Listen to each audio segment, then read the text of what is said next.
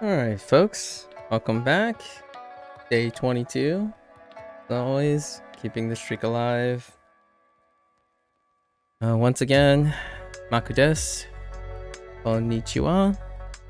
Yokoso.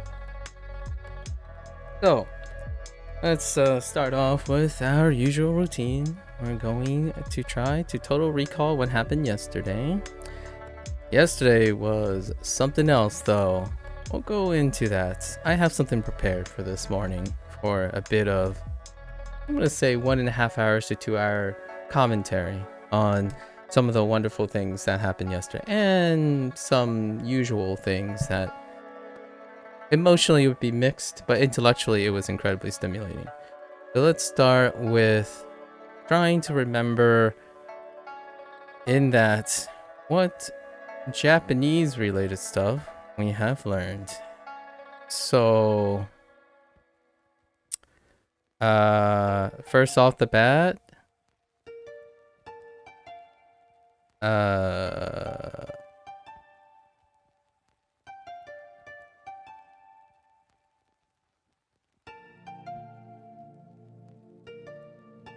Scato, I think this skirt. Hopefully that's it. Trying our best, right? As always, it's not entirely accurate most of the time. Always, it's a good exercise to start with every single day, at least in my opinion. Start with a review using just your total recall.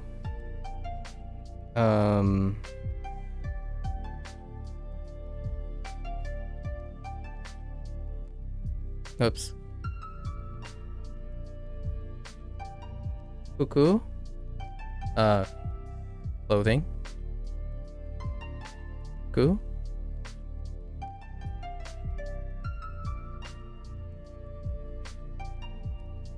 We don't have a lot to remember because we had far more interesting discussions about stuff yesterday and lots of fun inside jokes and little memories that I hope I can keep together. Just invaluable.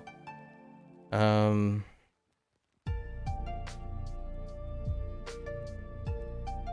think this one was in Hiragana. So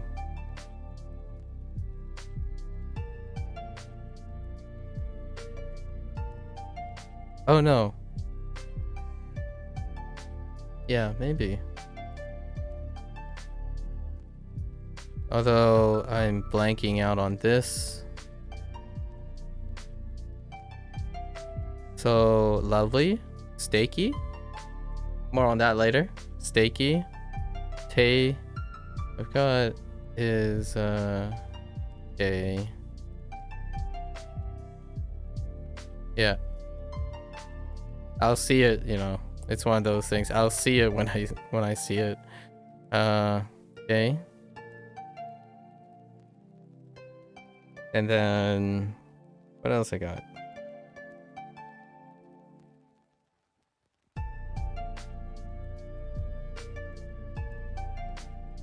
Got some kanji. Actually, I didn't even check yesterday. We unlocked the kanji. So this one I also remember. It kind of looks like this, even though I don't know how to write it yet. Today we'll go over some kanji. Right. There's a long story behind this too, and this is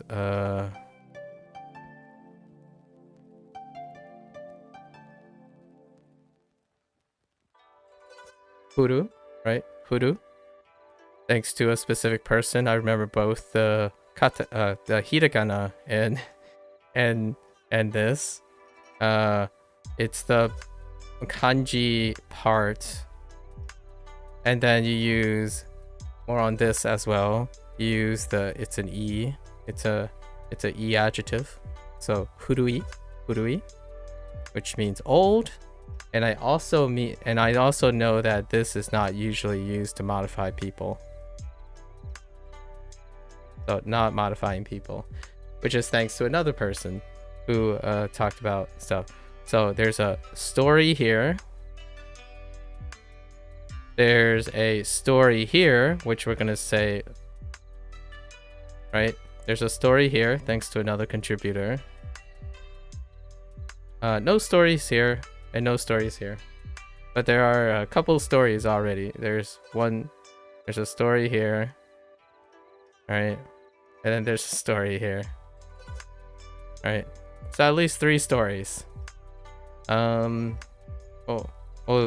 do a little review of those things too. I think I recognize one more kanji. This one's just, I noticed it, and I don't know what it looks like zoomed in, so we'll take a guess at what it looks like. It's probably something like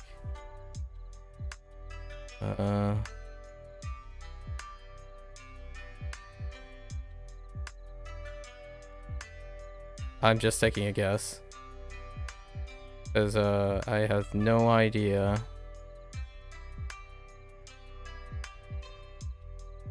I don't know, something like that. And what else might mind is it's kind of like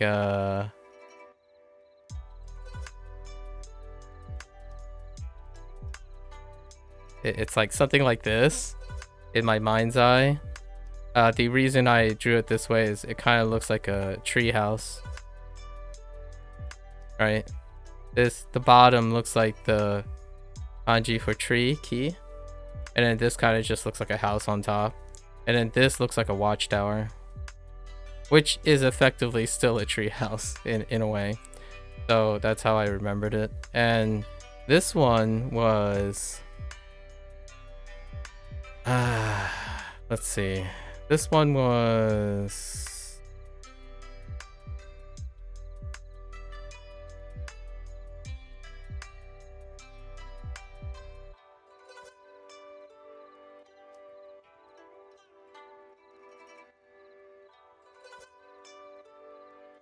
it's the same. I'm missing the same hiragana, I'm pretty sure, in both these situations. So this is also the same hiragana missing that I'm having problems with. And then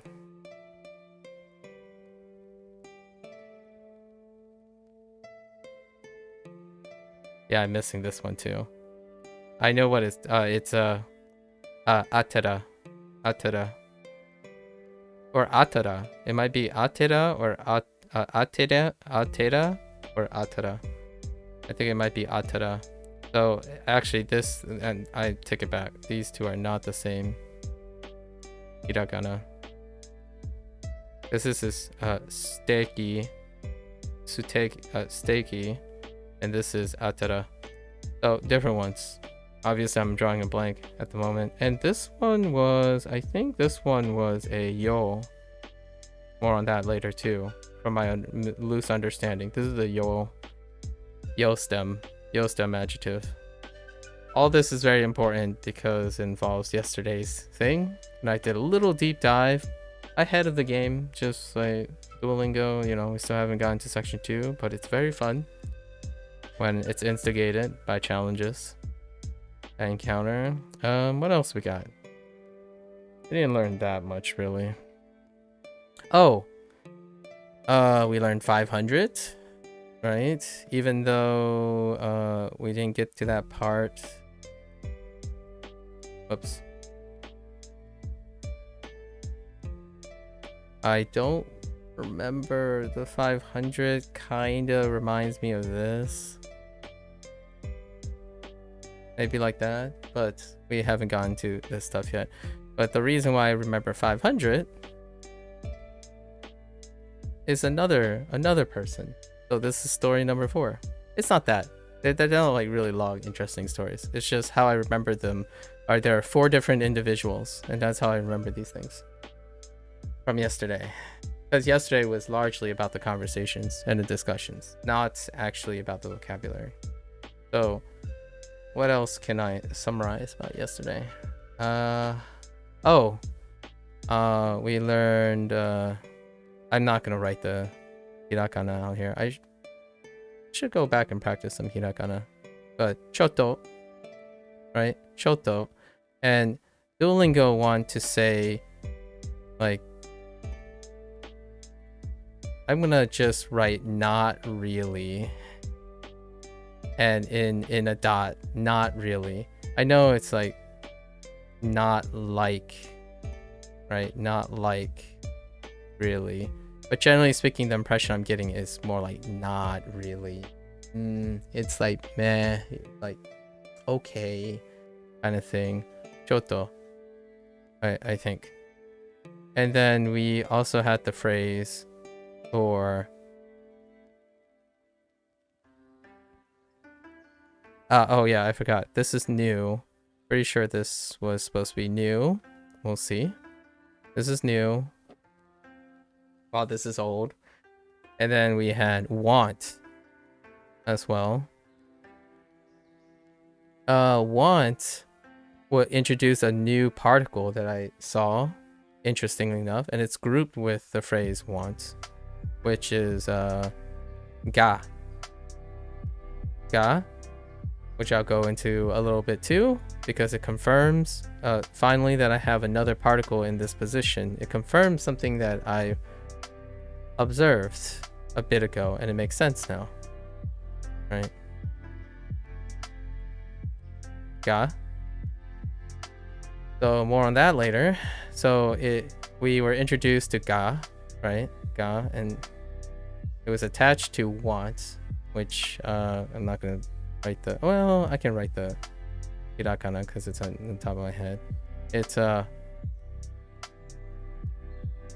I'm pretty sure it's hoshi.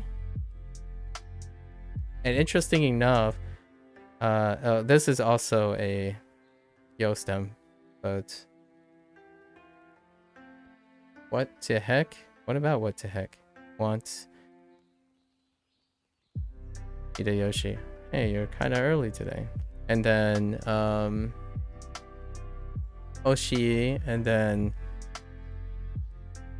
that's yeah, we'll keep that there. What else can we recall from yesterday's discussions?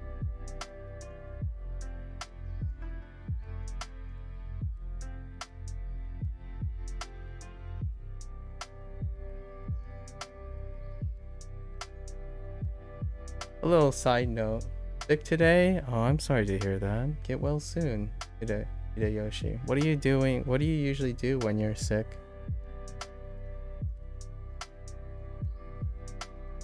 And I'll do a little bit more shout out. This person, who's that? Who's the person that said, oh, that gave me the old thing? Yeah, the old thing. We also know about the, just a little tidbit about the, right, the sol, the sono and kono, right? No wa particle, right? That's a fun story too. Story number 5. Okay, that's all we really went over for the most part because we were deep into the discussion. So now I'm gonna go and change gears a little bit. And this is gonna require a lot of prefacing. So for the next hour and a half, I've prepared something that helps educate myself and also talk about how I learn from discussions. Okay, so yesterday we had a guest, and it's safe to say that I initially thought this guest was open-minded, which still may be the case. However, for myself, there were some points that I wanted to alleviate. So 21 days to me is pretty insignificant for myself. So this will come into play later. However, I do have observational skills, which will be played in later, right? And regrettably, observations do not become skills until you have time to process. So now that I have time to process, we'll talk about ga equals want. No, That's not, you weren't here. Ga was introduced with want. And ga is the first time I've seen that particle that replaces another particle, as I have mentioned earlier. So, please, like, this is English and Japanese, not just Japanese. So, try not to, we'll go into that a little bit, maybe. So, anyways, so this person, with this particular discussion, came with the idea of what I had problems with was this whole feeling of as a matter of fact, which is very relevant to people who hang out quite a lot. As a matter of fact. And the idea is a matter of fact involves assumptions. And we're not going to another discussion, but assumptions do not equal presumptions. Presumptions takes on a very different type of form of language. And sure enough, it's already confirmed to me that our guests explicitly said they're not American. Sure, that's fine. Our guest also suggests that they understand English, which is because we use that, and I think they have a really excellent command of English, but not American. That's not enough information to determine if they're British. Like British English, perhaps. Maybe that's what they're suggesting, or that they're just non-English speaking. As in, that's not their primary language. Whatever it is, there's not enough information.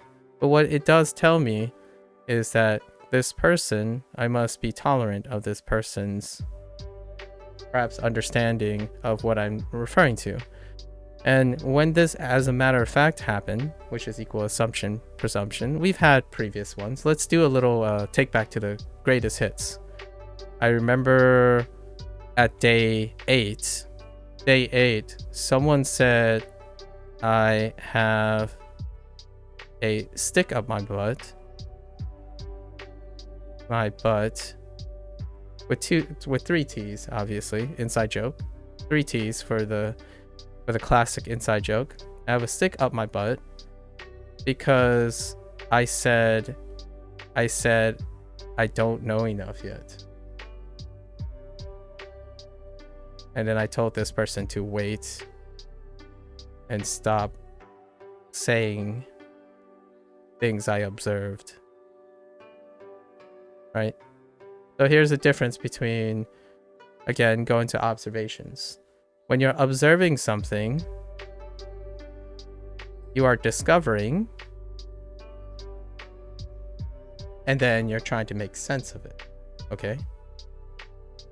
That is very different from knowing something and being able to explain it yet. Right? So apparently somehow during day 8, this person suggested that, oh, I'm implying that by day 8, I'm a master of Japanese. There's a difference between stating the obvious and removing the discovery process and a master of Japanese, which to this day, it'll come back because this person did the same counter argument by stating the day. Somehow like that matters to me. Of course, if I gave that person the impression, I'm sorry. The reason I count days is for record keeping. I count how many I journal. So I write and record everything I do each day. So this 21 days is not just a slight digression. It's not a measure of credibility. Contrary to how these two people, and I totally misspelled credibility, but that's okay. Contrary to these two people's mindsets, no matter how long you do something, it does not give you credibility, in my opinion. So there's no reason, like, I might have misrepresented myself. And perhaps in the future, I'll explicitly say why I'm counting days. Counting days do not give someone credibility, in my opinion. respectfully, a lot of other people on YouTube, right, on the internet space, the quickest and most efficient way of determining credibility is to just simply state how long you've been doing something. Fair enough. I can assure you from an intellectual standpoint that if you did something for 100 days, you did something for 200 days, when it gets to a certain extent of days, the variation is so great that that is the richness of doing something a very long time. When someone does something for 600 days, that person is likely to become a master of a specific nuance of something. They're not all mastering.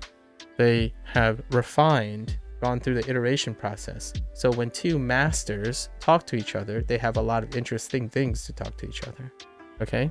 So outside of that realm, 21 days and 8 days, still trivial. And even then, I would not use days as a form of credibility. But on the internet, you got to make it fast, right? How do you give yourself credibility? Outside of this little slight digression, give a title. And then this meets into our second dude. All these people are connected, and they're going to be forever connected in my memory because I'm building the glossary of my experiences.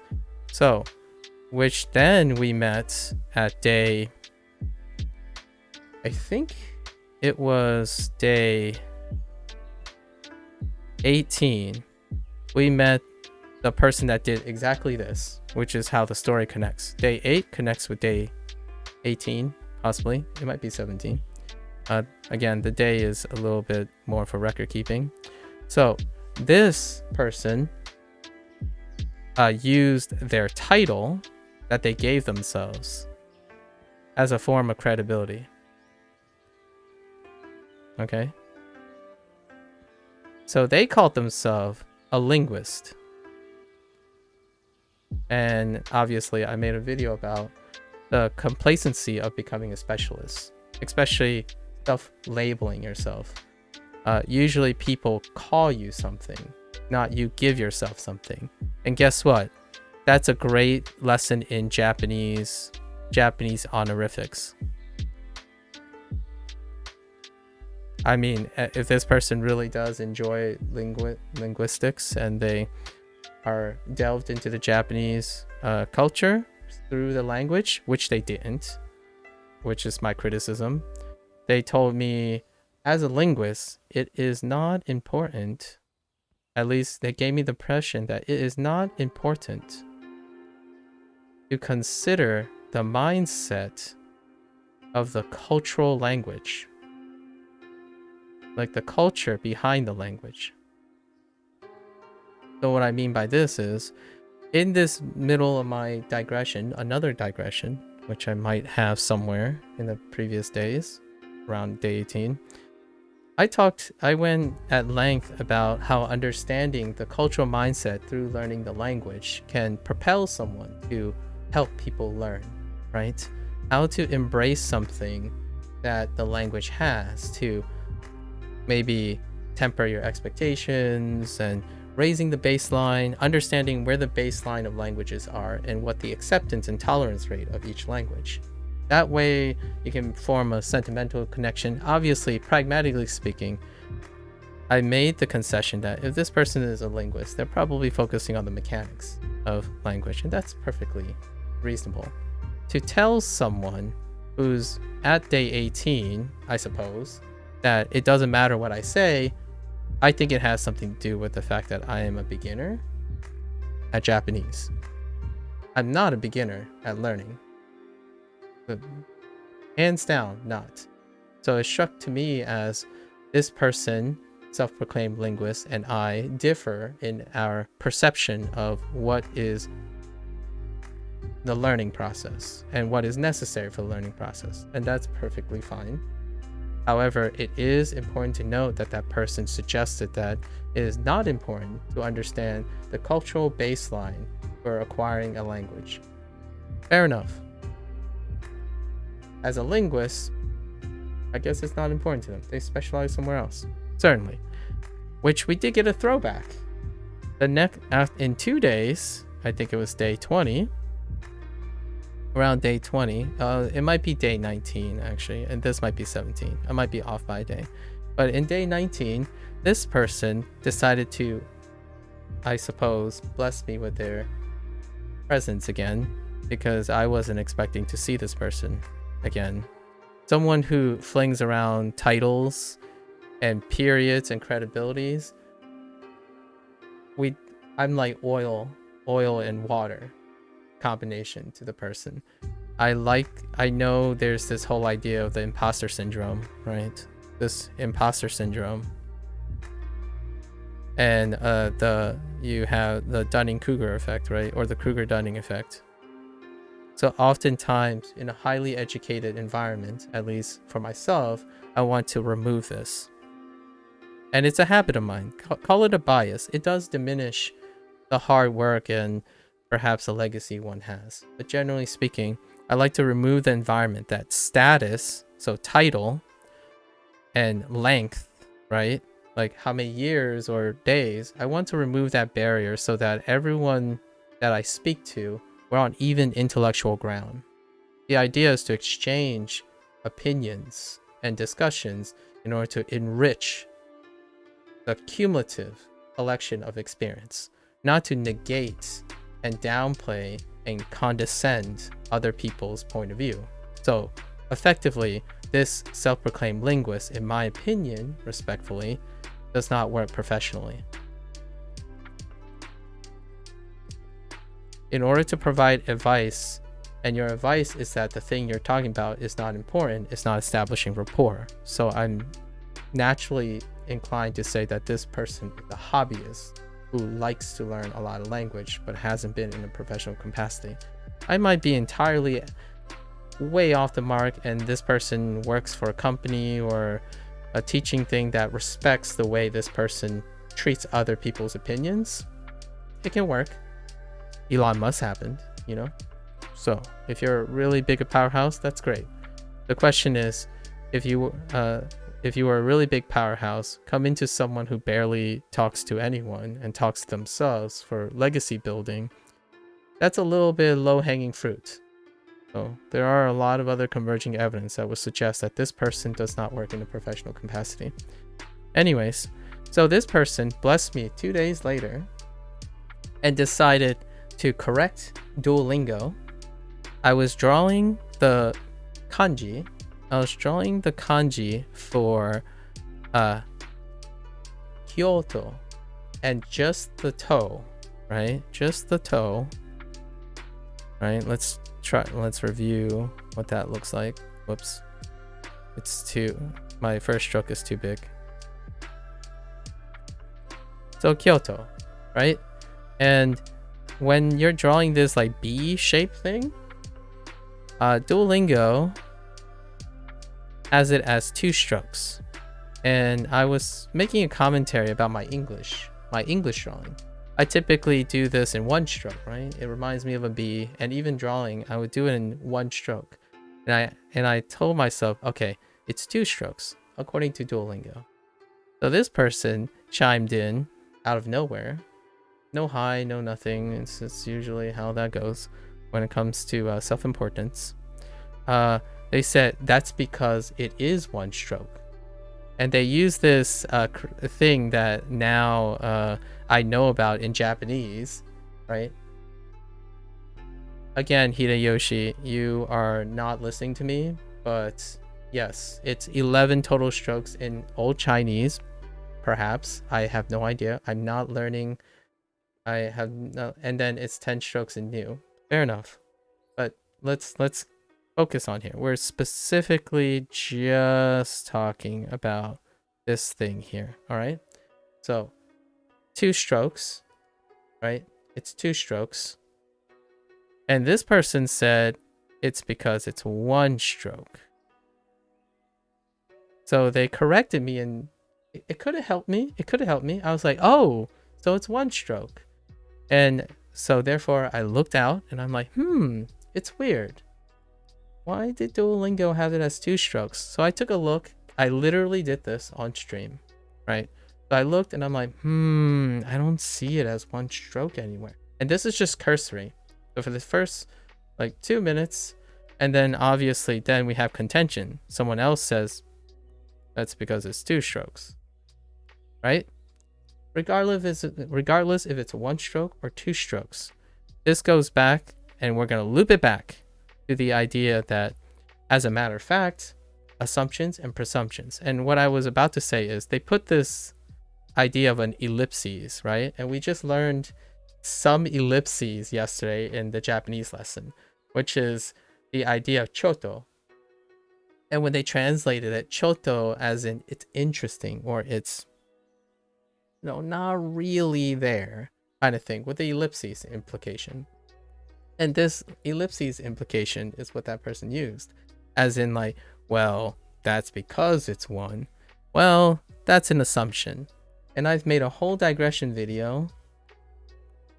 I had a whole digression about the difference between assumption based on complacency,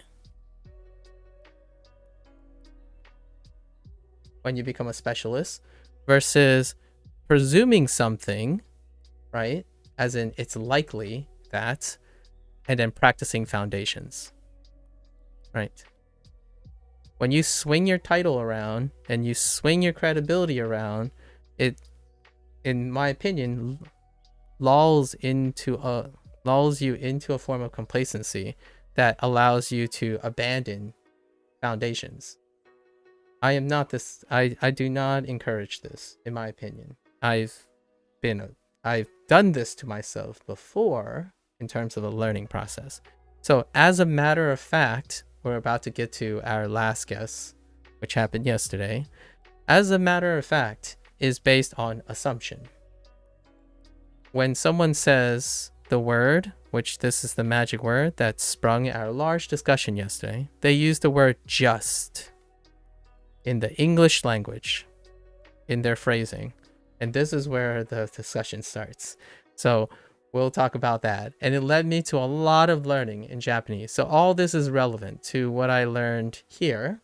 Not comprehensive, just long enough to spend like 3 or 4 hours to at least get closer to the thing, right?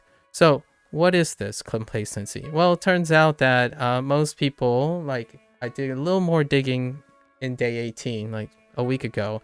And sure enough, it's about 90% 2 strokes and 10%, maybe some people prefer to do it 1 stroke, and they argue that stroke order doesn't matter. That stuff, fair enough. What it demonstrates to me is this person accepts truth. So, like in the spirit of the Japanese culture, there are rules. And if I were a person who embodies these Japanese rules, I would say this person's wrong. But I'm not Japanese. I'm an English speaker who has a Chinese heritage, who's multicultural and lives in a multicultural country. I understand even then that people act on their assumptions through years of hard work. And it still allows them to draw the kanji for Kyoto. However, if we were embodying the Japanese culture, they're wrong. It's 2 strokes. That's it. It doesn't make me feel any better or anything. I would love to talk to that person and their background and they can be abrasive, but fair enough. Maybe we'll bump into them every once in a while. Now we're going to move into the next person, which happened yesterday at day 21, 3 weeks in. And it all started with 1 English word. In my opinion, this is from my perspective, not that other person. We clearly did not see eye to eye in most things, even emotionally. So I am just sharing how this discussion allowed me and motivate myself to educate myself in being a better communicator and understand more about Japanese. So let's go down this road. So the phrase that launched this discussion yesterday was des and I'm gonna encourage most people to hold their comments, and whoever's joining in, this is where this huge digression is going to start. And you have to wait to the end, because this is not about accuracy. It's about learning and connecting observation with explanation. So it started with the word des and its function. So far, and its function to someone who has 21 days of Duolingo. Okay, so let's erase this stuff.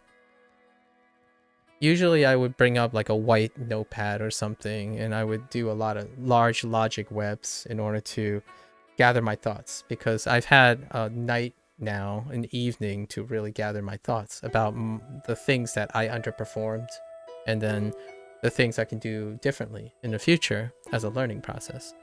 So we have des, right? And there are important conditions that will come up. The idea that I've done this for 21 days. Okay. The idea that Duolingo sucks.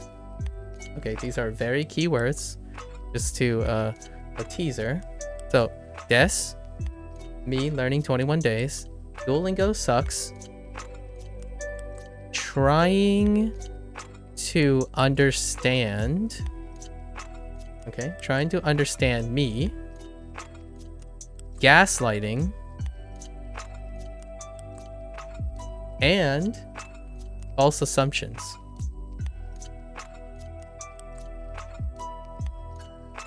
Okay, all right.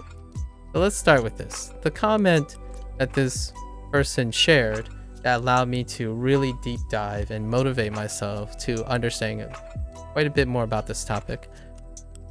Not comprehensive. So let's make some disclaimers. This is not comprehensive.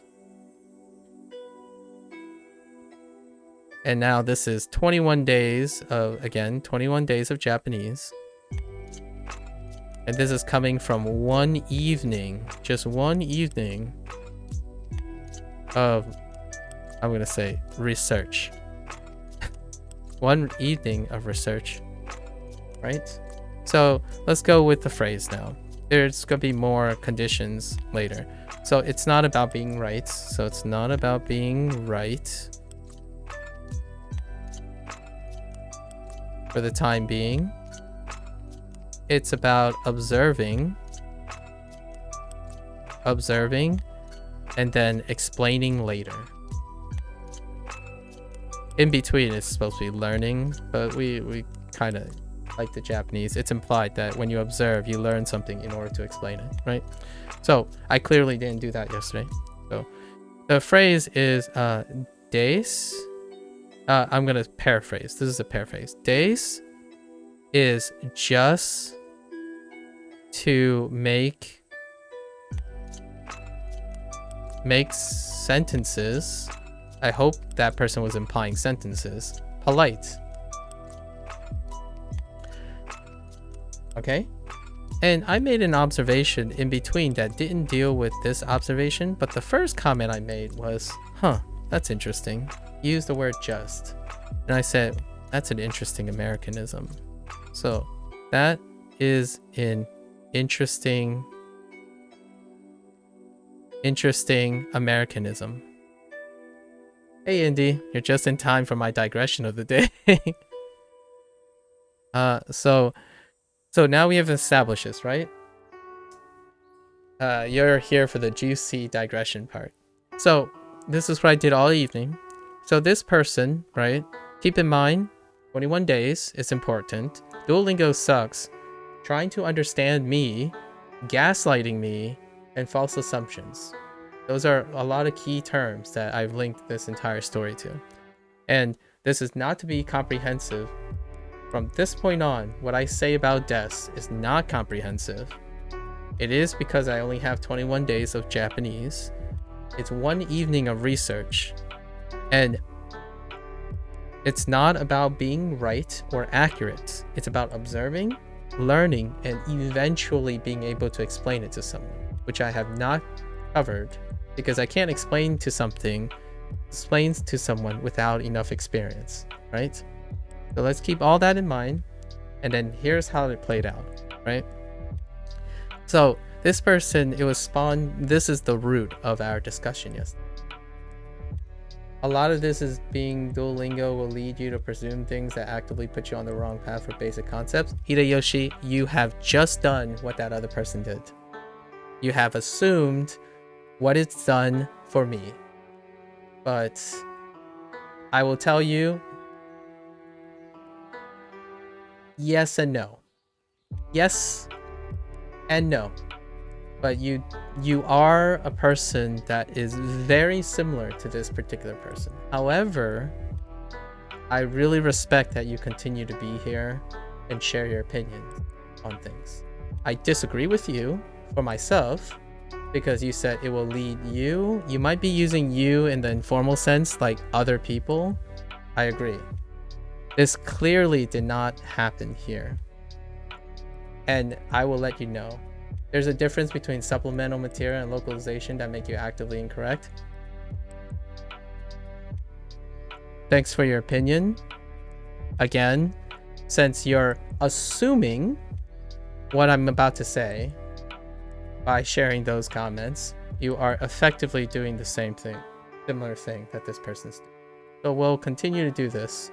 I mean, I assume that you showed up. I presume that there was a high chance that you were going to jump ahead of me and make some commentary on behavioralism, which I feel is very presumptuous,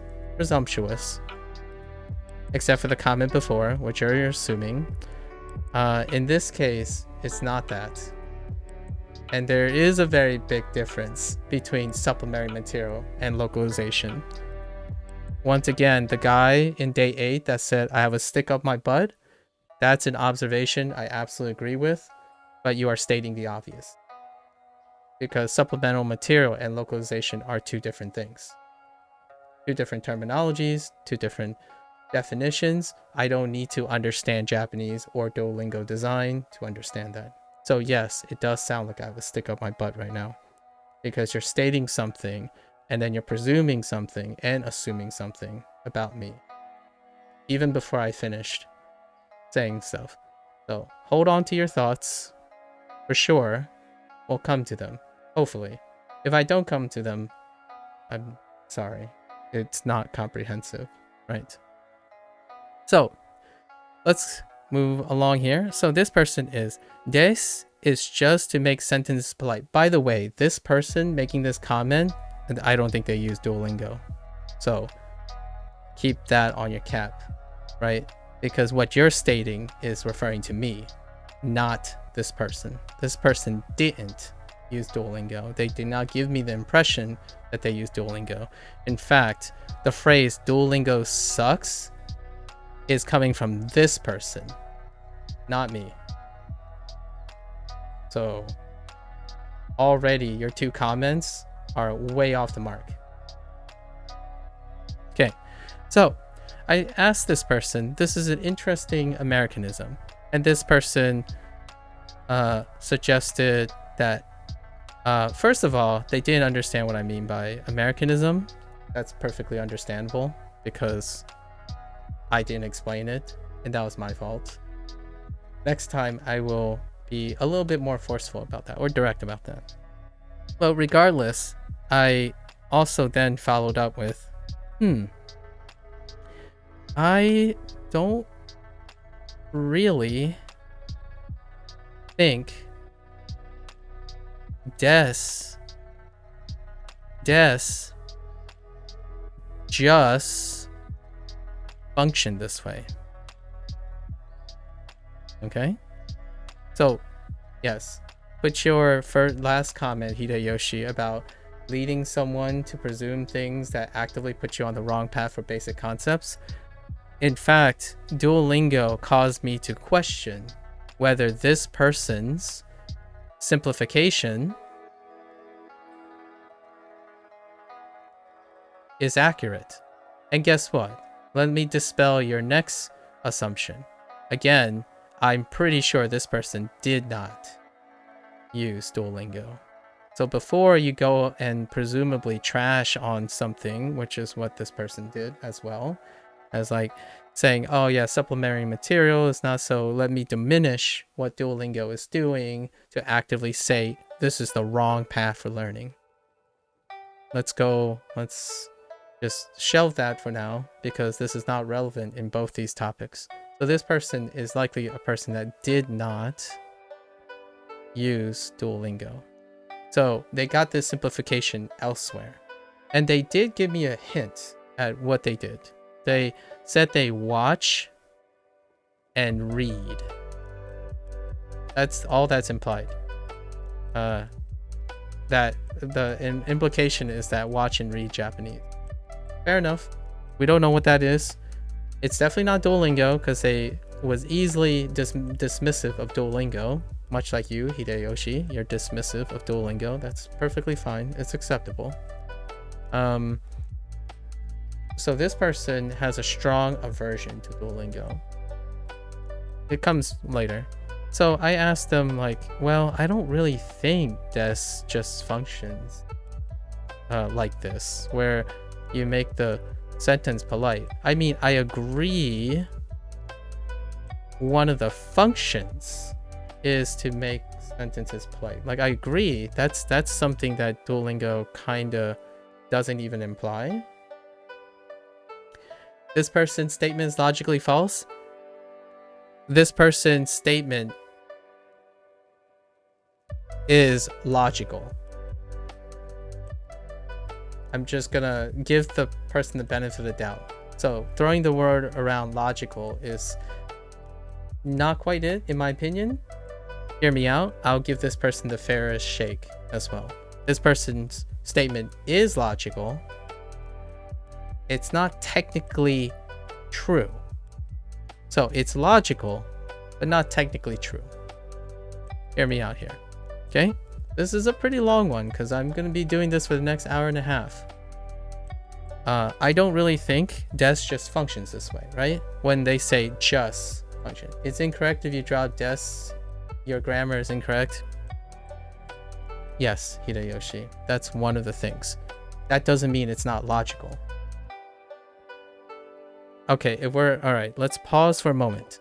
If you're gonna talk about language, right? In my opinion, when you say something is logically false, it means the logic itself is false.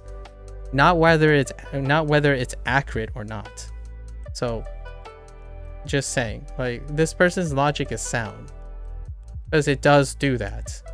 Now, technically, if this person is viewing the, like, if this person can confirm this, their logic is sound.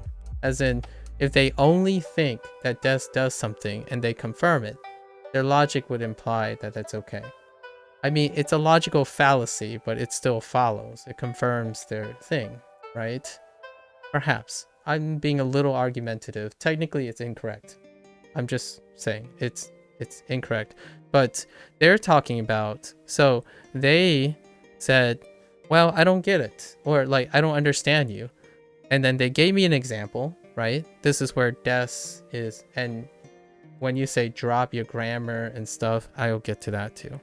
So when you get to des, this person gave me an example, right? And it doesn't necessarily, I don't remember the actual example, but it was in kana. It was in Japanese. So what he did was, I remember the phrase being the comparison of des being present and not present. And that very specific example, it was true. Okay? I'm getting to it. So, before I'll tease something about what I read about it, okay? So, this particular example, I believe, just happens to be an I, so an E adjective. Okay? We're gonna put that on the shelf, because this is not supposed to be comprehensive.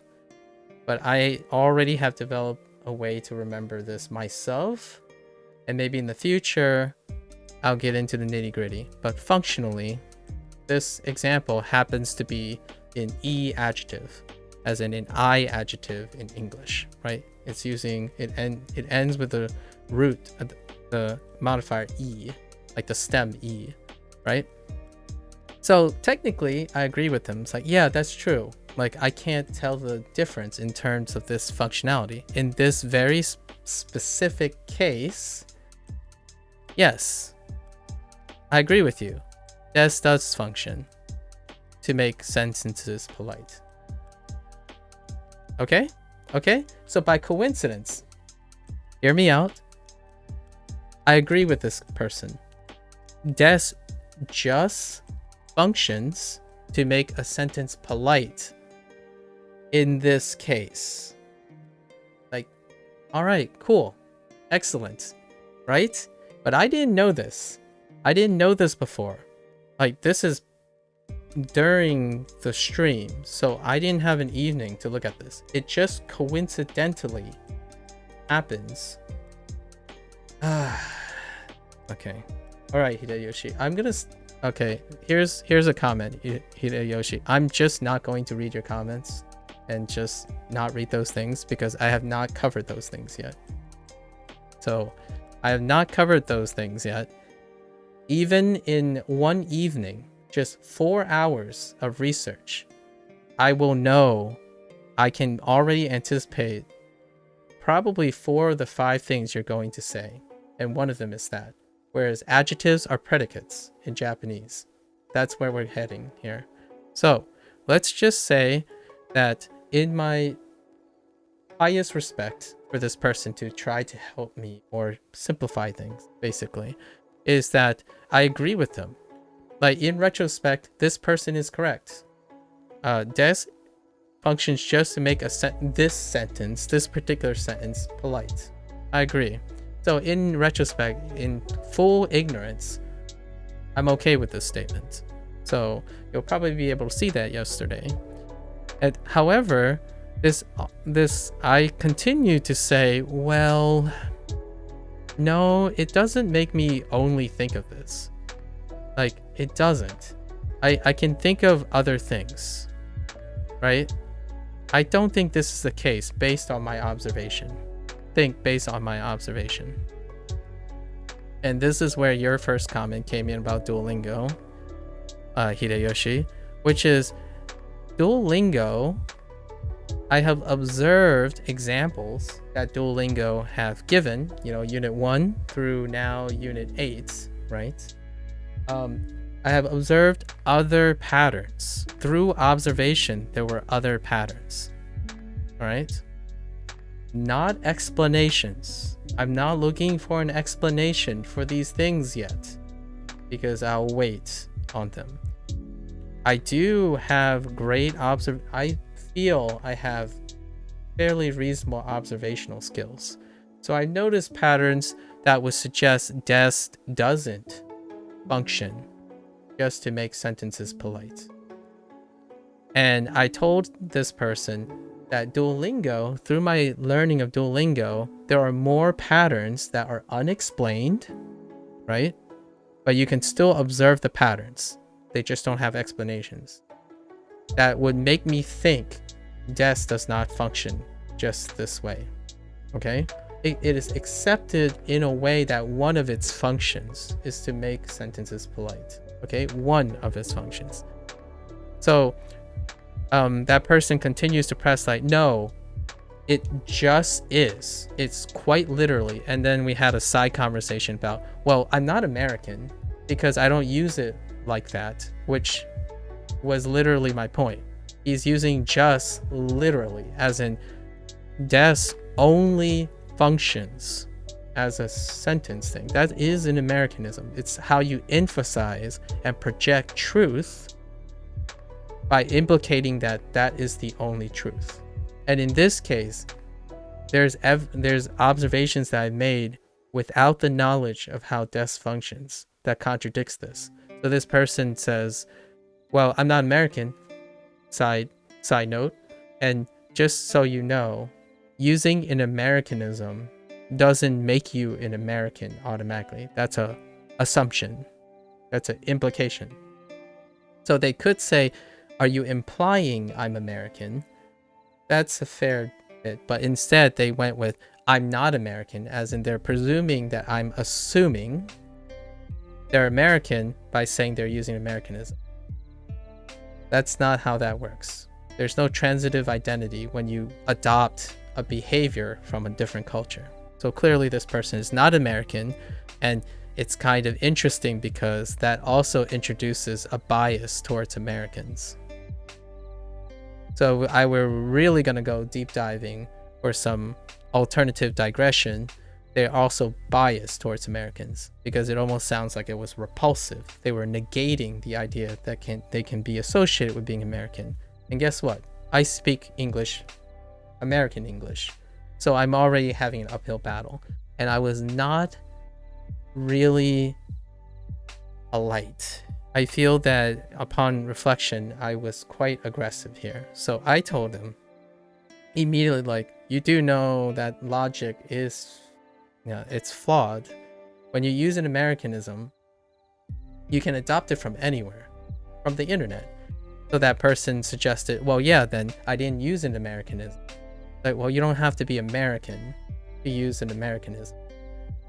You use just like an American, where they're emphasizing that this is the only point. This is the only possible outcome. Des makes sentence polite. And I was insisting that this is a oversimplification.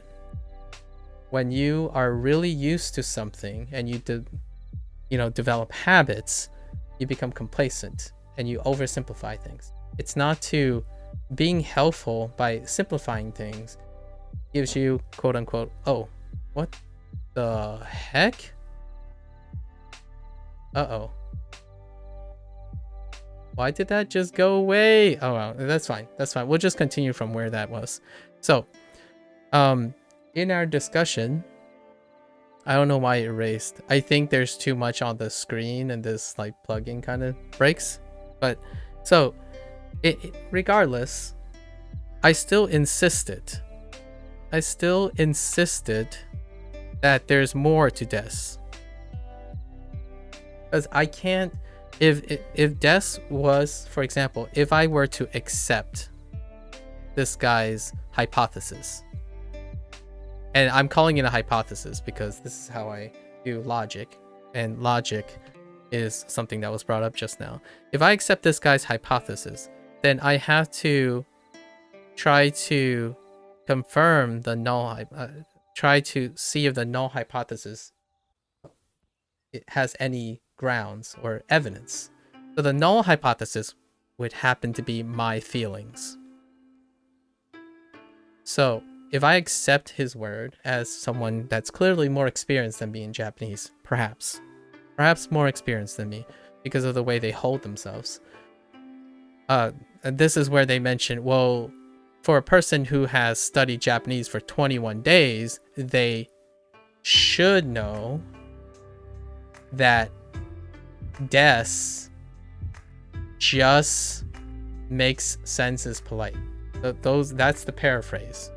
So they implied, I'm not sure here if they're implying like, I've done this for 21 days, so I should get this. Like, well, duh, you have to know this by now. Or they're saying, it's unclear, or they're saying, dude, my man, you've only done Japanese for 21 days. You shouldn't, like, I'm helping you because this helps people understand the Japanese language by oversimplifying it. Either way, I wasn't appreciating either of those approaches, right? Those are my two interpretations. So let's go on and assume this guy, I accept that Des only functions in polite things. So this guy asks me, explain to me why you think Des has more functions. Okay? Right? And my thought was, this is where I failed. I failed miserably because I couldn't explain it. Not only that, right on the docket, I wasn't able to give examples, like exact specific examples, where it made me think that no, there are other patterns that would suggest des has more function. The only thing I mentioned in this case was, can linguistic features of language A be expressed fully in language B? That's a deep question. Unfortunately, I'm in the middle of something right now. Maybe I'll think about that. I'm gonna say yes and no, or no, I'm just gonna say no. But it's a bigger, like, it's another hour thing later. But for now, it's gonna be another hour before I finish this. So I'm sorry, but it's a great question. What do you think? Can linguistics features of language A be expressed fully in language B? So my answer is no, but no is oversimplification. I don't want to give yes or no questions without explaining them, right? So for now, I don't want to digress. I don't want to derail this. So thank you for the ponderance question. So let's just say des functions, right?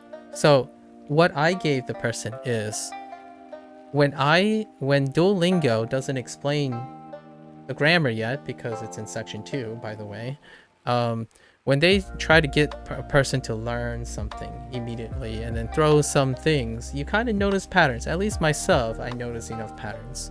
So one pattern suggests that there's an association.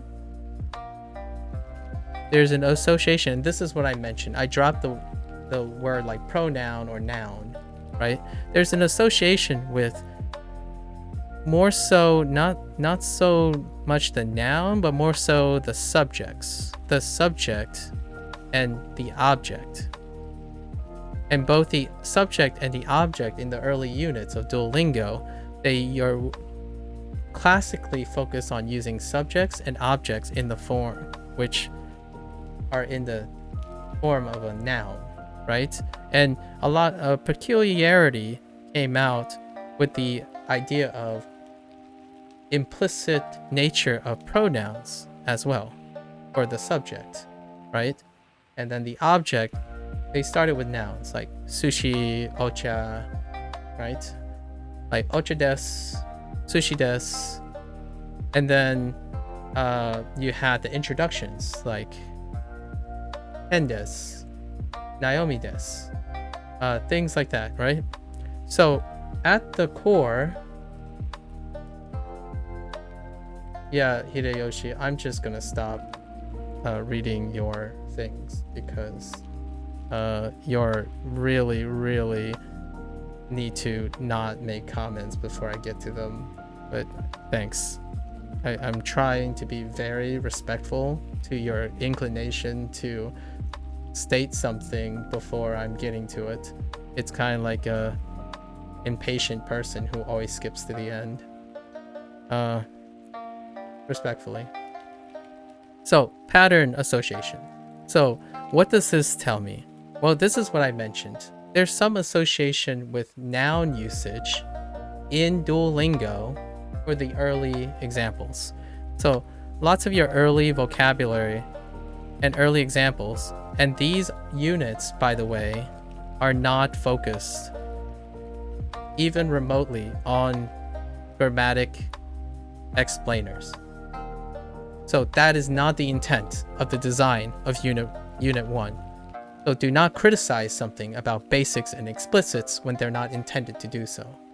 That is condescension and that is disrespectful, in my opinion. And that's myopic. So let's place that clear. When there's something that's not intended to do something and you criticize it for it not doing it, well, that's being insensitive to the design, in my opinion. So let's just go ahead and say that. And then interrupting someone and superseding what they're about to say is the same insensitivity. Anyways, so at least this point, all I know so far is I can observe this. There's an association of subject and object with the presence of des. that isn't necessarily involved in politeness. So if at all, this would support the null hypothesis, as in it will reject this person's hypothesis of politeness, right? So it's not just making sense is polite. No matter what this is, the observations do not specifically support this person's concept. And then this person pressed like, well, explain more. Like, give me an example and stuff. It's like, well, I can't. I'm still learning Japanese. It's kind of hard for me to do this. I didn't spend years or something to iron this. But what I can tell you is there is at least an association of the subject and object with the use of des. And I even said something like, because I see this pattern, I am mechanically operating on this pattern without any formal learning or explainer. So there has been no explainer. I have not looked for an explainer. I haven't even thought about sentence structure yet, because I embrace how Duolingo is trying to teach people in order to see what it actually does, not somebody's perception extending from observing someone. Okay, just as this is empirical observation versus implicit or inference. So much like your presumption about me, where Duolingo is possibly leading me down the wrong path of basic concepts, it actually led me to a more in-depth understanding of the concept because I observed what Duolingo did. So contrary, okay? So that's an implicit inference you're making from observations, right? You're not actually literally doing the thing. And oftentimes commentary and advice is offered when you're implicitly inferring what's going on, as opposed to empirically being here to see the whole thing before actually making commentary. Okay? So, what does this end me with? Well, this person basically just laughed and we never hear from them again. That's it. We just never hear from them again. This is where the conversation ends. So, what does this lead me? Well, that evening, right? That evening, which is actually yesterday, last night, I at least tried to educate myself, because for me, I was dissatisfied. I was dissatisfied with how I was unable to explain. So I was dissatisfied with my lack of just examples. Is largely my criticism of myself. I just lacked examples. And usually this is a great thing, because what this means is I have a learning opportunity. So here's where I'm not going to entertain anyone who wants to be technical. So this is not technical. What I'm about to say, it's not technical. Again, not comprehensive. It's a learning process. And I want to do a shout out because Indy is here, right? And this is what I mean by yesterday's wonderful question that Indy asked me, that I had an opportunity to answer again. Do I learn the wrong way to expect to correct it later? And that was the whole video, the digression about constructive versus destructive learning. So to correct it later.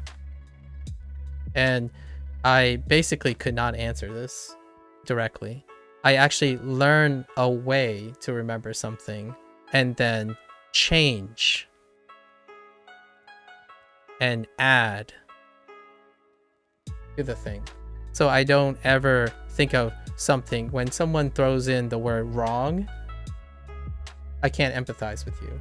So I learn a way, assess the observations, and then I add on to it. So I welcome people to add on to my knowledge. And then eventually, whatever I end up with, it's the combination of everything. So I don't rest on a pattern. I don't rest on a specific concept. Much like I don't rest on the idea that des only has one function. In fact, the example I gave the person is a meta function. And let me qualify what a meta function is, because it involves in learning in addition. A meta function is, yes, we can talk about the literal correct use of des, right? But it doesn't help the meta function of remembering things. Often. For myself, I'm speaking for myself now. So oftentimes I create associations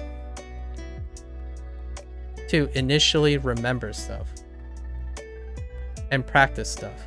And oftentimes people think, well, this leads to bad habits. And then that's fair enough. It may. I'm going to say it might or may lead to bad habits. I don't see these as bad habits. I see these as temporary stepping stones. And that's just my way of learning. Okay? So I develop temporary associations in order to facilitate remembering things when I can't remember them. So a lot of times they serve meta functions. And one of the meta functions of des is that it is associated with a subject and an object for the time being. That is the observation. And so I spend that evening trying to figure out, why am I getting this impression? Why am I getting the impression that is associated with subject and object? Operating on the hypothesis. My hypothesis, you might be surprised. My hypothesis is I'm wrong because I haven't learned enough yet. That is the most obvious hypothesis here, because Duolingo did not talk about grammar. So the hypothesis, the obvious hypothesis, is I'm probably inaccurate because I haven't actually learned any grammar. So the null hypothesis is, are my observations accurate though? Are my operations accurate at least? Or like, is this at least something that I'm observing properly, right? Is something not wrong, basically, about my learning process? Is a subject and object anything associated with des?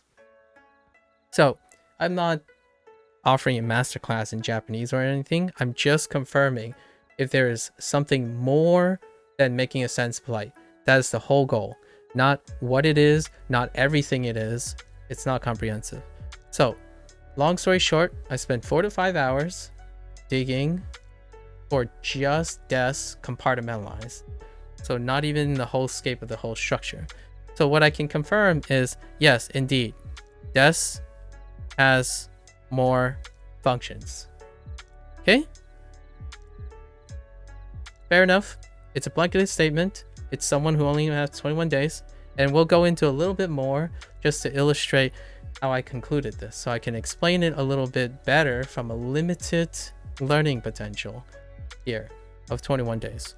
So there are situations where des is required because des can act as a copula verb, right? And sure enough, in the beginning, we have the noun plus copula verb combination. And des acts as the copula verb. So this is in an additional function. We're not going to go into the technicalities and stuff in the interest of time. And there was, in the beginning, there were also maybe one verb, like just standalone action verb. Implicitly, it's kind of very similar. But this is where des came in first. The noun, copula verb. Then there was examples. Some of the first adjectives happens to be E adjectives or I adjectives for the linguistic peeps who are talking to English people, right? The I adjectives, right?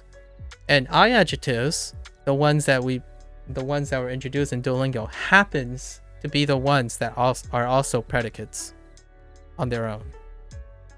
And without going into what predicates are, especially using the English term predicates, because I know quite a lot about English grammar, we're just going to leave it at that. Predicates are, we're going to say, functionally the summation of the main verb and all its auxiliary modifications onto that predicate, that verb, right? We're just going to blanketly say that. It's good. It's much, much deeper. I guarantee you it is much, much deeper. However, I adjectives were the first in the Duolingo units. So it just so happens in this very situation, when it's we're not gonna introduce the whole like wa particle, but the equivalence. So when you have the subject and the object, if the object happens to be an I adjective, it is a predicate in its own. So in this function, if you add des, it follows logically for what that person said. It makes the phrase polite. But when a I adjective is at the end, it becomes a predicate. And a predicate has the assumption that it can act as a copula verb. Okay? Oh, hey, look, it's Mr. Day 8 guy. So, hi. Day 8 guy. I was expecting day 18 guy, but there we go. Anyways, here we go. Let's keep going. Again, not technical, not comprehensive. We're trying to confirm that des functions elsewhere. So here we go. Confirmed everything I said about the day 8 guy, but let's keep going. So here we go. And des has, so we know that des has more function, right? Because when you get into yesterday, I learned my first na adjective. By sheer coincidence, these are just observations. So I noticed that, wait a minute. And we talked about the, Indy and I kind of talked about this, where there is, he teased about the na particle, right? And which just happens to be relevant to the situation of the na adjective. So, however, when na adjectives are used, let's just say as the object, the predicate, right? Or the predicate position, the object position, this requires a copula verb, which happens to be des. So again, this is a second function or a third function, however you're keeping track. It's just more than one. We just have to confirm it's more than one, right? We're all on the, at least on the same page. It's more than one. All right. And then there's more, right? Des is functioning as something that can be conjugated. And then here's the big scooper that led to this guy saying Duolingo sucks. And I agree with him in the sense that, or her, or whoever, I agree with him that it doesn't explain any of this. That's probably what the person's implying. So the person's implying when they say Duolingo sucks, which Hideyoshi has made pretty clear that Duolingo sucks because they actually don't explain these things. Now the question is, in Unit 1, which is all I have right now, I'm actually not even at the end of, or Section 1, sorry. Section 1, right? It's not grammar.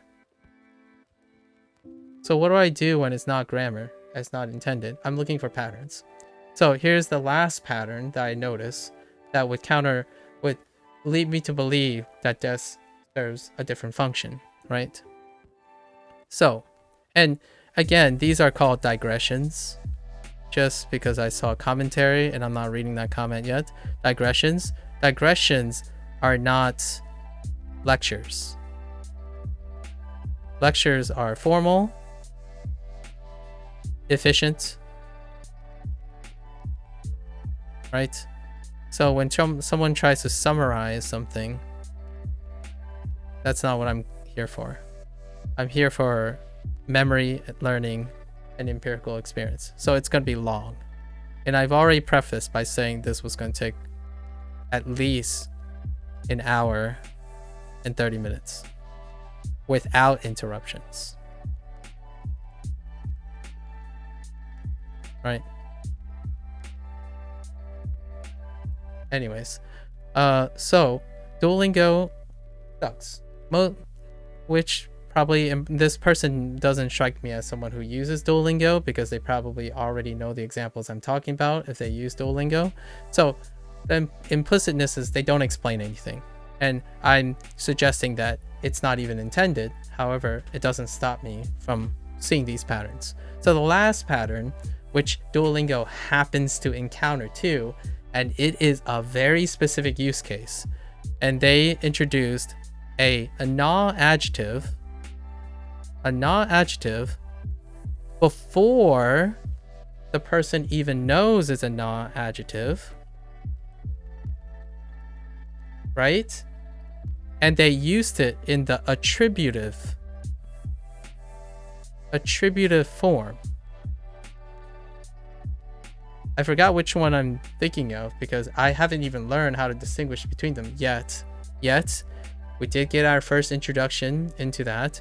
We even got the first introduction of the ga, like the ga object, right? So that's not even close yet. We're not even diving deep. It was actually kind of difficult for me to even understand these because we haven't gotten there yet. Slow, steady, stop running the pace. I don't want internet hustle culture. This is not about internet hustle culture. If it was, I would only post a 10-minute video with the most refined, concise formulation of the story and provide it as though it's trivial. This is not trivial to me. I really respect and need to give proper time to the people who spent their time commentating. So I'll get to that eventually. So non-adjective before the, not before the person. I meant before the object. So then the object, this would put the null adjective into the attributive form, right? The attributive form. And in those cases, I forgot by coincidence. This is by coincidence. I forgot to add des. And these are incomplete sentences. Written. Because when the na is using the attributive form, it's not a predicate anymore. And that's also kind of true about e adjectives or I adjectives. However, I could think of some examples like oishi, I don't know, oishi, ocha, right? And I accidentally, early on, I forgot, I dropped the des, right? I dropped the des. As in, not drop it into a sentence, as in, I forgot it. And those aren't predicates. I adjectives and na adjectives in the attributive form is not considered a predicate. And at minimum, Japanese sentences require predicates. Not verbs, predicates, right? Because of the explicit nature of using an English term to describe that. So all this, in the end, even if I don't know, we're not going for accuracy here. We're not going for precision. This is not like comprehensive, okay? But before everyone just like starts swinging their like extra knowledge, right? And I'm welcoming that eventually.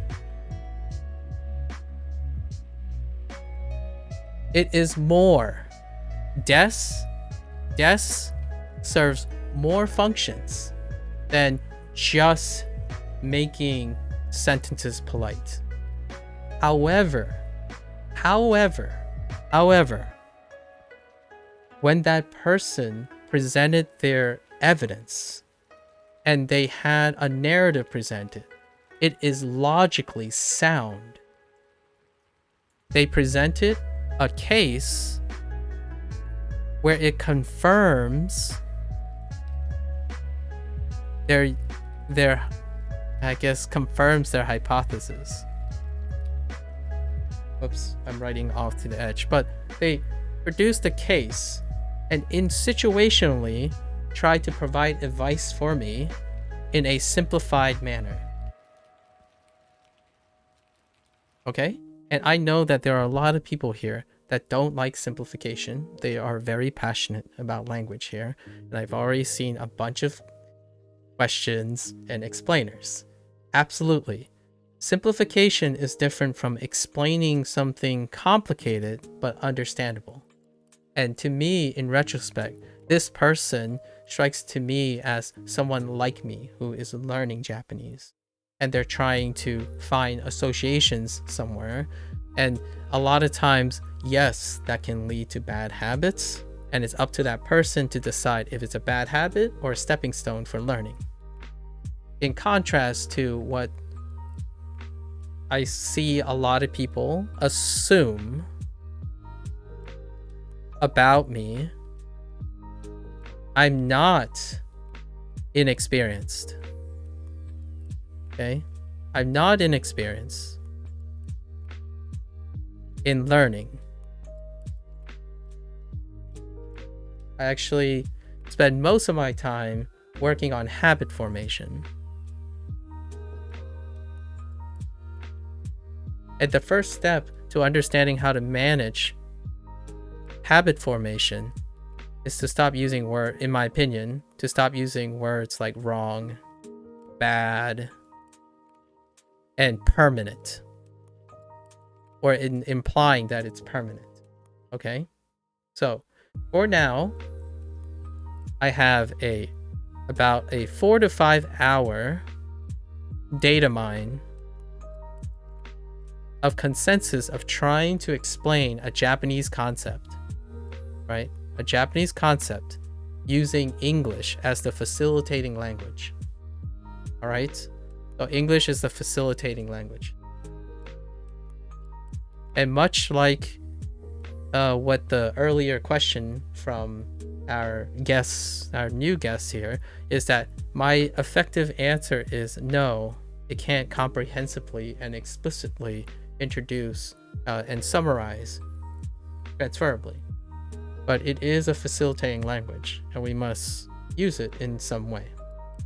Just like if I start talking Fujianese, there are very, very extraordinary things that I cannot explain now, but I can observe, and I can't explain them because I haven't learned how to express them.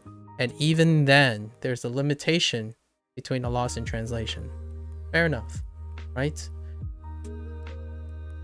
What you can do with a facilitating language is often see what is likely not the case and what is the case. And in this situation, it all stemmed from the beginning of the conversation with using the word just. Just implies to me a simplification. And I was just making a commentary on this type of phrase. And just so you know, right? Just so you know, as a lack of a better word, I'm not the biggest fan of simplification for complex topics. And much like all the people here who can't help but say it is more complex, I feel you. I absolutely feel you. But I'm not here to trying to explain how I feel or how others feel. I want to talk about the person I'm talking to.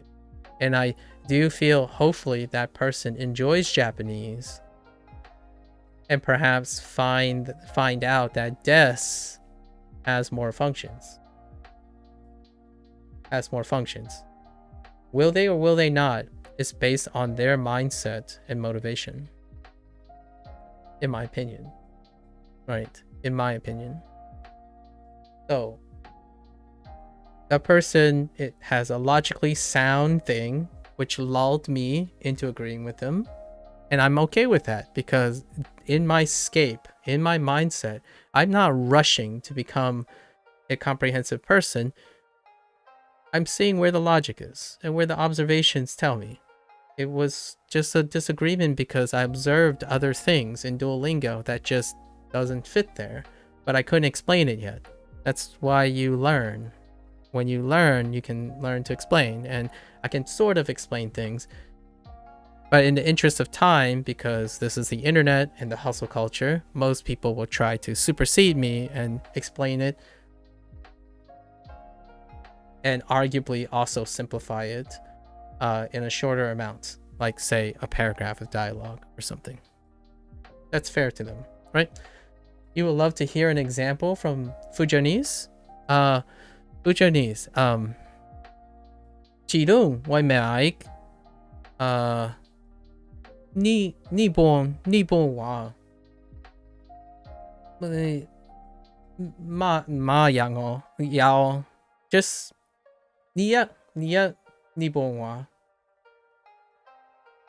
I said that right now it's questionable if I know enough Japanese.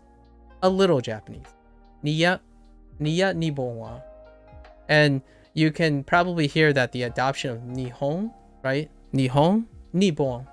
Nibon is the Fujianese, at least Fujianese way of saying Japan. So my parents always say Nibon, like Nibon nine.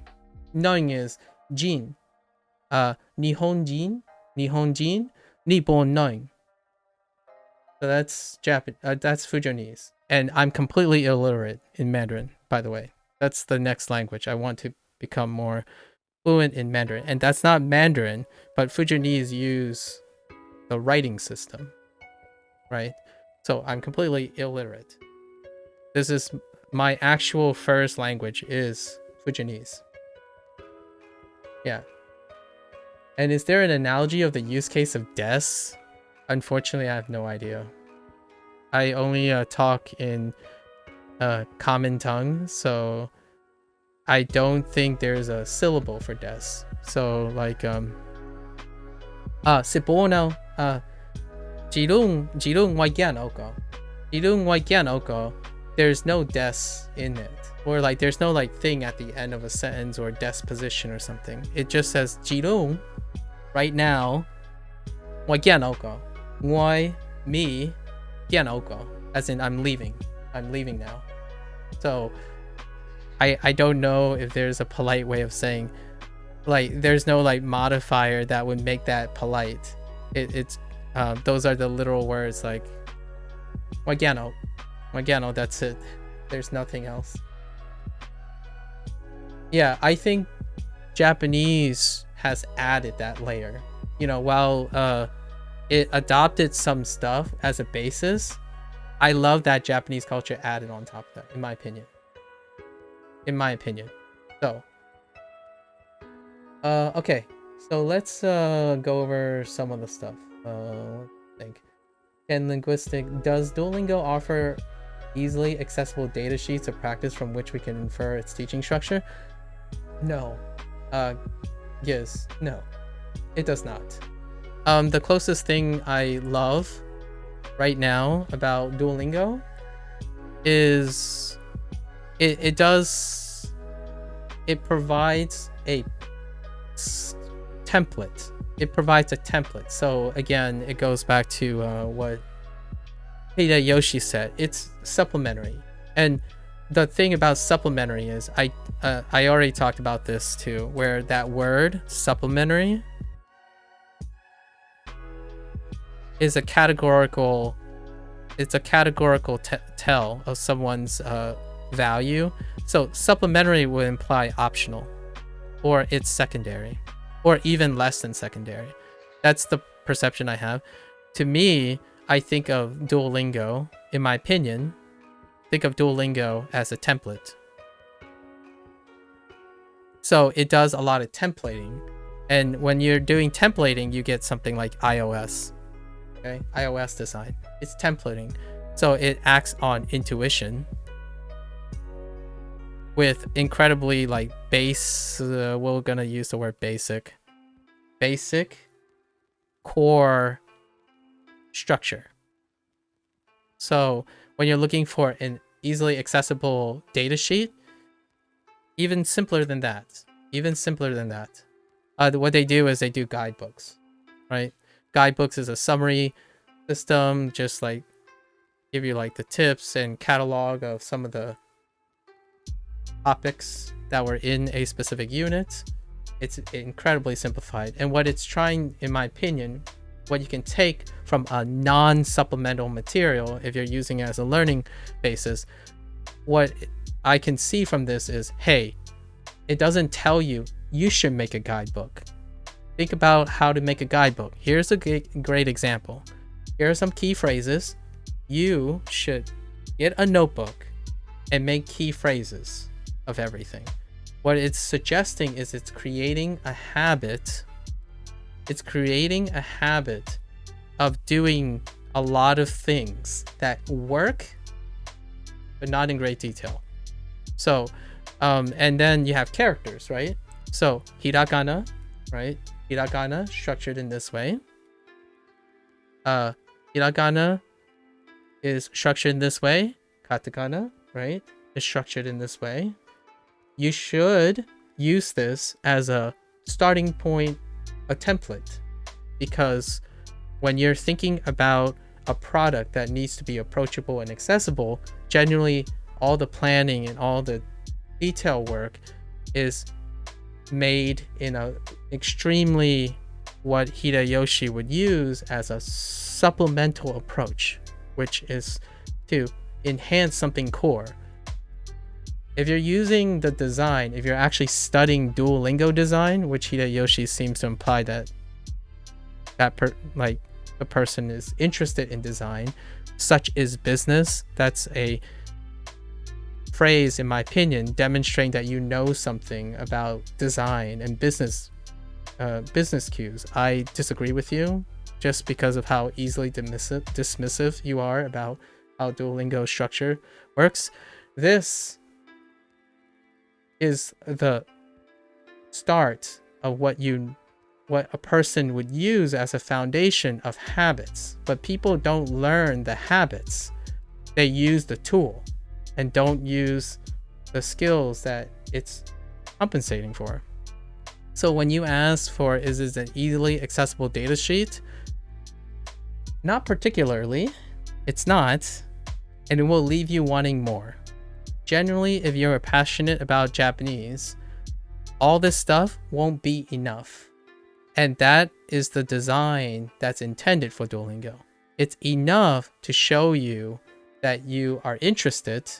It's not enough to promote the learning skill sets that require you to acquire a language, right? So not only is it not supplementary, in my opinion, if you take Duolingo as a design program, like looking at the design choices, you will, in my opinion, learn a lot about the things you should expand on as a technique for learning.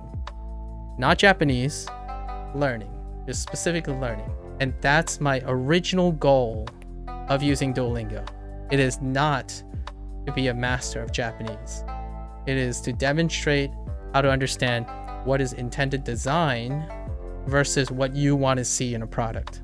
There's a very huge difference between constructive data sets, like constructive criticism about a product in the context of what it's intended to do versus out of context. So destructive criticism is what I typically use the phrase for when things are taken out of context. You can't criticize someone if you don't know their intent. Just like offering advice. You offer advice knowing the intent of that person, not offering advice unsolicited. That can be both destructive. It could help, for sure. But a lot of times, it might even be confusing, counterproductive, and destructive. Or even discouraging, in fact. And Duolingo stays away from that. And that's part of some of the business design choices when it comes to app design. Not such as business, as in efficiency, being harsh, being like, there's a motivation behind it. Much like Japanese, the use of the function des has a lot of intricate and nuanced uses, right? So does design. So when you go around trivializing people's hard work, are you expecting people to trivialize your understanding of Japanese? I mean, as far as I know, in the true spirit of Japanese, things are not that simple. And then kanji. Kanji has practice and stuff. So what I would insist is you create a data sheet, I suppose. That should be, in my opinion, as someone who probably strive to be a polyglot or a multilingual person, these strategies are already at part of your core. I already have data sheets and whatnot. So I'm coming into this expressing things that I bring to Duolingo as well while using it. So there are a lot of things I've already said that I do that's outside of Duolingo, but I stream Duolingo because it's streamable. And I like to use Duolingo as a platform to suggest other learning techniques. It's not about learning Japanese, it's about learning. I know that's kind of like saying des is not just making sentences polite. It serves other functions, and if it overlaps, it happens to seem like the same function. Learning to learn is different from learning Japanese. Sorry, but not sorry, really. This is where I enter the whole specialization specific things. Getting people to learn is not the same as learning in the context of Japanese.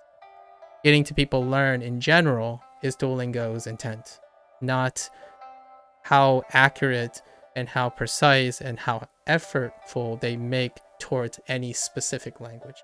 But yes, data sheets would be very valuable in deducing how it works. Absolutely, because I do those data sheets myself and it would really help. Like a web design, like a webbing, maybe a visualization. I generally use an approach where you take like A, right, B, C, maybe even Venn diagrams, right? We're taking an element here, like element na, element to, right? And then you do connections. Visualization helps, including different representations of data. Absolutely. That is a great addition. It also means that perhaps one can develop those skills. Because if it's provided, right? Say if datasheet is provided. This is generally what I mean by there is a trade-off. If a datasheet is provided, will users learn to make datasheets? We don't know because they don't provide data sheets, like plus or minus data sheets. But an option would be great. What I mean is options are always great. Options, right? Add plus or minus data sheet. Do I want data sheet? Turn it on. Do I not want? Sure. Feature rich, right? Feature rich. Great. What does that mean? Money. Time. And people like such is business. Like Hideyoshi's comment. Well, one thing's for sure. You extract nearly 95% of Duolingo at $0. If you're in a hustle culture, right? If you're in a hustle culture, no, this is not $0. It's probably like $10 a month because, you know, that's their business model. So there you go. And let me read the rest of the comment because we're ending this digression. I spent an hour and a half, more or less, is what I wanted to keep it to. All right. So I see that perhaps my comment about my stick up my butt is pretty apt right now. Okay. Des is the polite language, sure. Copula, mostly equivalent to is in English in a sentence which makes sense more polite without having any other meaning. An example as the copula could, okay, fair enough. Des can also be used after, yep, and the negative plain form of verbs, in which case it only serves to make the sentence more polite. Fair enough. Yes, we cover that too. I saw you arguing with someone again in the carousel and couldn't help myself. Hopefully this settles my 30-minute long argument. Well, unfortunately, I'm not settling. So let's make a commentary. I'm not selling an argument because we were talking about different things.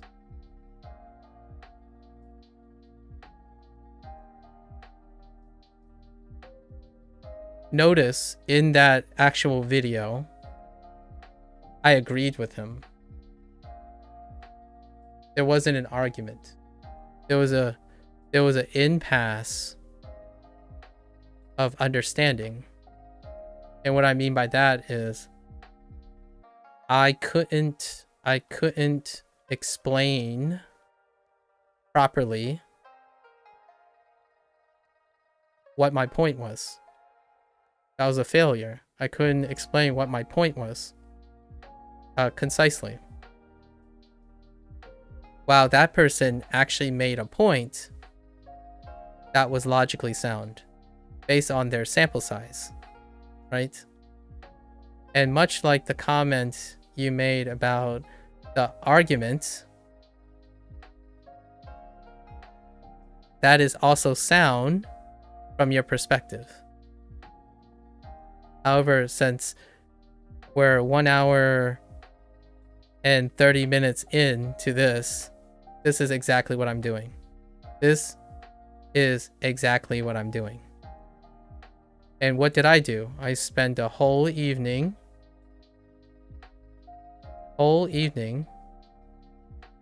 trying to process it.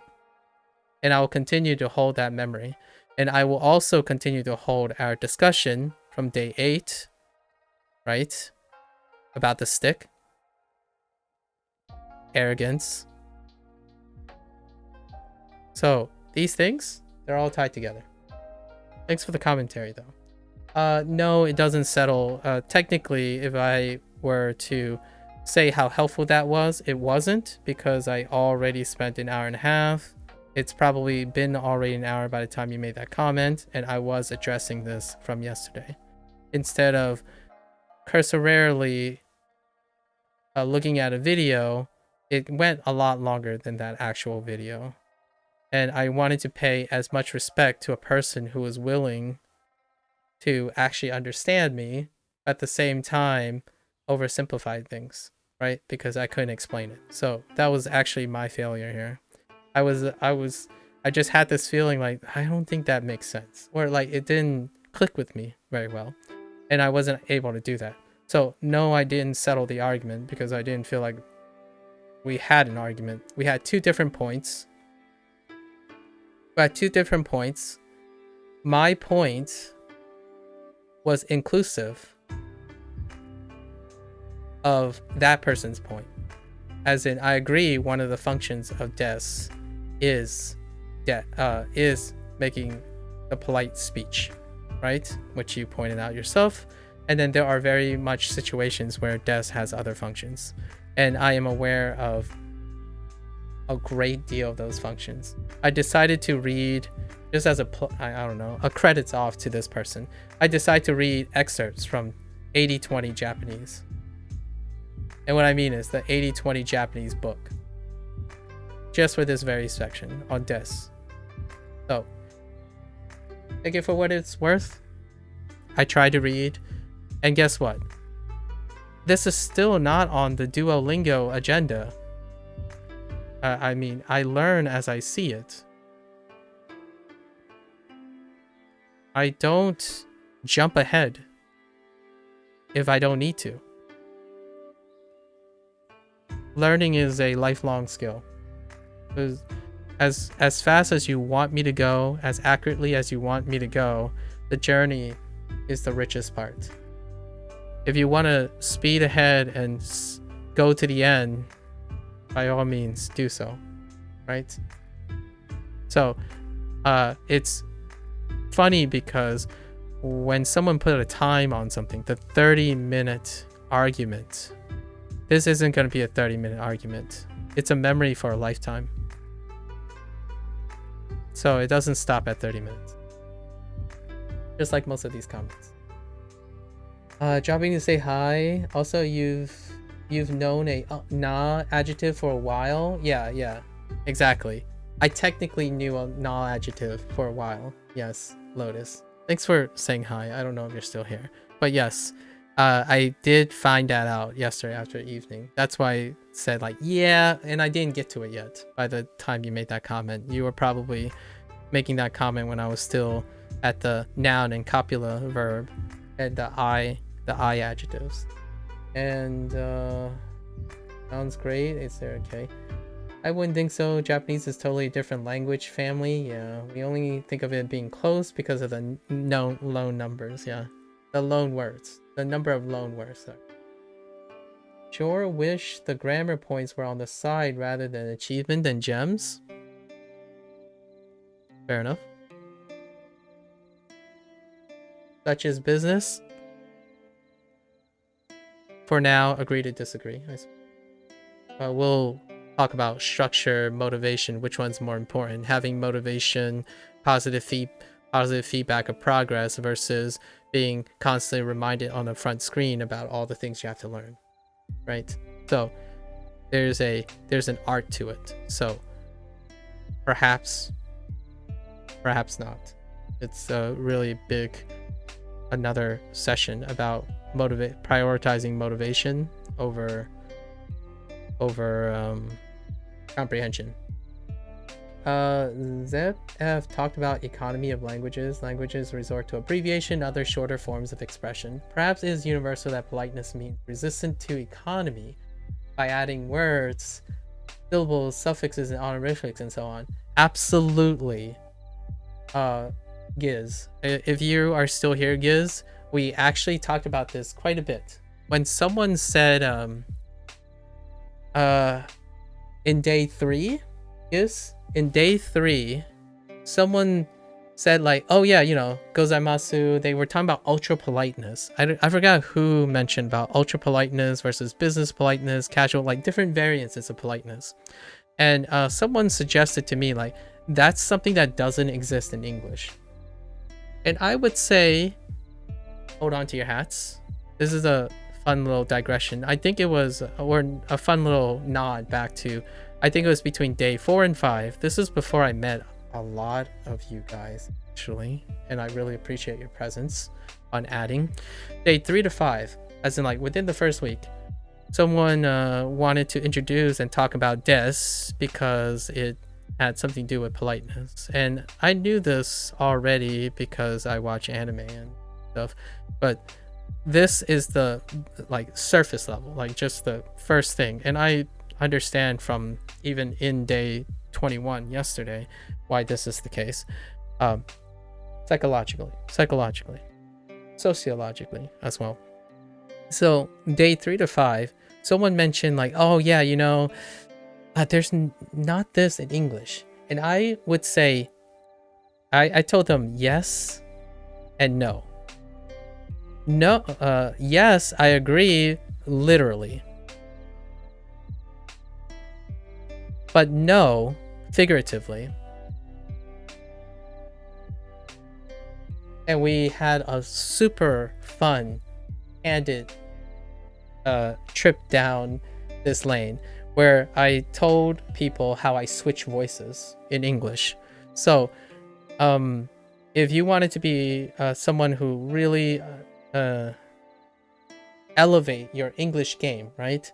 A lot of times you do notice certain patterns. And when it comes to politeness, you hit the nail on the coffin. It deals with economy. Economy is such a great way. And I actually did not think of using the word. I didn't actually use the word economy. I used the word tarsh and verbose. Being tarsh and verbose, like being concise and precise in English often comes up as aggressive, direct, and potentially less pleasant, right? And then when you become more agreeable and polite, it's often this purveyor of investing in economy. When you invest more economy, it feels like there is more effort and more consideration, more compassion in the talk. So when someone is trying to be, if someone paraphrased, for example, my 1 hour discussion into 10 minutes, this feels casual. This feels formal. Okay? And it's all relative, right? If the starting baseline is 1 minute for you, then 10 minutes would feel unnecessarily formal or something like that. But when you think of politeness, if you increase the economy of your phrases in English, that is mirroring the increased verboseness of Japanese. And that's a feature that is captured in English, in my opinion. Not necessarily the literal words, but the figurative feeling of it. So how I'm speaking right now, I'm using words, considerations, specific logic, and it takes a really long time to get to my point. But the idea is it becomes more formal, and if you are trying to be polite to someone, you generally extend your descriptor language in English. For example, we made a joke. Someone said like, "May I have a pizza? And may I request a pizza from your shop, please?" Versus pizza now. Like, yeah, I'd like a pizza right now. And even adding right now is more descriptive than just I want a pizza. May I have a pizza at your convenience? May I request a pizza? Or if you happen to have pizza, may I order one? Like, as the economy expands in English, it often comes off as more formal and polite. There's no literal modifier or particle or any element that would insist that it becomes more polite. However, when you talk to someone and you listen to someone as a native English speaker, you will notice that certain people who sound very agreeable tend to be incredibly explicit and descriptive in an engaging way that even its length is pulled out, but you don't mind listening to them. As opposed to someone who sounds rough, unrefined, and short on words. So I've said in the over 9 minutes of time, I practically went over the same couple topics multiple ways without sounding redundant. And that is an element of trying to engage someone while reiterating something. Instead of being pedantic, rudely pedantic. It's still pedantic, but rudely pedantic.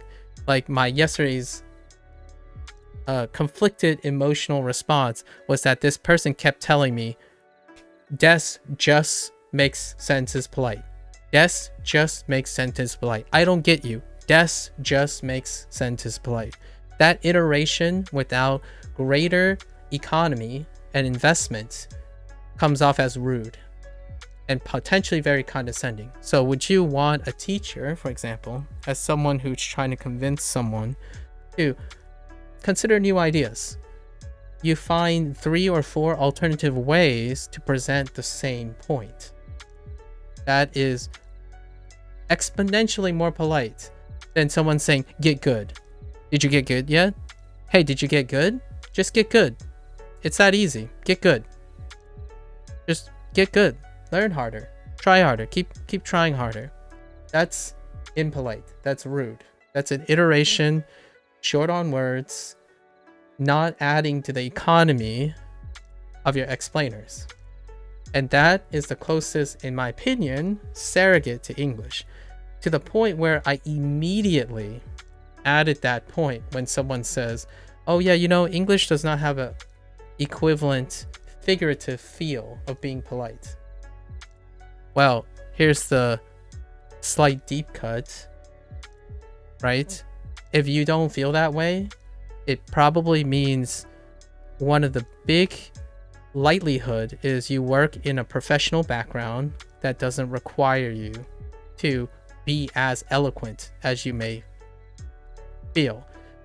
And oftentimes those people who push back on me are those who are in a field where they get to express whatever their opinions are, throw out professionalism or the need for professionalism.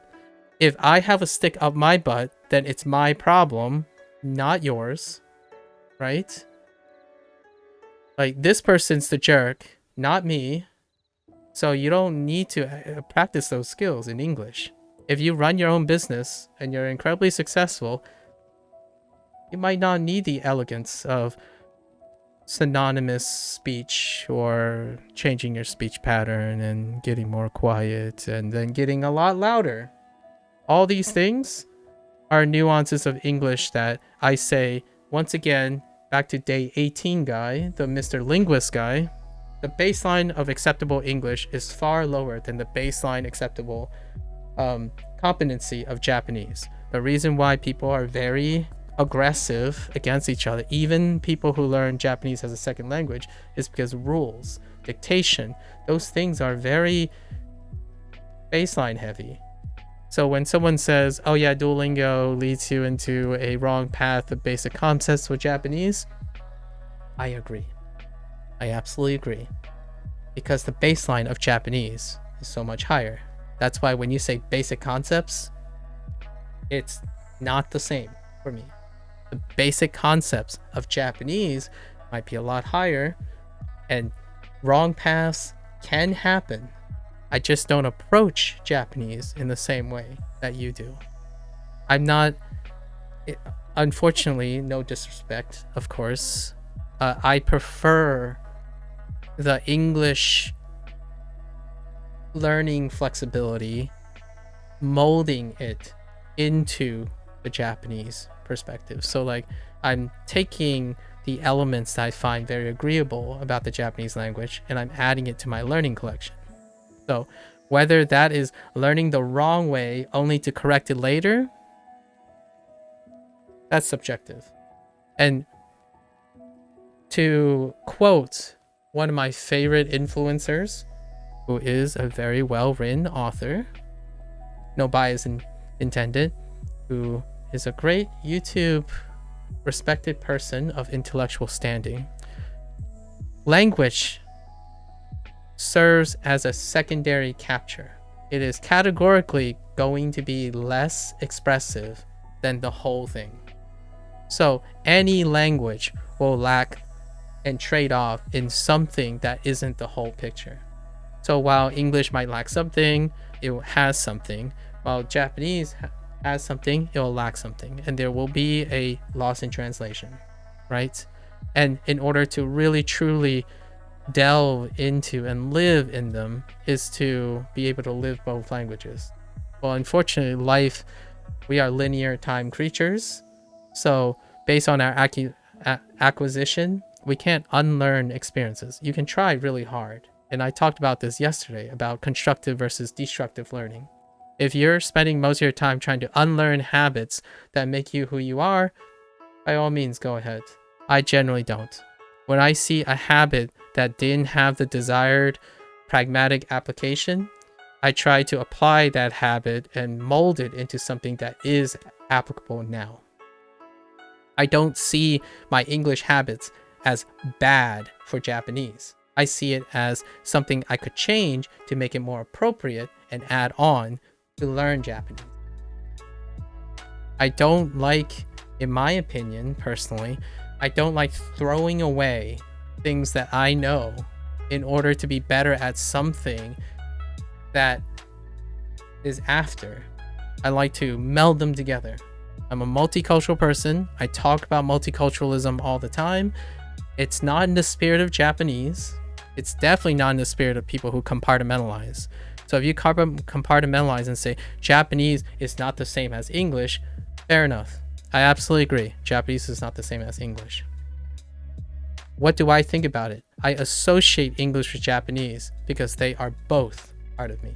So instead of saying one is bad, one is good, one's better at this, one is not, when I know that English can't do this, I know Japanese can do this. When I know Japanese can't do this, I know English can do this.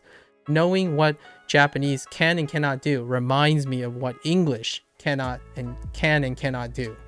That is the richness of learning cumulatively, not destructively. When you tell yourself, oh yeah, I don't need Romaji anymore because I want to abandon the crutch that is the romance character for Japanese, I want to know both. The answer is both. If I can't do both really well, that's fine. I want to know both. It's all of the above. It's not one or the other. Does des only serve one function? Well, if it doesn't, that's fine. If it only serves one function, that's fine too. My world is only as big as I make it, right? And this person's world apparently is a world where des only makes sense as polite. Does it make you angry? Does it upset you? Does it prevent you from emotionally? That's up to you. It doesn't affect me emotionally. It does allow me, though, to talk about these things. And it's my favorite part about talking about these things. It's applying mindset and motivating your one sub to come to terms with the idea that I just don't know a lot of things. But I sure as heck find it super fun to try to learn about those things, even if I'm not going to be a master of them. And that's learning to learn, not learning to master a skill. Data sheets would be valuable. This is not related to conversation, but this is the kanji I'm learning now. What the? I don't know if Lotus is still here, but oh man. What is that? What is that kind? Another nice feature would be providing a corpus tool. Yeah, that you can observe many uses of des. That's true. That's true. I think I like sentence diagramming. So another great feature that they could add in the future is universally using a trying to like create the Duolingo version perhaps of modifiable or like structural diagramming. I talked about English sentence diagramming before, and how I came with all those patterns was me applying the English sentence diagramming and then modifying it to adjust to the Japanese sentence diagramming. So that was the only coincidentally, because of that, when I was reading about the grammar yesterday on des, it helped me orient my tentative sentence diagram structure that I was visualizing in my head, and I was easily able to orient it so that I could see where the des was coming from. I don't know that that was what modern linguistic people do. I just know that it helps me organize the information. So I actually have some preliminary stuff that I do that I doodle around all the time. So I use arrows and connections all the time, but that's what visualize in my head most of the time. So things can be slower, but I'm not aiming to be the fastest speaker in the world or in anything. I don't think fluency involves specifically how fast and how second nature things are. Controversial hot take, I suppose. but that's just me from a learning perspective. So I'm apologize for those who believe that that is the whole point of being fluent in a language. Fair enough. I can't speak English very quickly anymore. In fact, I actually, when I was a little kid, when I was younger, I used to speak and muddle a lot, like so rapidly that my language and articulation was not very great. I've met a lot of brilliant people in my life, and they speak so fast that it's almost unintelligible when they were young. And over time, I'm sure now if I meet them again, their speech pattern probably has slowed down intentionally to be a little bit more dynamic, right? So my English speech pattern is inherently, I would say, 15 to 20% slower than someone who would otherwise be incredibly skilled and intellectual person, in my opinion. So naturally, when you're watching a YouTube video, most of my digressions are probably 20 to 30% longer than someone who would get done with saying all the things I've said in the same amount of time. That's a behavioralism that I'm willing to take. I slow down quite a lot. I pause a lot instead of trying to fill in the sound.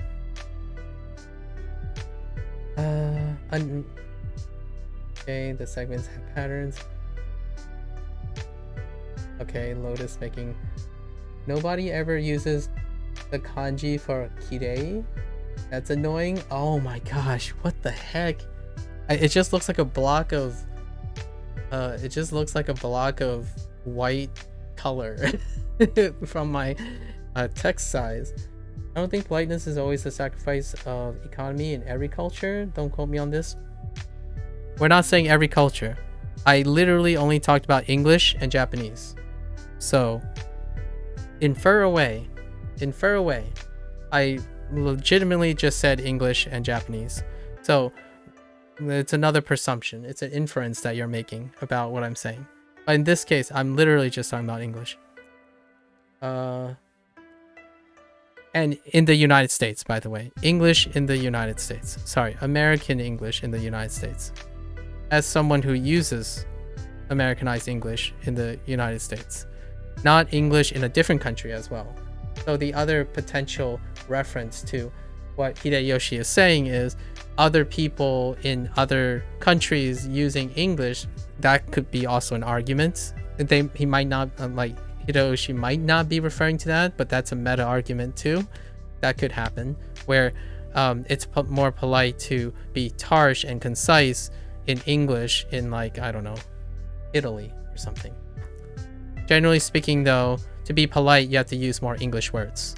To be polite and to be more concise and not to lead to misunderstandings, English is a descriptor language. It requires more words to be precise. When you continue to use pronouns, this, that, these, those, the passive voice, ambiguity sets in. And ambiguity relies on meta understanding. That goes beyond the language at the moment. Because English, when it becomes abbreviated, it takes on a lot of weight, and those weight leads to misunderstanding. And being polite often you want to reduce the chance of misunderstanding, in my opinion. In my native language, Turkish, in a Aglu native language, you add syllables and syllables to words if you want to be more polite. Oh, that's cool. From the discourse perspective, you still be aggressive or hostile even when being polite. Oh, okay. That's pretty neat. I could see some language isolate where politeness is gauged by how little of the other. Yeah. Again, I could too, Hideyoshi. I could too. I was talking again about American English, and presumably I wasn't being specific enough, but I am an American. I'm from the northeast side of the United States. So my educational background comes from the university standards of the United States. So oftentimes when you go to a lecture by a person like in the scientific field or an expert field, they attempt to be as explicit as possible. And that often comes off as more formal, or in this case, formal and potentially polite, because they're trying to remove the necessity for the other person to try to secondhand guess and misunderstand you. The consistency goes up as the volume of the words. You can also become more efficient as well. As the volume balloons, there's going to be a diminished return, right? There's a bell curve. It can go too long, and becoming more efficient requires that you learn more less used words to be more concise. And then the alternative is to abbreviate and weigh and contract words in order to fill in more words. So the volume itself is still consistently larger while compressing. So we already talked about the parallels between compressing a language using kanji versus compressing a language using contractions and abbreviations in English. And that actually does lead to casualness, because casualness implies that you're always on the same page. So when I say TBH, just literally say TBH. I honestly prefer to say to be honest. In the matter of fact, I don't usually use weighty phrases like to be honest anymore, because the overuse and iteration of such a phrase becomes casual, because it can be mean anything now. So the precision of a casual word loses its, like, it's a wild west to understanding the sentiments in the phrase to be honest now in online, in the English language, right? Like, to be honest, what is that inferring? That you're not honest most of the time? Or you're being honest despite the fact that someone might find it disagreeable? Are you excusing yourself for saying something? Are you going to subvert my expectations by saying to be honest? Are you priming me for some bad news or good news? Are you being helpful or being aggressively not helpful? Or candid, perhaps? It's casual speak. It comes off as confusing. Formal politeness, the lead to formal and politeness is to always assure the person you're talking to is on the same page. And in English, you require more words most of the time. And it's not just single phrases. When we're talking about English, we're talking about paragraphical phrases, like paragraphs of sentences. Because a lot of times you require more than one sentence even to sound polite. And the elegance of Japanese is that they've compressed this, and that's fantastic. You can even be saying something rude politely. That's kind of efficient, and I like it. I like Japanese take on it. And I'm not going to say that is represented in English literally. It isn't. It really isn't. Figuratively, there are ways to do that in English that isn't literally the way Japanese do. That's all I'm saying. So it's kind of one of those things, like, when you focus on what there isn't, that doesn't mean you can't get that tool to do something similar. Not literal. The more you think about it literally, in my opinion, you get to that same mindset where that guy is telling me, this is the truth, the one truth, and nothing but the truth, says the non-American. It's not just this. Learning involves problem solving and creating new things. I'm not trying, and just to end this whole segment, again, because it is worth iterating, I am not trying to be Japanese. I'm trying to be an English speaker who has a background in a heritage in Chinese, trying to appreciate Japanese in that perspective. I believe my perspective is somewhat unique because I preserve my identity, much like Japanese people want to preserve their language and their identity. My identity is from the cultural richness of being a mix of cultures, not purity and compartmentalization. So, will I make errors like a gaijin? Yes, absolutely. Will a Japanese person possibly be offended by it? You know, if I was doing an Asianese perspective, I would tell them, I'm sorry. I'm from the United States. Hear me out. And you know what their mindset would be? All right, I'm ready for you. I see that you're a foreigner, and now I'm ready. Mindset works. Mindset bridges gaps. When you're in the same mindset, it's inexplicable in language. When you're just on the same wavelength, even though you have a language barrier, it's inexplicable. It's something language cannot capture. So, take it for what is worth.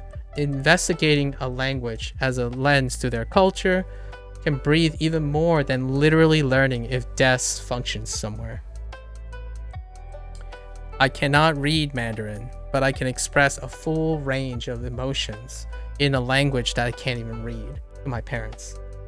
That is the element and limitation of actual language. So, language is still a facsimile to try to capture as much as you can, being in person with a human being, sharing experiences. There are things that just aren't even captured in languages. And much like this adventure, it's not a bad feeling. I don't feel bad about any of these things. I actually think it's so wonderful that there are people who differ in opinions, you know, people who think I'm arrogant. If there were no people that think I'm arrogant, how would I know that I'm arrogant? By myself? Less likely. So when people challenges me, that's great. If you walk away and don't feel challenged, then, well, you just don't learn anything. That's fair enough. You chose not to learn. I generally walk towards it in as politely as I can. And how do I show that I'm trying to put effort into this? Well, I spent 2 hours talking about it. If it's not worth your time, then that's fine. That happened to me when I was learning something else, like OS, playing the rhythm game OS, when someone said, wow, I'm not going to sit here and watch you 6 hours explaining a topic that I can explain in 10 minutes. Well, we are clearly two different people. When you say, like you said, Hideyoshi, you could see some languages isolated with politeness is gauged by how little the other person spends their time to not waste in conversations. Fair enough. That's assuming that the person thinks everything they say is a waste of time. So many people have come to me and said, or like enough people have come to me and is like, yeah, what you say doesn't matter. Or you're making a big deal of something that it isn't a big deal. So yes, it would be a waste of time to them because they come from a culture that you cut to the business. What is my business? My business is to illustrate things that to me take a really long time. Every single minute of this, I'm not going to cut out because it's effectively part of the whole point. If you're asking me for advice, I'm not giving you 10 seconds of my time. I'm not giving you 5 minutes of my time. You're going to have to give me a day at least. Spend over 10 hours looking into the thing. I'll give you a response, and it's going to be a long one. And I'm going to do my best in the command of my native language to keep you engaged. Not sound like I'm saying the same thing over and over again, or, you know, keep your daily quest in mind. Keep your league in mind. Just as a precursor to what I'm saying about what's the difference between having motivators on the front screen versus what you need to learn. If you give someone who's already struggling with Japanese motivators to see, they are more likely to get their foot consistently through the door than someone who are always blasted by the overwhelming volume of Japanese. One of the biggest obstacles, arguably in my opinion, that strays away from the way English learns is the inherent volume that is perceived about Japanese. What does Duolingo do in this case in terms of its design language, right? What do they typically do, knowing that they are an English company, and when other people learn other languages, it might be the English language that they're using as a facilitator. they do this. Does this look more overwhelming than an entire data sheet filled with all the breakdowns of the lessons? Because if you click on these lessons, it's still really not that descript. But at least before you click on this lesson, they'll tell you how many lessons are in each block. Some people might not even notice that the units per lesson actually goes up. As the units go up, the number of lessons per section goes up. So all these designs, in my opinion, are psychologically forward. And it's usually not because they did research on this, possibly some research on this. What I mean is, I don't think they innovated this technique because they're adopting what makes designs in gaming motivational versus comprehensive. And Duolingo is attempting to integrate that motivation into something that improves comprehension, as opposed to, video games, which are mechanical a lot of times. People treat them, or kids, the targeted age group, treat them as mechanical. This is something that I've talked about before. And there you go. And we're about to start the lesson.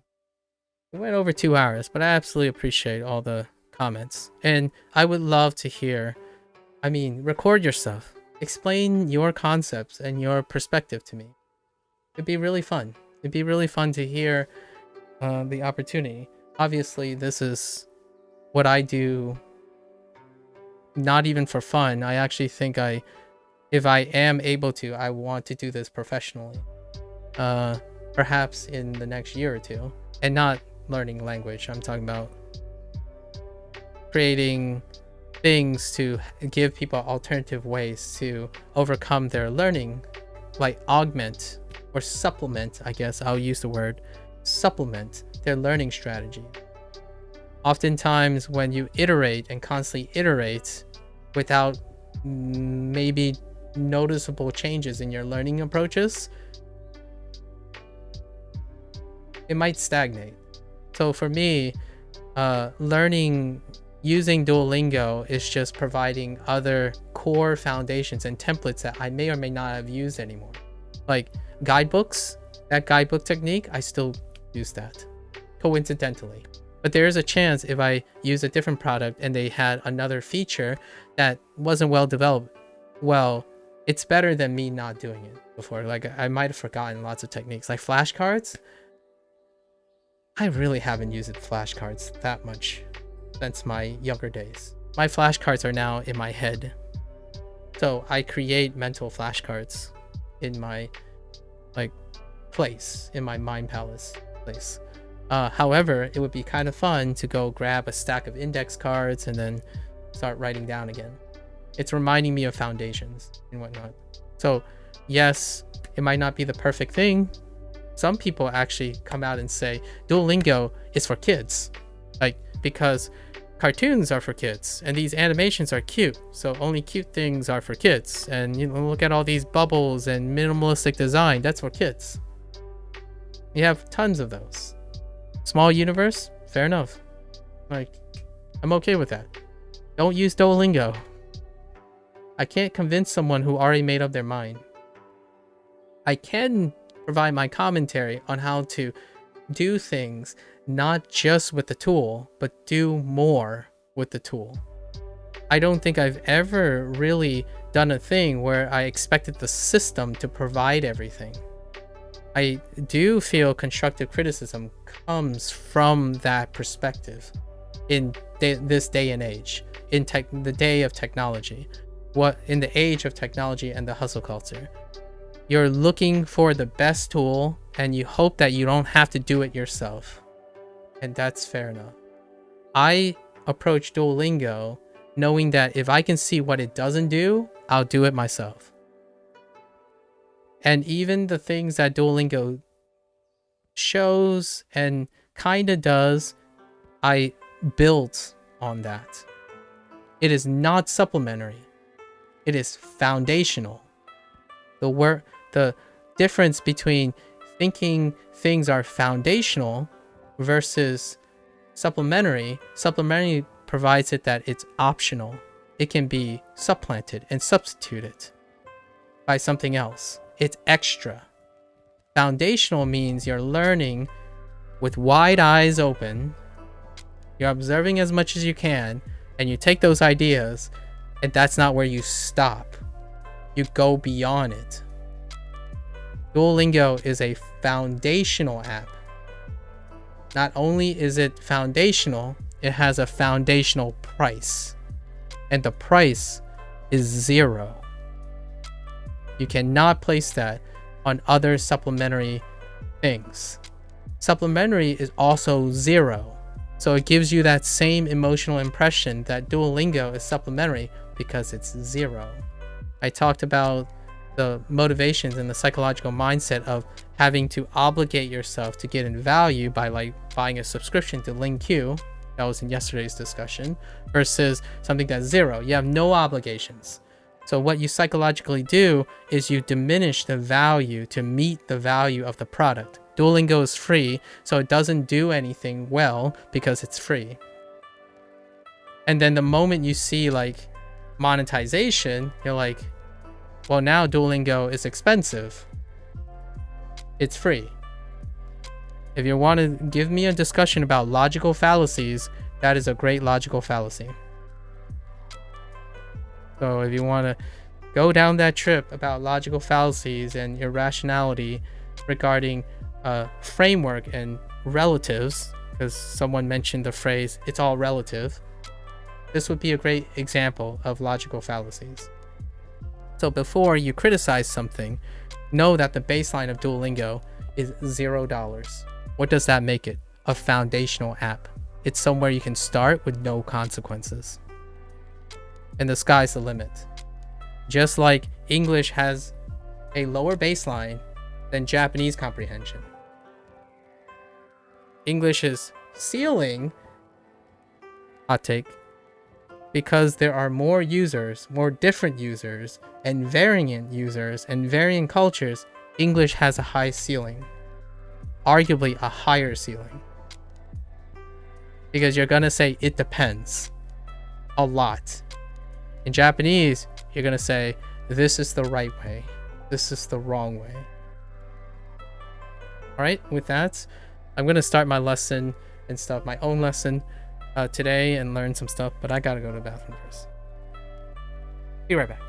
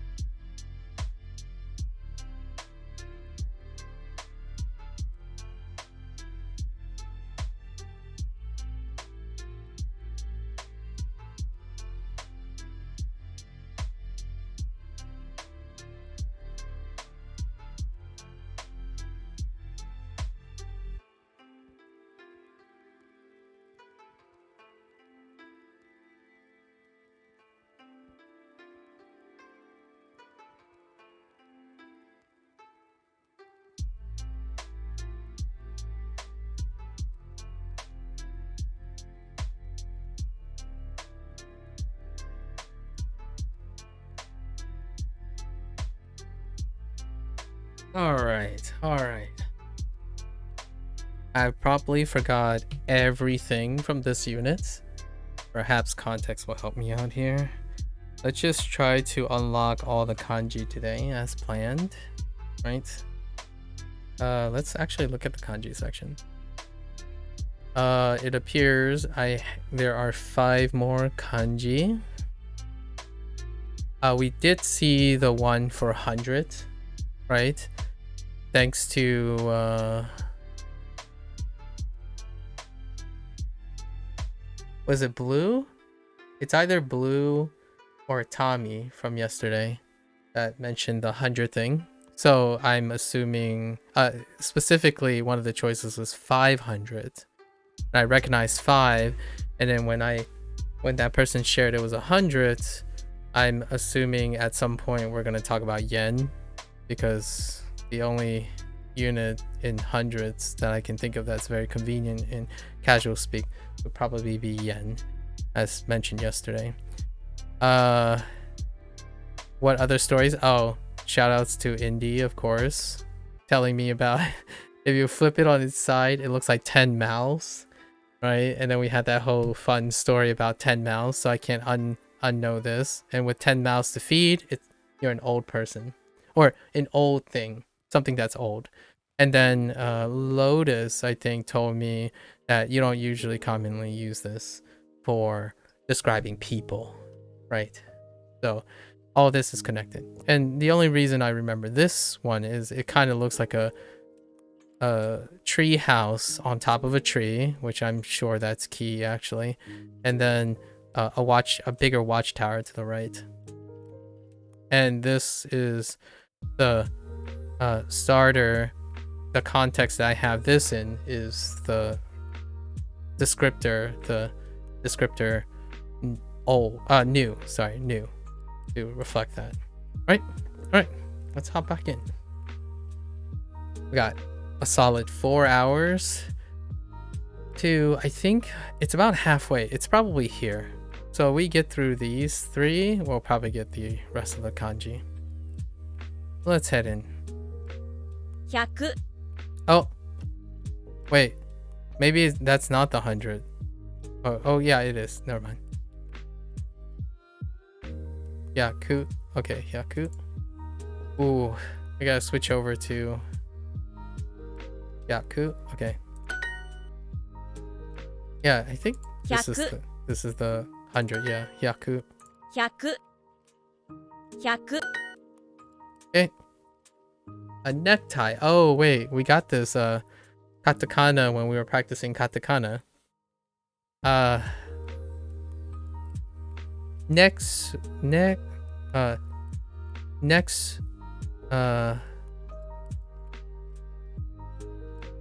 tie. Oh no. Necktie. Sorry, that's key. Necktie. That's not it. I'm gonna have to definitely review my con again. Necktie. Kinda was expecting the ek to have one extra, like neck, no, like neck tie, kind of like where they constantly add extra things, extra beat. Do I say it? Let's see. Necktie. No, it's close. Yeah. There's like an extra beat somewhere. A necktie. Probably before E.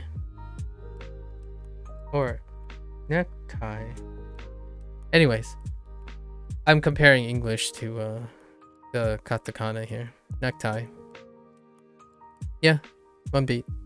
Let's go. 新しいネクタイが欲しいです Atarashi? Okay. Okay, ta, right. Oh, how did I get that? Kana. Or hiragana. Okay. Atarashi necktie ga hoshi desu. I want a necktie. A new necktie. Atarashi necktie ga hoshi desu. Yeah, I think. Okay. あの傘は安いですか? Yasui. 安い Yasui. Yasui. Cheap. Inexpensive. Yasui. Alright. Hey Zen. Hello. Welcome, welcome. Yokoso. Oh, I can use what Lotus told. Genki desu ka? Genki desu ka?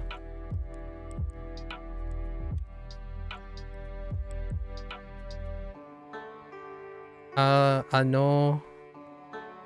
Okay. Is that umbrella cheap? If I remember, yeah. We're like we're learning this. It's fine. It's fine. We'll yeah. But yes, it does say, is that umbrella cheap?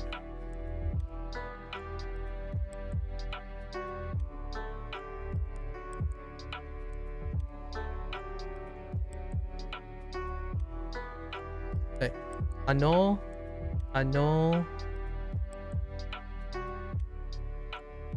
kasa wa genki desu ka? Oh, not genki desu ka. 安い Yasui desu ka? I was thinking of a second thought. Ano kasa wa yasui desu ka? あの傘は安いですか Desu ka? Yeah. Ano kasa wa yasui desu ka? Desu ka? この帽子は安いですね。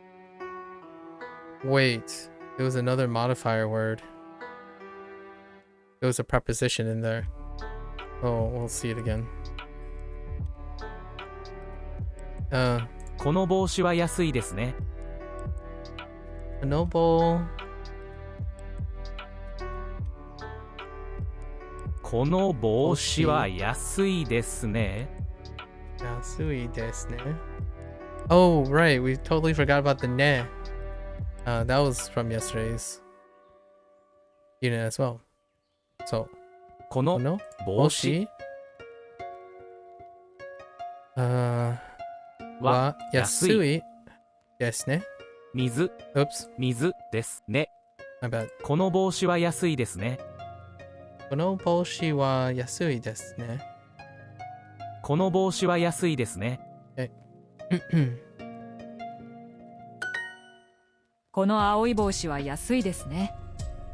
What kind of language do you learn? Only Japanese or a bunch? Right now, just Japanese. It's been 22 days, so only Japanese. Mandarin is next, probably after 6 months. And it's probably after I lean off of Duolingo in Japanese. And then we'll start with a Mandarin course in Duolingo. So it's been 22 days. Not sufficient enough to move and dabble in other languages. Personally. I'm not that much of a juggler. Oh no.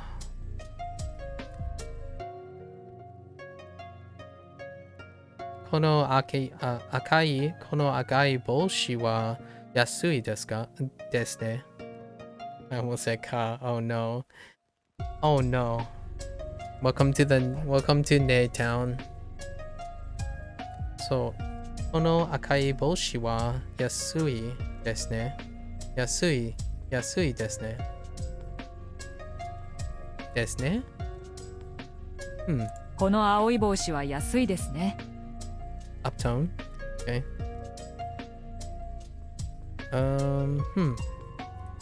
This red hat or blue. Oh, that's Aoi. Whoops. That's Aoi.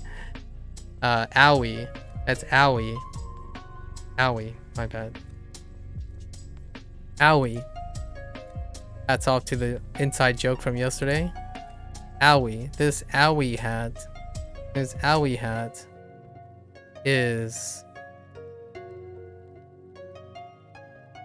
cheap, isn't it? Aoi. So, kono aoi この青い帽子は安いです。ですね。ですね。この帽子はいくらですか？いくら。いくらですか？ How much is? Okay, so we're getting to the yen part. いくら。いくらですか？そう。この帽子はいくら。いくらですね。ですか？そう。How much, right?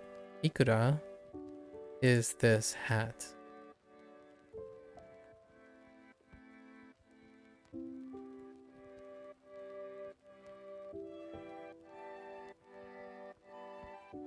Yep. あの青い傘はいくらですか？ Okay. I just heard the owie. あのいくらいくらいくらあの青い傘はいくらですか？ Okay. 青い Wait, what was the object? あの青い傘はいくらですか？ It's always casa. 傘はいくらですか？あの青い傘はいくらですか？あの青い傘はいくらですか? Hey, Tommy. Hello. Hello, Tommy.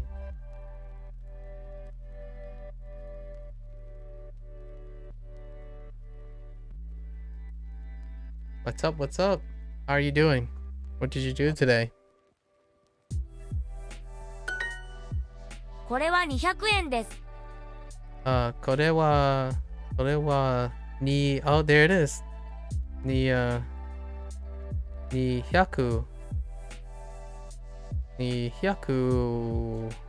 円 just N? Oh, N. Okay. N です。Okay. これは200円これは200円です。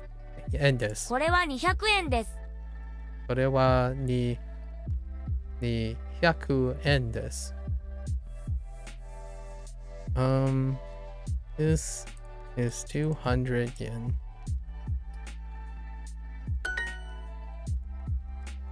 N. N. N. N. Doing well. Did some learning and eating. How's Duolingo going for you today? We just started. And it's going pretty well. We talked about a lot of things we talked yesterday. There was a lot of things that went down yesterday. So I set up for a little discussion about yesterday. Anime. Yes. Anime.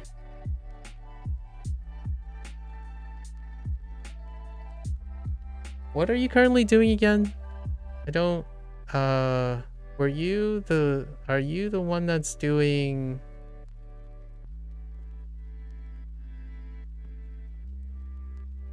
more, because you had the 2 years of Japanese experience and the 9 years of English and the Polish native language, right?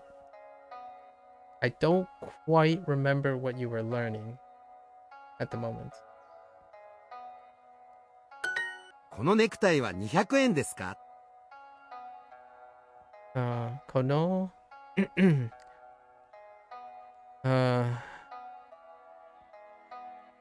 このネクタイ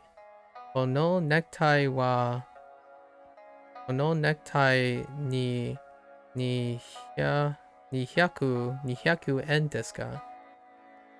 このネクタイは200円ですか? Oh, you are learning Japanese. Okay. I wasn't sure if I wanted to assume that, right? I see. Oh, around 30 years in general? Fair enough. Fair enough. Yeah. is that just as long as your Polish language? So I imagine you just use them side by side, right?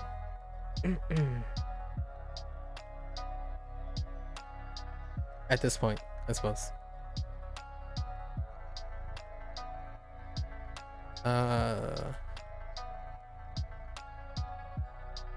Deska.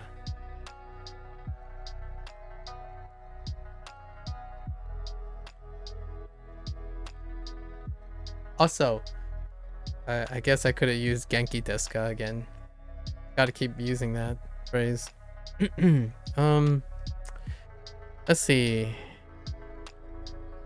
Is this necktie 200? Oops, 200 yen. Oh no, necktie wa 200 yen desu ka? After 30 years, that would be weird if it wasn't? I suppose. Yeah, I suppose. Sometimes, we tend to stop learning our languages when it becomes sufficient. So that 9 years of English in school is, I guess, what I'm referring to, I suppose. How often do you use, like, what is the percentage makeup of when you use English and when you use Polish? I'm not a native speaker in Fujonese, for an example. I wouldn't consider myself as a native speaker for Fujonese, even though I used it for most of my life. For over 30 years, of course. As well.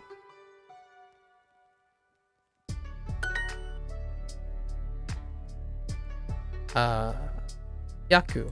100、 Yaku. Okay. Yaku.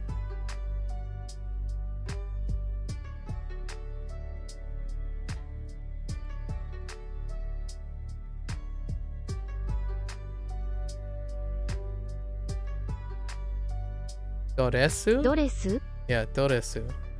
Doresu.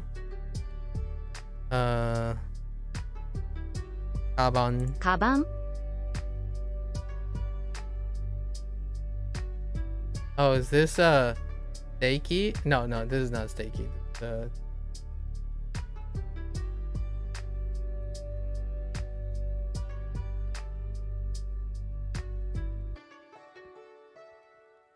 I don't remember. ダサい Oh, dasai. Oh, dasai. Yeah, I gotta get used to not seeing the little tail stick out the bottom. Dasai. Okay. Hideous. T-shatsu.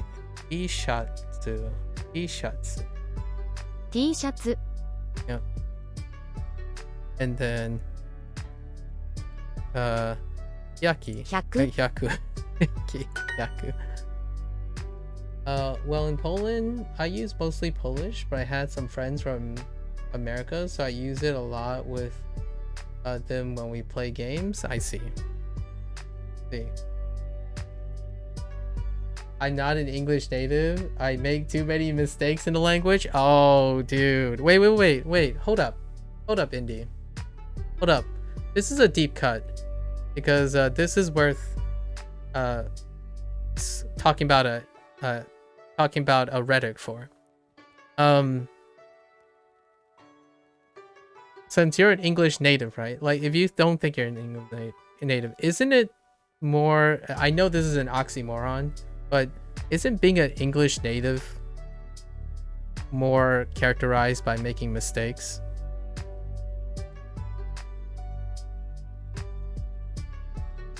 You know, the thing that we talked about a lot. Like, now here's a little context, right? Let's provide a little context. There's a difference between an English native that talks too much like use the language so much that they feel like they make a lot of mistakes, versus someone who's making mistakes and not being able to communicate right in English. So honestly, to me, that was such a Japanese thing to say, Indy. like like for instance, in Japan, if you're a native Japanese speaker, I think naturally you would expect yourself to be incredibly consistent and precise, right? To be considered a native Japanese speaker. But in English, I think the more you delve into the language, the more likely you're going to make a mistake. Because you just use a lot of words. It's very verbose. It's an incredibly verbose language. So you're gonna have like misunderstandings and misuses and stuff. I actually think that's kind of funny. I think that's super endearing. I honestly do feel that my the feeling, I can't get this under feeling, like for Fujianese, right? Fujianese, I honestly feel like I can only say things a certain way. So if I don't remember them, I know they're not correct. And then when I say a certain thing, I have to say it in that certain way, so it's fine. But in English, the longer I use English, the more I'm unsure if I want to say it that way. If you know what I mean. Like, can I say this? I mean, the person might misunderstand. What if I said it this way? Like, is that the same thing? It is. I humbly disagree, the same as I respectfully disagree. You know, kind of things like that. I would love to ask or even feel that way about another language, but unfortunately I'm not multilingual. I wouldn't consider myself multilingual. I have a high standard, I suppose. If you can, a lot of people talk about, like, if you speak without thinking about it, if you speak without thinking, you make mistakes. I mean, at least that's my impression of my native languages. Like Fujianese, I make mistakes when I speak in Fujianese. Not that I'm educated in it at all. Like one time, I said to someone, like, sometimes I call the window mongyang as bore, which is glass. I just, like, when I go up to my parents, like, you know, the bore, like bore, and then I like point to the window, and they're like, oh, the glass. But I was referring to the window, you know, mongyang, right? It's just, it didn't come to me at the time, right? Oh, hey T, welcome back, T. So, oh, by the way, because of all our talk yesterday, I brushed up on some. I looked at YouTube videos of all the vocabulary, like some of the vocabulary in Fujianese, and it felt very comforting that I still know all those things. Although it is still hard for me to total recall. Like simple things, like I could have mentioned attached asa gohan, hiru gohan, and ban gohan to see, I already forgotten. Jia dao goi man, jia dao goi man, sit man, sit jia, sit dao. Yeah. So and I do the same thing. I literally do the same thing that I did in Japanese. I think of tamemasu, right? Tamemasu, so to eat. And then I'm like, okay, so if I know tamemasu, I know asa gohan, hiru gohan, and ban gohan, right? Because to eat, I need the associated words of the object. Like I need something, I need an object. And this is what I mean by the whole des thing and the action verbs and copula verbs. I associate them, even if it doesn't mean that in Japanese. Like literally it doesn't mean that in Japanese, but that's how I remember things. So in Fujianese, I did the same.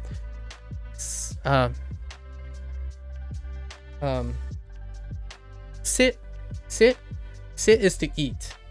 So sit down. sit jia, sit dao, sit mang is eat breakfast, lunch, and dinner. So I forgot how to say lunch and dinner. So I had to say sit to eat before I collect all the other words. So I do the same in Fujonese. And yeah, I've spoken Fujonese for 30 years of my life, right? Yeah, eat early, mid, and late. Yeah, eat early, mid, and late. But in Fujonese, that's what they're referring to. It's implicit about the time of day. Is Fujonese a dialect of Chinese? It is. It is. It's and Fujonese can be broken down into it's a group, or so it's a Fujin group of Chinese, and then Fujin is broken up into two dialects or two predominant dialects. Fujonese is one of them.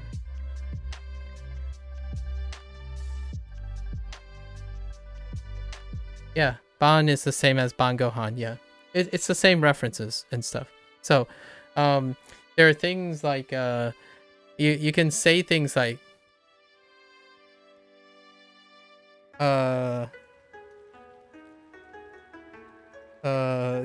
greeting phrases that I could have associated with Fujonese when I was learning Japanese, like ni hao da, like how are you doing kind of things, or yaron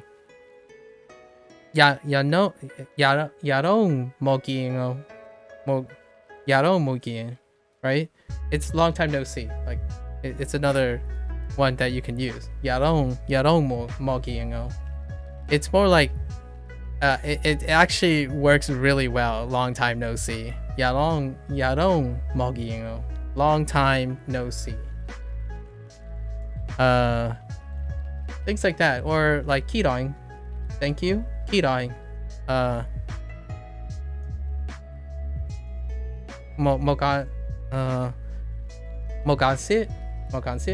right? Mogansit is just like it's not a problem, no problem. Things like that. How do you feel about Chinese English being referred to as dialects? I think it's quite appropriate using the terminology. I think the adoption and the distinction between the word accents and dialect has elevated the English bridge in describing the distinction and categorization of a dialect and an accent. So thanks to the attraction of the internet and the international likeness of the internet, I think that has elevated quite a bit now compared to a pre-internet era where when people say dialect, they also refer to accents. Nowadays, it's a little bit more technical, and so people tend to be a little bit more nitpicky about segregating the meaning of accent and dialect to depart them so that they can serve two different functions instead of synonyms.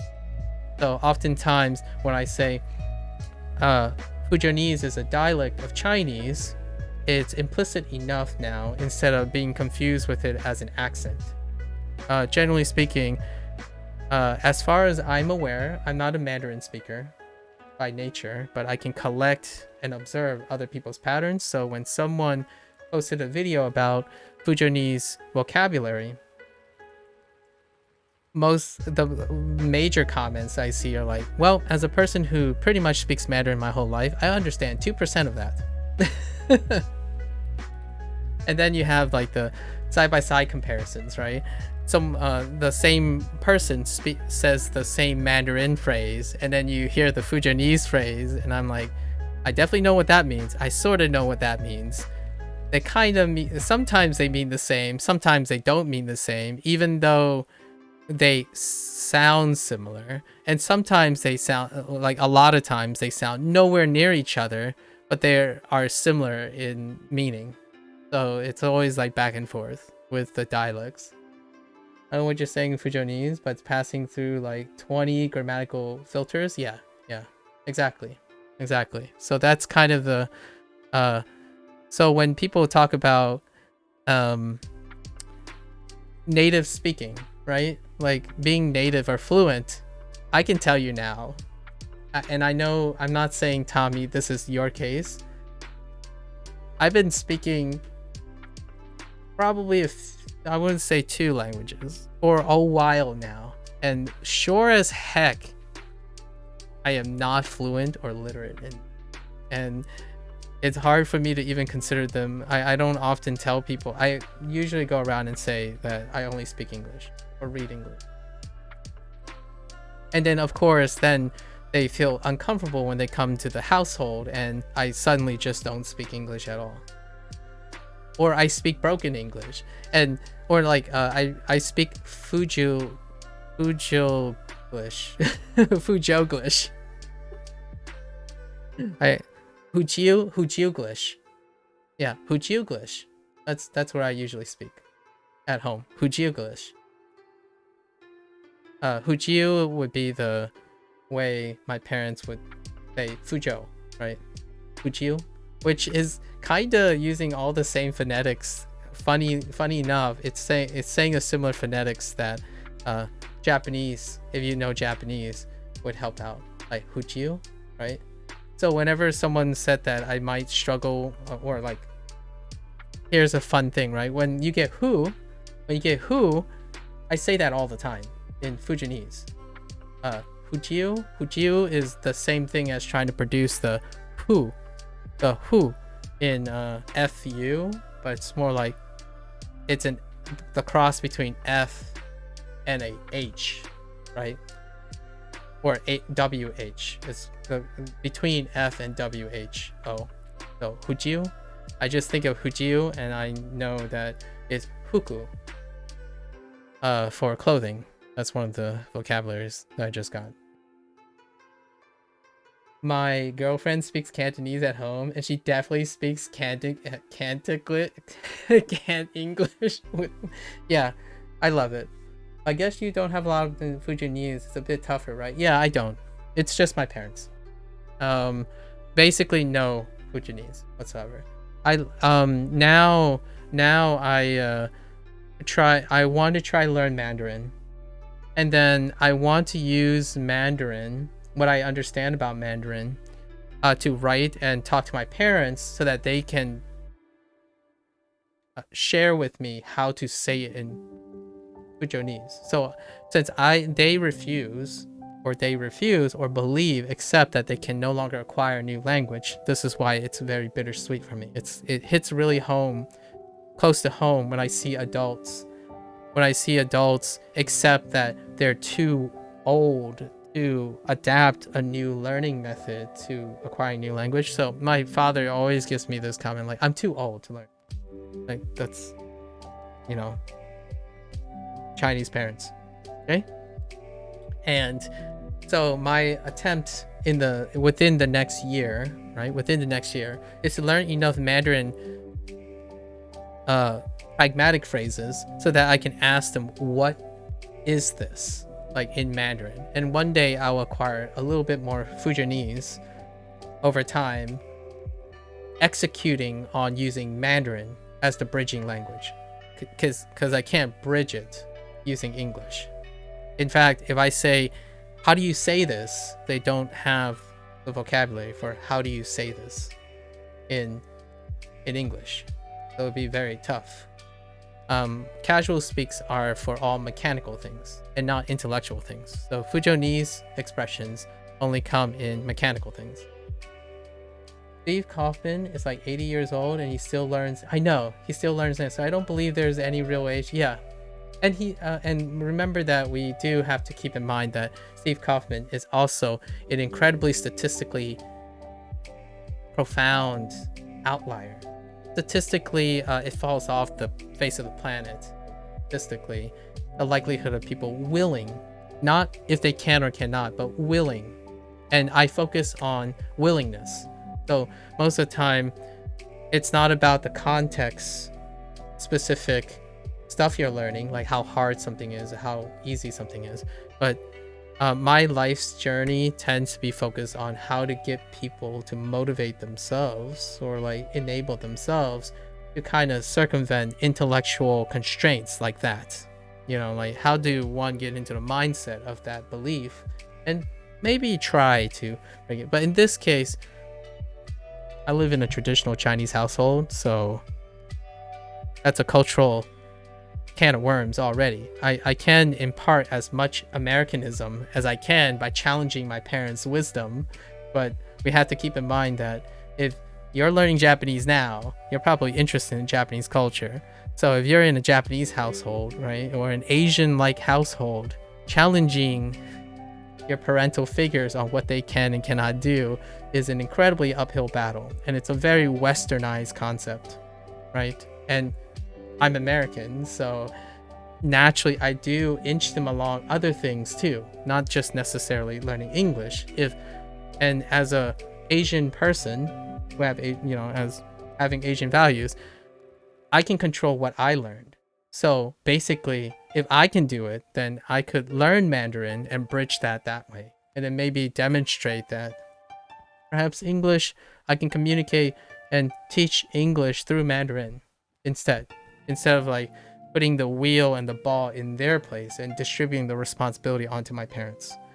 That's kind of something I take from, the Chinese value side. If the problem is not them, it's me. So I have the power and control to change that, as opposed to deflecting the responsibility. In the United States, I would say it's more like cumulative. It's your problem and my problem at the same time. And it's up to the quote-unquote better person to take up more of the responsibilities. And in a way, that's okay, I suppose. Right. My parents are not quite that Americanized, even though they have spent... Yeah, they've spent more than half their lives in the United States now. But they're very firm. Very firm. Traditional. And I like that about them. I'm not going to change that about them. So, for better or for worse. Acceptance is kind of the whole personality you must be. Otherwise, you'll hate yourself all the time. So, if I'm someone that likes conformist society, I would hate myself. It's a paradox. So naturally, if you find a very healthy and happy multicultural person, they would naturally lean towards being acceptant of being multicultural if they want to stay happy. You could spend your whole life rejecting your multiculturalism and embrace one side. That's perfectly fine too. I've met a couple in that instance in the United States where they felt that it was so distracting that they purely rejected one side of their heritage, I suppose, in order to be the bigger version of that one thing. So that's a way to get happiness. I just happen to not be one of those people. I have talks with a lot of people who did that. Like, someone asked me, well, then you're not real Chinese. And I'm like, fair enough. From the perspective of that person who basically gave a lot of their conveniences, like making friends with other Americans and staying at home, being sheltered, like they sacrifice a lot to like be that Chinese person. So that's fair, because I'm definitely less Chinese than that person. So when someone says, well, how do you deal with the idea that you're always going to be looked at as a foreigner from both sides? I'm like, I'm okay with it. Nowadays, one silver lining, in my opinion, and I don't speak for the rest of the United States, I just speak for myself and my immediate intellectual environment, is that I am happy to be in a place that people don't see a mix of things as repulsive to purity. So I don't get, nowadays it hasn't been as common to be rejected by Chinese people and rejected by white Americans at the same time, right? So that's kind of the idea. I am very grateful, and this is a perspective I don't think those who want to leave the United States as a multi-generational citizen have, because they're multi-generational. They have been monoculturalized, so they are really delved into deep of not needing acceptance but conformity. So I hear a lot of times I'm at odds with other fellow Americans who are very disgruntled and surely very respectfully having a tough time in the country and want to move to other countries that more fits their monocultural lifestyle. But it's very difficult for me to imagine being in a country that requires that I conform to something, because inherently I'm born as a non-conformist, right? You're too dumb to understand these things? Nah, King, how about Japanese? We're gonna go back to learning Japanese. It was just a digression. I was just sharing my little things. I don't want it to make it sound sad. Things worked out the way it should, and I'm really happy. Yeah, I'm really happy. I do embrace the whole unique thing because I am multicultural, so I do feel a little sad for some people who have a hard time adjusting and rejecting, trying to always be the uphill battle by rejecting one side and then assuming a new side. Okay, how much is this hat? Okay. Right. Kono, Oshi. Do you learn Japanese, King? Do you use Duolingo? I should ask both those questions. Do you use Duolingo and do you learn Japanese? You know a little bit of Chinese. Interesting. You probably know more than me in writing. So if you wrote anything in Chinese, it's probably more than I can. And I'm Chinese by heritage. Oh, been chillin'. Nice. Fair enough. It's American thing. So if you hear me say I don't know a lot of things, it's an American thing. I earnestly believe it's an American thing. To be comfortable with knowing that you don't know a lot of things is kind of, I would say, ascribe to a very specific subset of them. It would be openly like embarrassing for my parents to say that. Chinese, right? And then speaking of Japanese culture, right? It's a little bit possibly tenuous if you go with the perspective of broadcasting how, shamelessly broadcasting how little you know. But generally speaking, that's my normalized behavior. You formally learned Chinese in college and Japanese is just for fun. Now you know how to read in most of the kanji, but can't type anything? Oh, well, you type stuff in Japanese. I guess just not as good as you want to or something. Wait. What's like the whole thing about? Why are you kind of sad about it? What are you sad about? Really want to know that. Oh, the sad thing. Oh, you're talking about the sad thing for other people? The only thing I'm like kind of sad about is when I see people not being able to achieve happiness because they have to reject something. It's not people in general. It's just the people who cannot find a place where they belong, right? My life is about finding places where you belong. You're not born into a place where you're belonging. Oh wait, then what was the American thing about? There are Americans who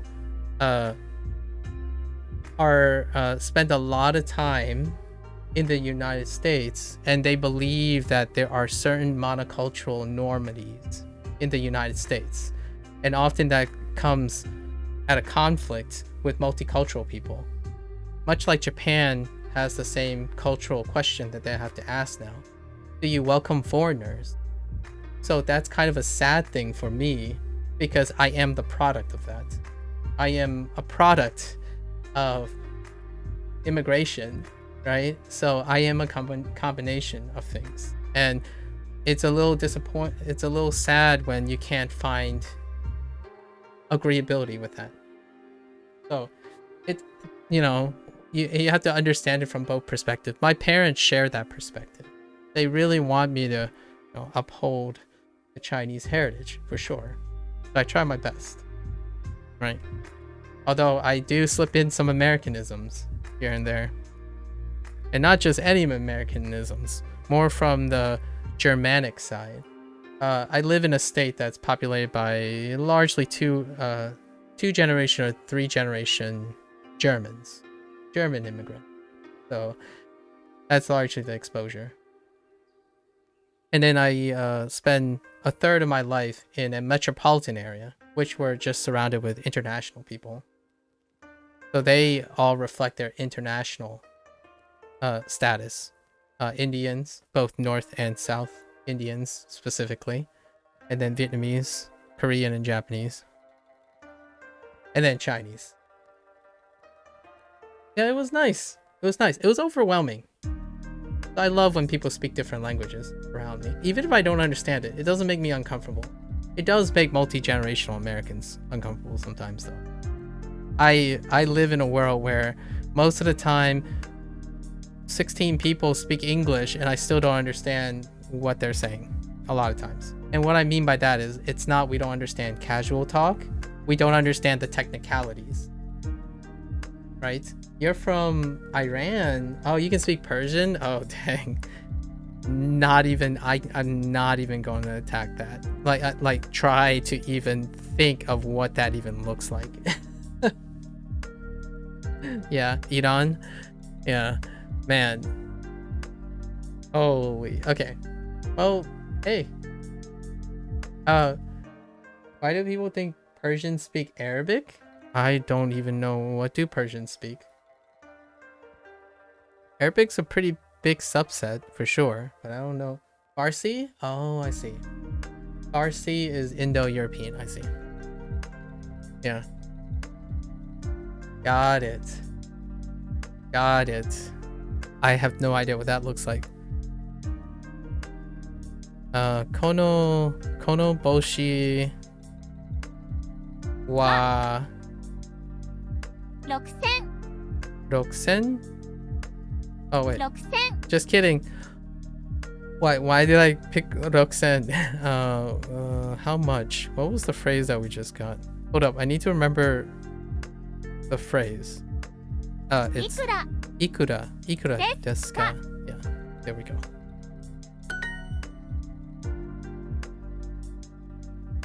It's because the perception of Arabs and anyone Muslim or from the Middle East. Fair enough. And they're all bunched together in the eyes of the uninformed. That's the way. The voice thingy sounds like an anime girl. Yeah. Would it blow your mind if I told you that girl doesn't exist? And what I mean by that is not the character. I mean that voice doesn't actually. It's not a real person. It's a synthetic voice. That's kind of one of the neat things about Duolingo. They have synthetic voices. I thought women didn't exist. Oh, okay. Now you're just trolling me. The big hurdle for Farsi learners is there's a lot of compound verbs. Okay. Interesting. How much is that dress over there? Okay. Oh, we did learn the implicit over there.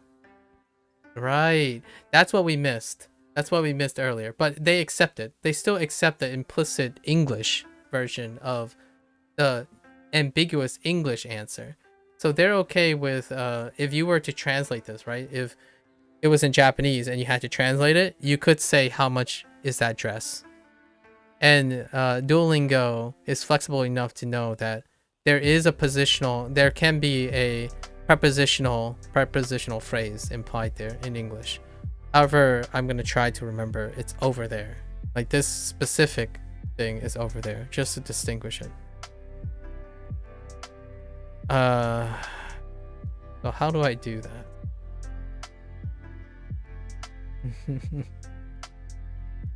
Okay.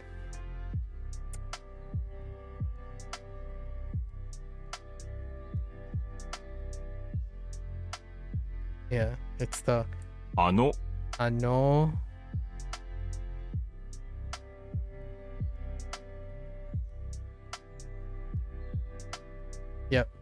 Ano.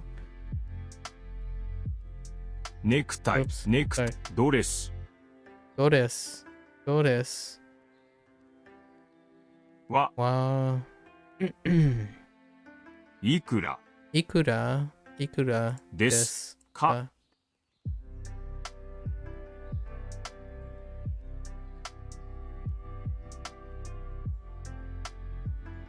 Like to open his compound. What? Wait.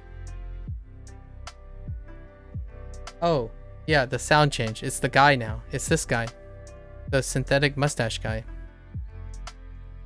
Yeah. There are 8 synthetic voices in Duolingo, I think. There are 8 synthetic voices. I want to say 9, but the 2 of the voices are only used in specific cases where there's no characters behind them. Like that one female and one male character that's used generically without a character voice. It might be their first 2 synthetic voices, and then they develop new synthetic voices for each of their characters. Okay. I only completed 1 lesson today. Alright. 千 Sen. Sen? 千 Sen? 千 Sen? Saint? Saint? 千 I'm gonna quickly confuse this with a different kana.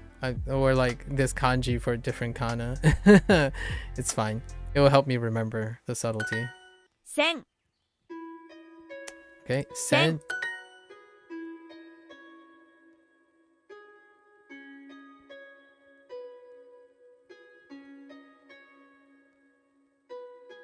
ジャケット Oh. I'm like, okay. Jaqueto, okay. 黒い Kuroi. Kuroi. How can I turn this into something? Nah, we'll just remember Kuroi. It's fine. And mise? Mise? 店 Mise?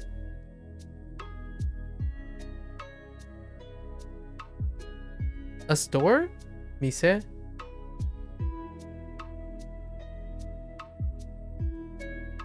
Like a regular store? Like what is that supposed to be? A house? A building? We'll find out. We'll find out. No need. 黒いこの黒いコートはいくらですか kono kuroi koto wa ikura desu ka? この黒いコートはいくらですか So, kono kuroi koto wa ikura desu ka? How much is this black koto?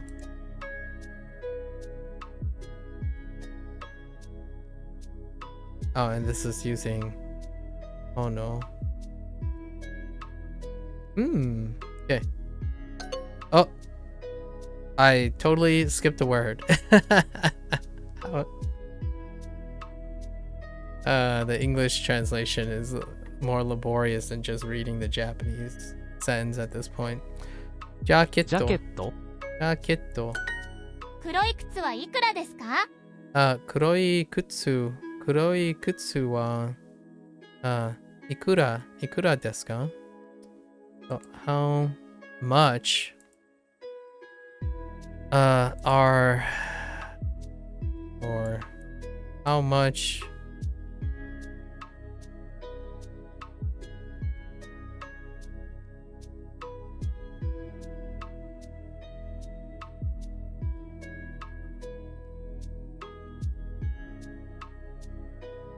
are the shoes? Black shoes.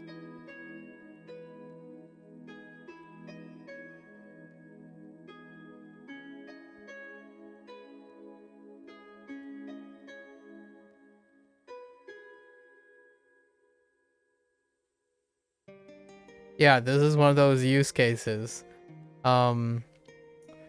That desk knowing where the desk stuff does is kind of helpful. So,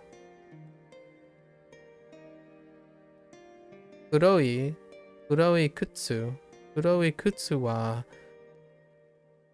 ikura desu ka? Kuroi kutsu wa ikura desu ka?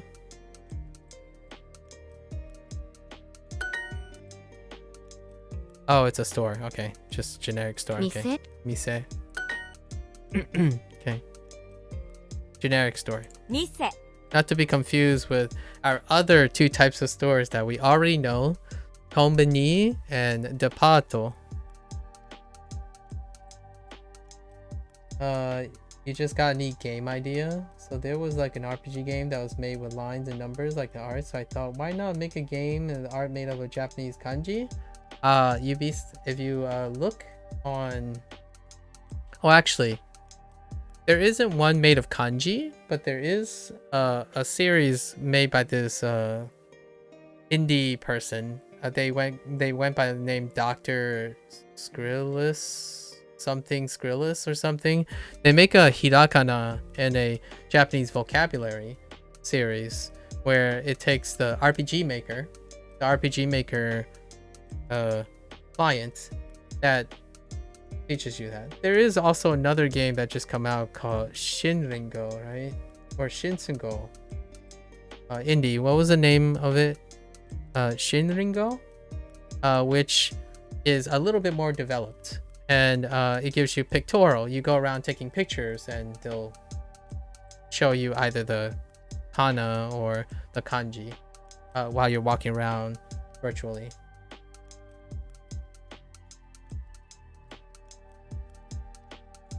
Yeah, Shashingo. Yeah. Oh, picture language. Oh, that makes so much sense. Thanks, Andy. Now I'll remember it. Picture language. Ah, Shashingo. Makes sense. What a great combination. The other day, I accidentally bought a kelp at a convenience store after mistaking it for corned beef. That's great. Yeah. So it's kind of fun. There are lots of games out there. Guess what it means? Unfortunately, I can't read kanji. Not a lot of kanji. I only have like 20 kanji so far. That sentence is like a tongue twister for Japanese. I accidentally bought a kelp at a convenience store after mistaking it for corned beef. Oh, the ice cream? I mean, aisu is the only phrase I know in kana for ice cream. Aisu. Is that the kanji for aisu? I don't know. Oh, been chilling. That's what that means? Or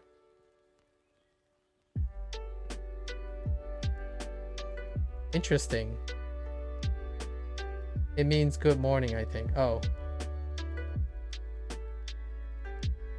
Wait. Wait, I'm so confused. You told me to look at the emoji. It's a really mean because of John Cena. I mean, oh, okay. I see. Now I've already have an age group involved in my mind now. Combination kelp at a convenience store. Oh. Yeah, kelp, convenience store, and corned beef. Oh, I see it.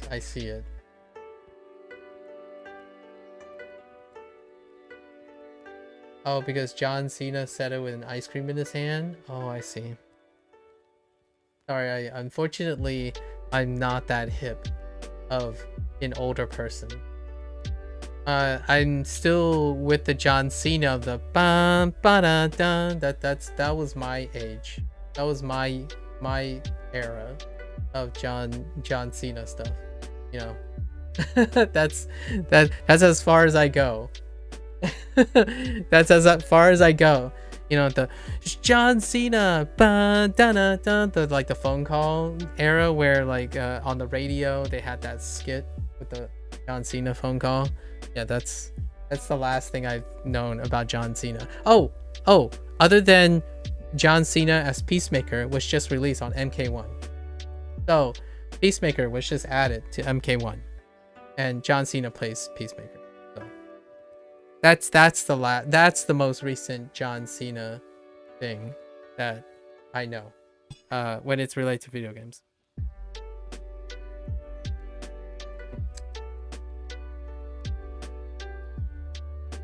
To Ernest? Not sure which one is Ernest. Yep, water. Yeah, thanks.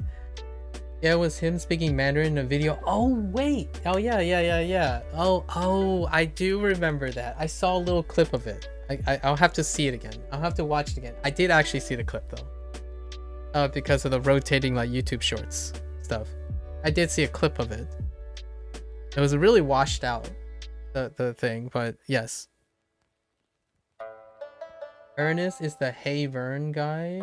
Oh, I'm not. Sorry, I'm not cultured enough for that.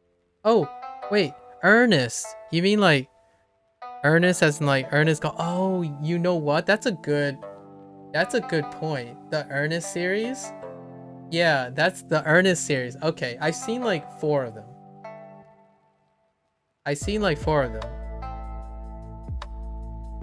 It's 3:20. Guess if it's AM or PM. Well, if you're in the west coast of the United States, it's almost 4 o'clock. If you're asked into like, if you're in the middle like German and stuff, it would be around 1 a.m. And then if you're further out, like in the middle, and you already mentioned Persian, right? So it's probably AM. It's probably 3:20 a.m. because you mentioned the whole Persian and Arabic thing. Yeah, Middle East. I didn't want to say Middle East because Middle East is made of a lot of countries. I just don't know which. Okay. Yeah. Oh. Okay. Mise. この店はいいですね。Kono mise wa ii. Oh yeah, we learned about ii too for good. Kono wa mise ii desu ka? Oh, desu ne. Whoops. Desu ne. I'm gonna calm myself to death here. Okay, this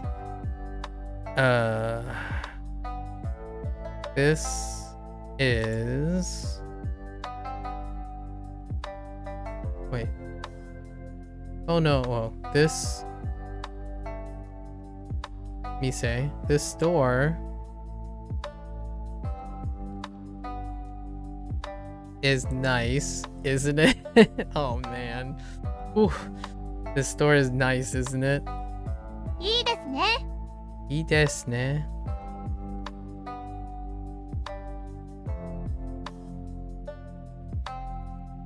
Okay. ありがとうございます。 Is this really the first time I heard that they introduced that whole phrase? ありがとうございます. ありがとうございます。 Huh.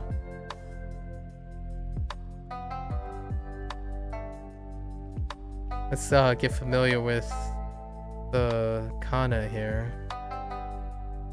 Arigato. Yeah, arigato. Gozaimasu.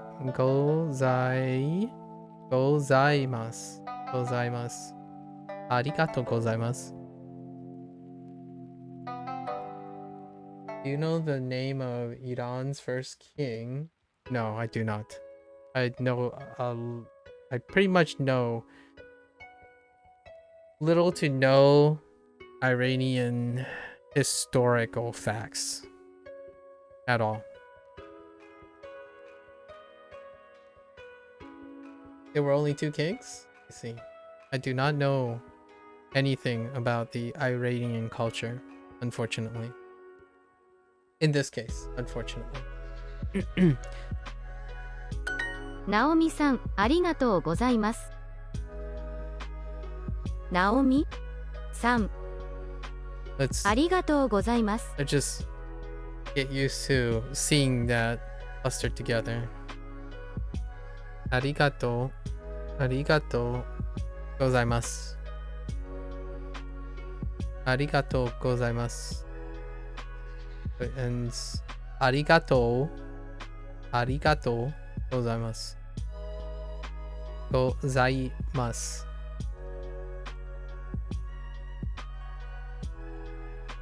The answer was Reza Shah. That means king, I see. Wait, doesn't arigato mean thank you? Yes, it does. And gozaimasu is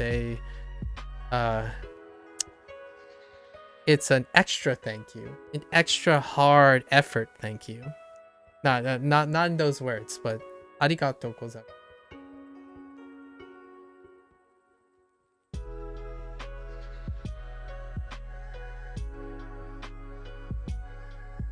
Fair enough, King. Fair enough. ナオミさん、ありがとうございます。はい、ありがとうございます。Okay. I can get behind this. 高い服はちょっと。Takai.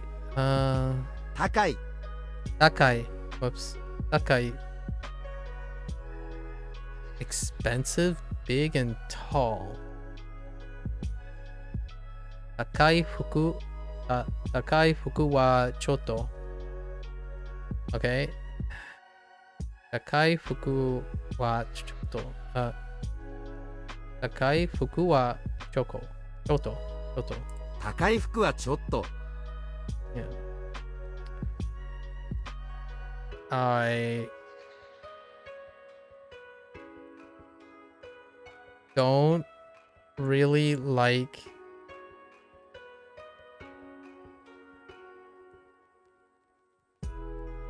expensive clothes. 高い。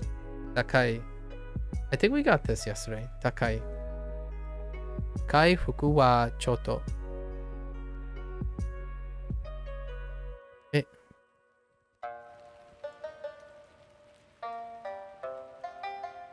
Yeah. If I learn Japanese, I won't need subtitles for anime. Here's a funny thing. Oh, you know what? I'll share it with you a little bit. I watch English with English subtitles. I also watch English with Japanese subtitles and Mandarin subtitles. And then when I listen to Japanese, I only see English subtitles. And then this is why I'm learning Japanese. It's one of the side reasons for learning Japanese. I want to watch English programming with Japanese subtitles, and then the other way around. But I do watch English with subtitles all the time. It's wonderful to see how subtitles and captioning works. I kind of want to do that for certain things in the future. It helps with expressiveness nature of capturing like dialogue and stuff. When you're watching subtitles in English, it's not the same as reading English. Much like in any other language, but specifically since I'm an English speaker, if you read English subtitles while listening to English, you'll come to realize that it's definitely quite a different type of skill set to understand a language, while seeing subtitles for dialogue versus predominantly dialogue in like shows and stuff versus intellectually reading books. So it's kind of one of those things. It's a different discipline. I wish I still thought when I was a kid I would have been full at it. No time like the present, King.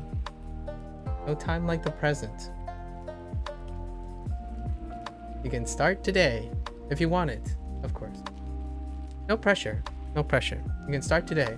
I think yesterday we had someone who said they just did their first unit in or maybe their first lesson in Duolingo, and said that they know how to say ocha do mizu. I don't know if they were trolling me or not, but that was very cute. I love it when I hear people start something. Starting something is a mental It's a mental game in itself, and most certainly that's the most common thing. Right now, frequency, that's the most common thing I help people do, how to start things. Not really doing this whole thing where you practice and study and stuff. Maku is almost 40, so it's never too late. Yeah, I'm almost 40. It's definitely not too late. I'll be that guy. Hey, okay. Indy. You just said, you know, you're ye old Americana, right? Do you, by any chance, did YouTube Shorts, if you're on YouTube, I'm assuming, okay, this is an assumption. Bear with me, Indy. I don't want to sound too bold about this. But do you happen to be on YouTube long enough where it recommended you that 40 guy on YouTube Shorts, where it's like this multi-generational white American, and he has this bit that he does where like he takes a TikTok hack or something, right? He's saying, "Are you telling me that for 40 years I could have done this instead of this?" Like he does like this laugh where he just breathes out, and I'm like, oh my gosh, that's so funny. Like the oh, you never watch YouTube Shorts? Oh, that's kind of unfortunate. It's really funny. It's a shame, but it's like the ye old Americana. I like people who are so passionate about expressive, just unnecessarily expressive. So it's just a guy who his catchphrase is, "Are you telling me that I've been sucking like this for 40 years and you can just do this to suck it all up?" You know, like, you know, lewd, or sorry kids, but you know, things like that, you know, like, and his catchphrase is that 40 guy. Like he always keeps saying that. For I don't even know how old he is. I don't think it's been established if he's actually even 40. The catchphrase is kind of, what does this remind me of? I don't know if you guys were into this way back, but I would say 20 years ago, maybe 20 years ago, the whole thing, those redneck jokes, like, you could be a redneck if so and so, and then that kind of spawned into other things, like you could be a scientist if you do the following, right? So that's kind of the whole thing. It's a turn of phrase on the joke of farming like TikTok reels for a contextual comedy thing. I mean, I want to, but the older I get, the harder it gets. Indeed. Emotional barrier becomes bigger. Your noggin gets bigger. Well, you've learned a lot. You've been playing Clash of Clans like this for 23 years when I could have just bought game and progressed really fast. I see. 23 years of Clash of Clans? Has it really been around for 23 years? Man, you outpaced me in the longest games. The oldest game I play is 11 years old. Or 11 years. Oh, you meant like a 40-year-old guy. Oh, okay. Oh, okay. You've been playing Neopets for 25 years? Dude, Neopets though? Oh, minus 23. Oh, minus. Negative 23. Okay. Yo, though Neopets, yeah, I was on board with that Neopets stuff. Holy heck. For the first like 3 or 4 years, and then they branched out into a video game, which I couldn't afford. And then the collapse of Neopets. That's a real deep cut there. What's Neopets? How long has it been for Neopets? Like over 25 years ago?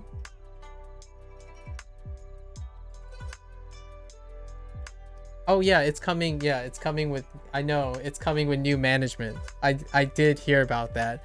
I think this is about 6 or 7 months ago I actually heard it for the first time, that there was new management for Neopets. It was underrated how influential Neopets was at the time, before its downfall. And maybe its resurgence. Who knows? Takai. I have some prevailing theories when it comes to marketing and business. It's not appropriate for this type of stream though. Not at the moment. Okay. 高いコートはちょっと。Okay. 高いコート。コート。高いコートはちょっと。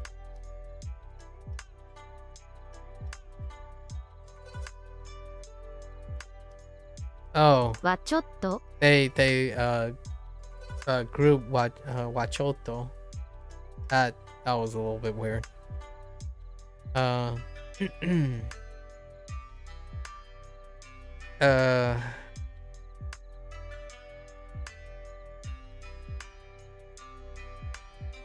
don't. Oh yeah. Okay. Takai koto. Takai koto Wachoto. Okay. I don't really like expensive この coats. ジャケットは4000円です。 Yeah, sleep well. Sleep well, King. Thanks for hanging out. Thanks for sharing a little bit. Yeah.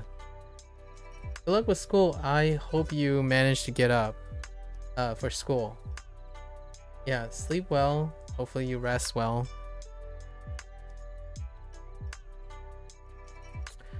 Kono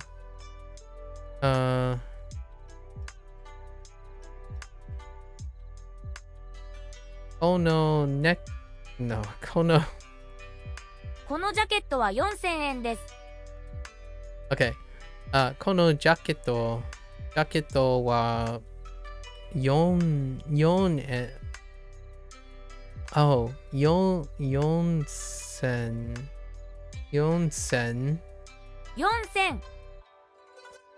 Right, we talked about this. Someone actually said this yesterday. Totally forgot. Yonsen and des. Yonsen and des.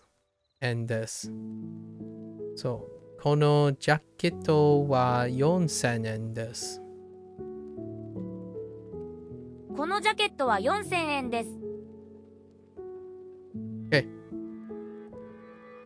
Kono jacket wa yonsen and des. Okay.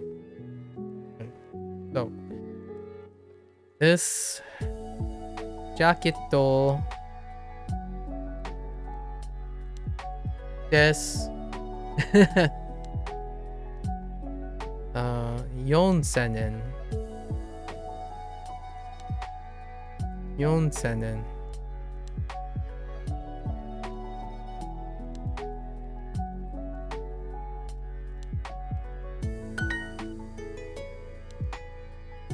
1000 10 Alright 1000 on 本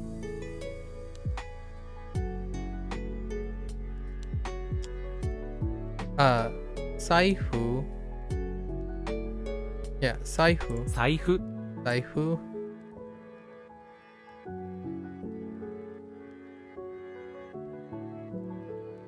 Getting this confused どうですドレス and Tシャツ T シャツ T シャツ。 T シャツ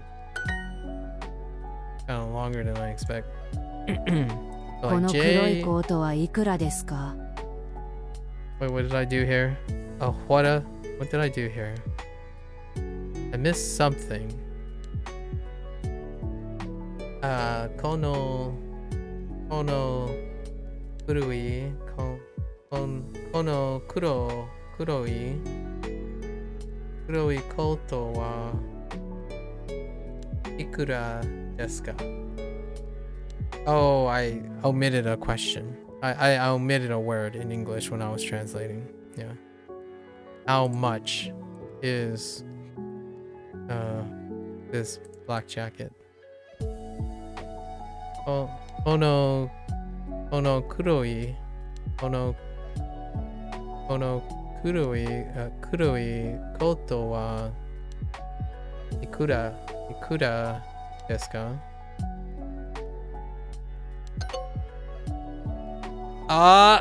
Why did I pick jacket when I said koto? この黒いコートはいくらですか？ It just means we get to practice. Keyboard X. Okay.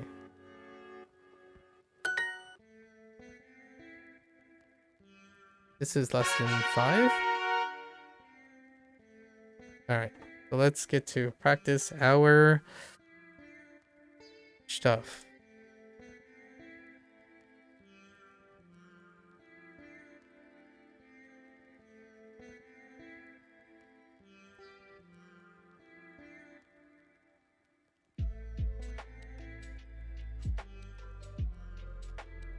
I give you a check for $10. What stops you from writing in a stroke and making it $1,000? That's a funny comment. I like it. A play on kanji.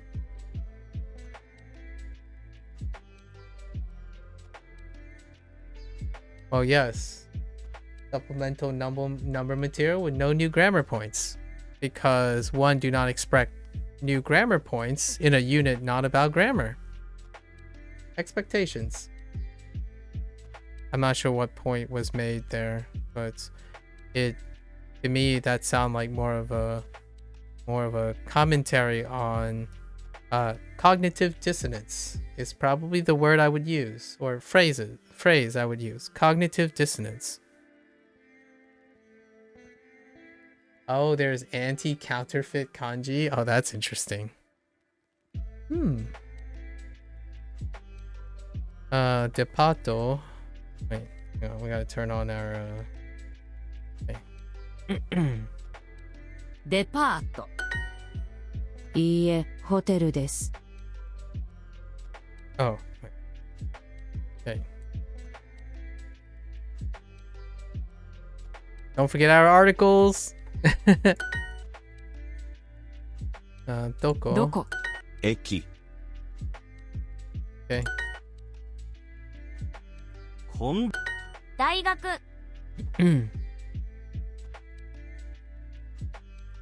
バス停はここです。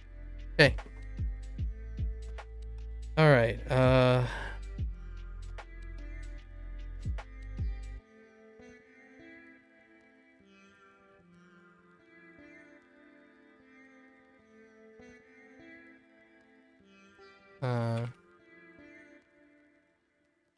Is that what you said? バス停はここです。 Yes. バス停はどこですか？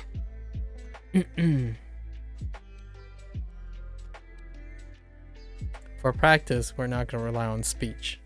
You don't want to use too much.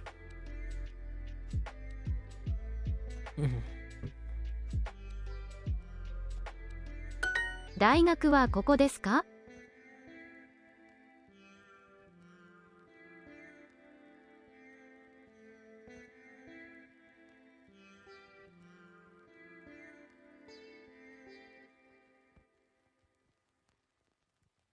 大学はここですか？ Oh no. We gotta make sure. Okay. That's fair enough. Oh. Oh. Did I miss? Is there a typo?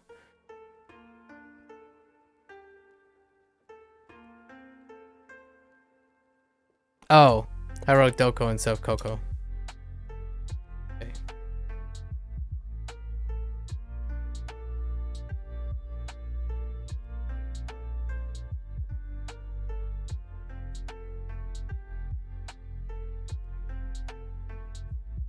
Okay. これは駅です。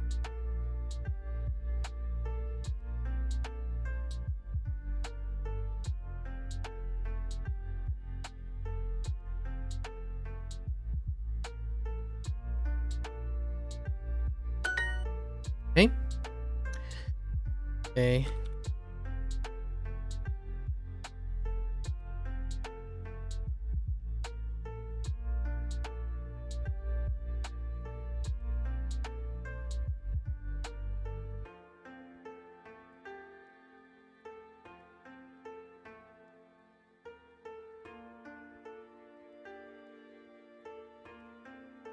I missed the...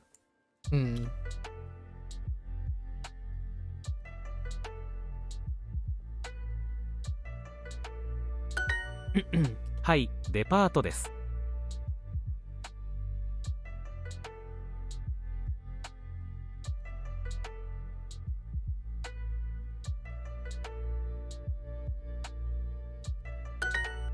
Okay.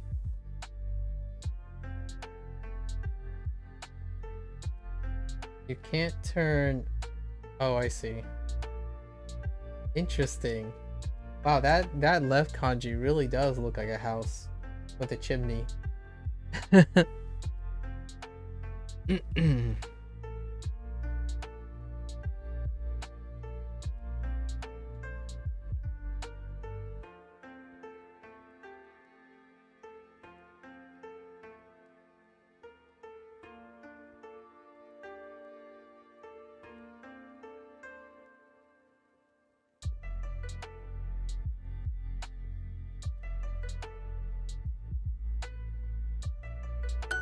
ホテルはどこですか？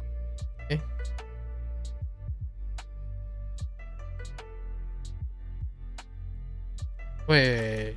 Is this the same one I made a mistake ホ on? テルはどこですか？ No. This one. Fine. It's this one. Oh.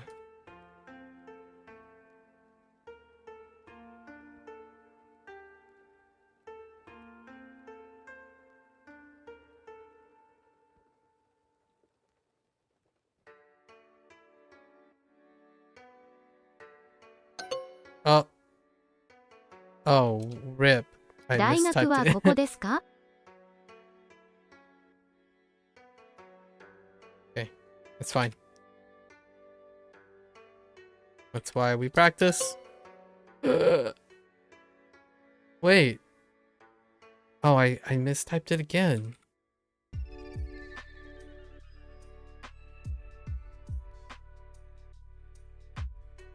Hold up.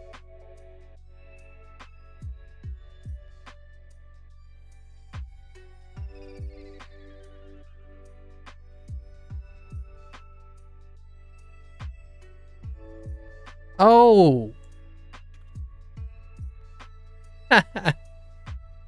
My bad. That's not even the right thing.「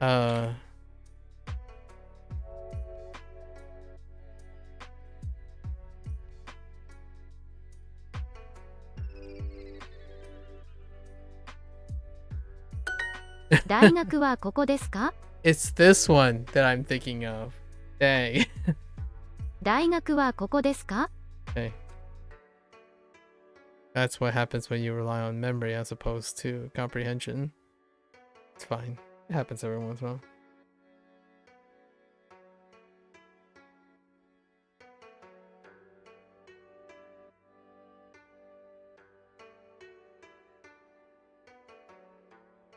Hmm. 大学はここですか？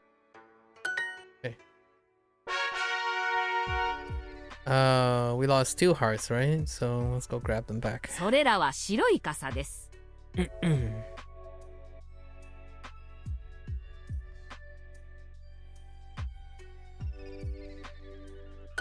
それらは私の帽子です。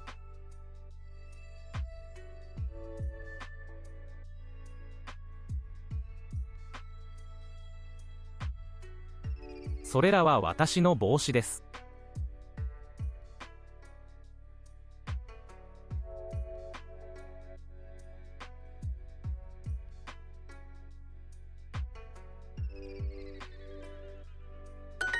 私の傘。Okay. それらは私の赤いコートですか？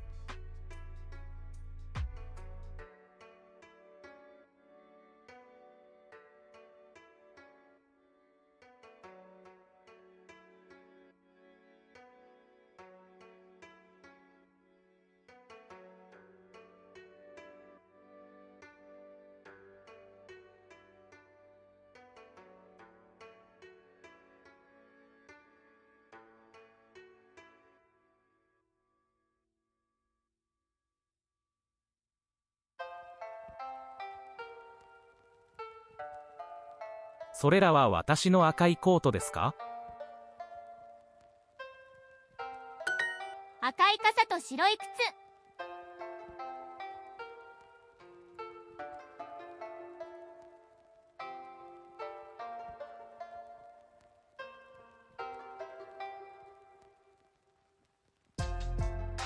靴と帽子。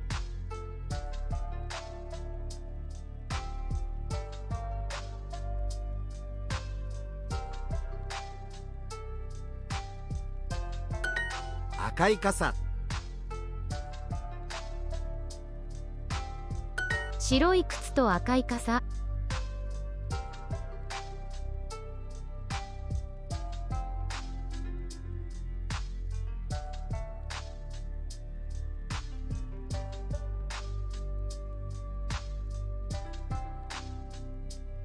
白い靴と赤い傘。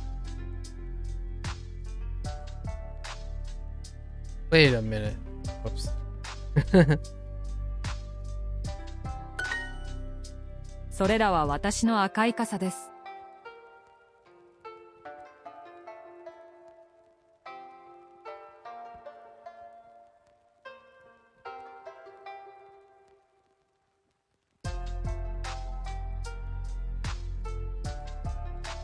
はい、これらは私のコートです。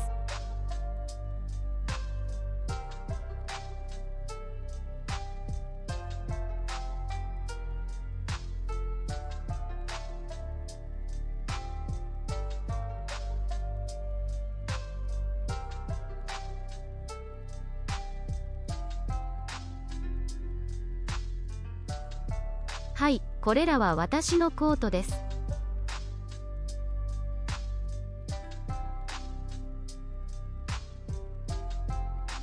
はい、これらは私のコートです。Okay. Okay.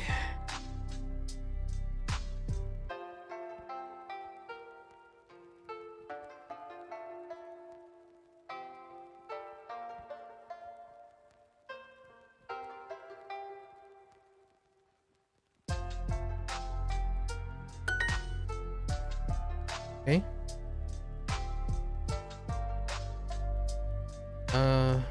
Okay.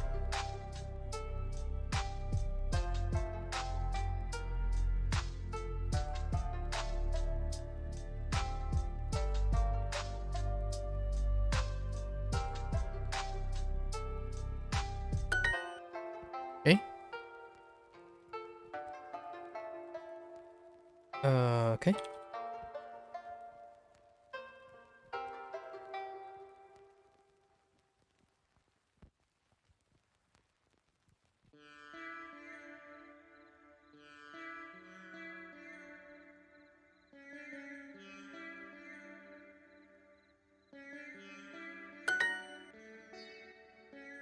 Okay.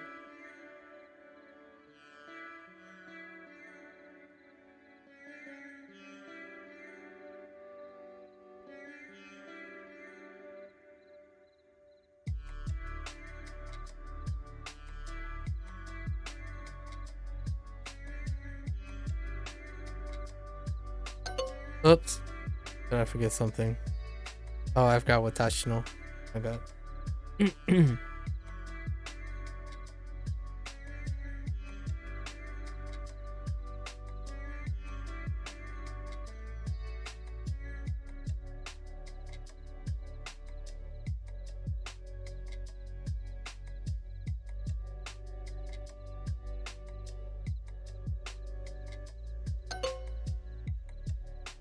I must have had a typo somewhere. Let's see. Well, watashi no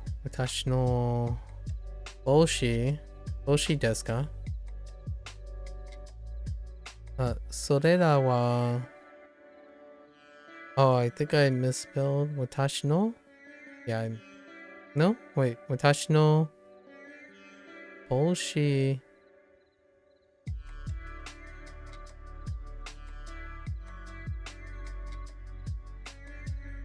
Where is my typo? Oh, I see it.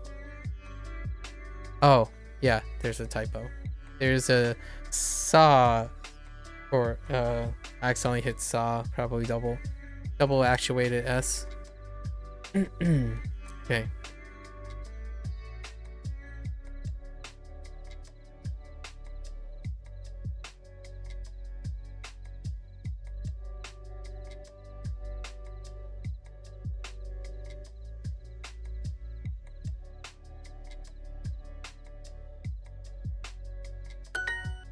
Okay.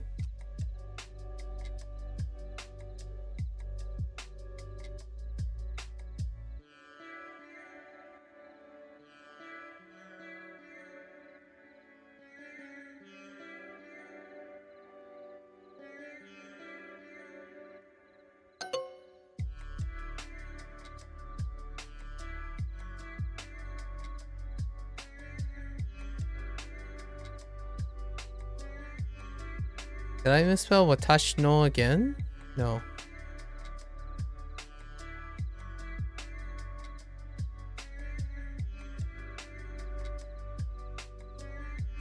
Oh, I've got red.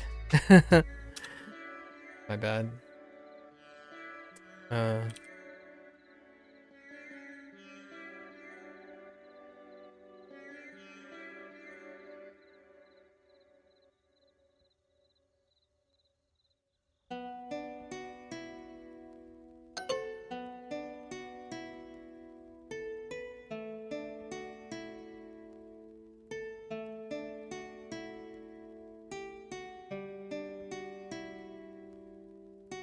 Oh, whoops. Wrong one.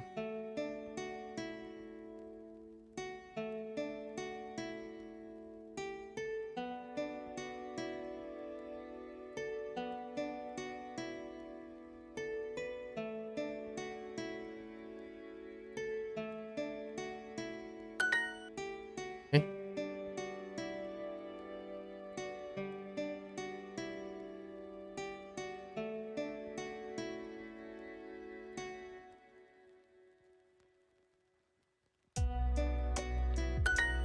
Okay. Yay. Alright. We got our practice in. Now let's go back to our speech and vocabulary. 花さんの傘はいいですね。Hana-san no kasa wa ii desu ne.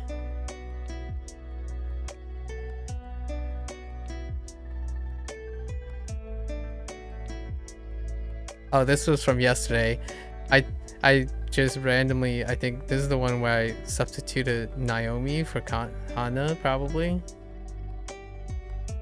Or it might not be. Yeah,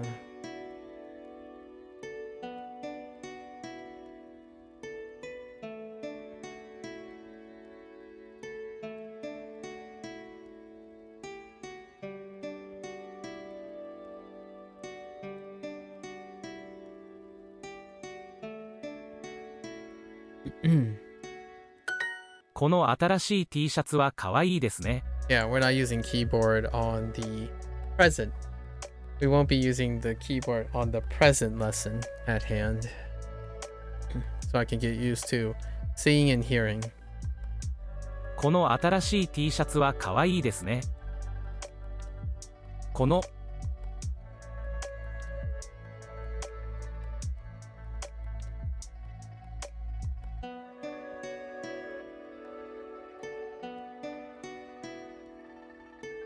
新しいは T シャツ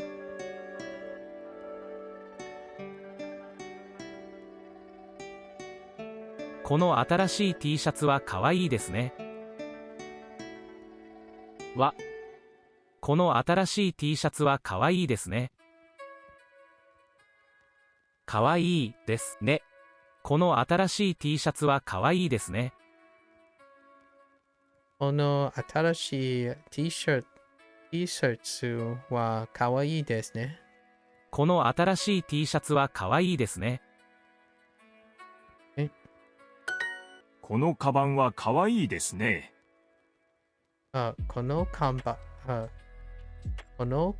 wa かわいいですね。ですね。このカバンはかわいいですね。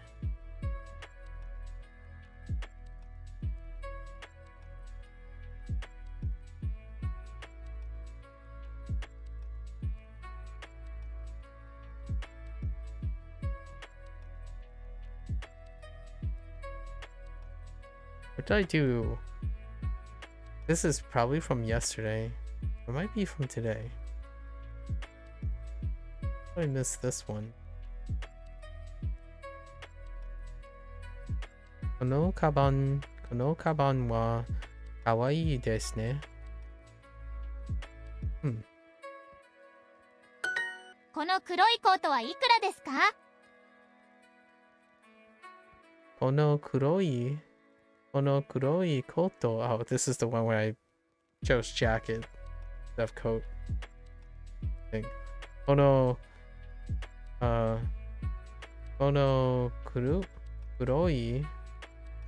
黒いコートはいくらですか？Okay. Oh, it could be the much too. I might have omitted the much actually.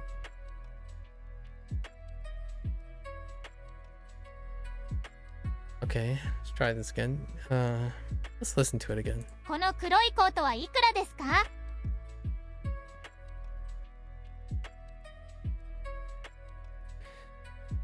この黒いコートはいくらですか？And I miss kuroi. It might be the black. We might have missed the black actually. So, 財布。財布。この傘も古いです。この傘も古いです。古いです。そう。この傘も古いです。So, this umbrella is old. この傘も oh, it's also old. Don't get Motowned. I'm leaving Motown forever. I'm leaving Motown for Godtown. One ticket straight to Godtown. この傘も古いです。古いです。古い。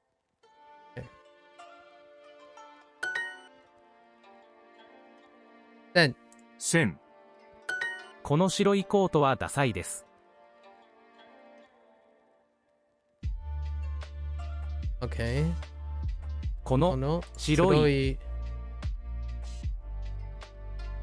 I lost the topic. この白いコートはダサいです。コートは What?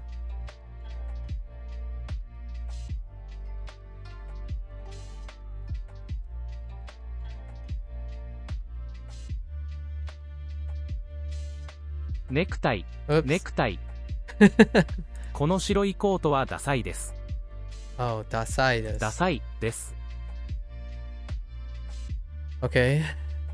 この白いコートはダサいです。Which is our new vocabulary. ダサい。ダサい。Lightly, respectfully hideous. Okay. この白いコートはダサいです。ダサいです。この白いコートはダサいです。この白いコートはダサいです。ダサい。ダサい。あの安い店はいいですね。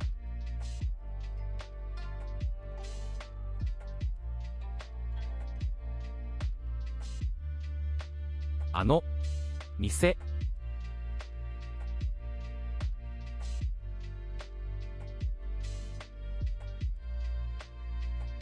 は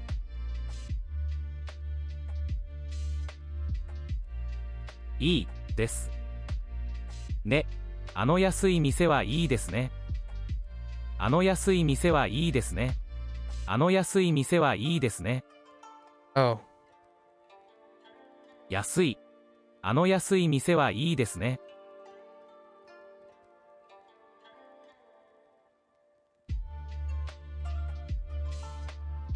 Yasui.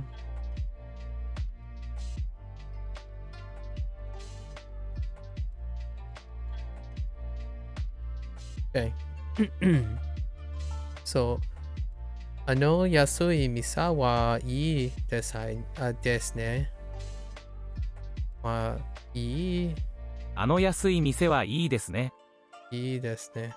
あの安い店はいいですね。あの安い店はいいですね。Okay. Right. 安い cheap. N. 円。私の服はダサいです。え私の服はダサいです。Okay. 私の服服はダサいです。ダサいです。私の服はダサいです。私の服はダサいです。Dasai reminds me of docile. That's kind of weird. That would be an interesting mnemonic to get between Dasai and docile. 私の服はダサいです。私の服はダサいです。My clothes are hideous. この黒いコートはいくらですか？ Okay. I forgot the color again. Right? For this mistake? Yeah. So, この黒いコートはいくらですか？いくらですか？この白いコートはいくらですか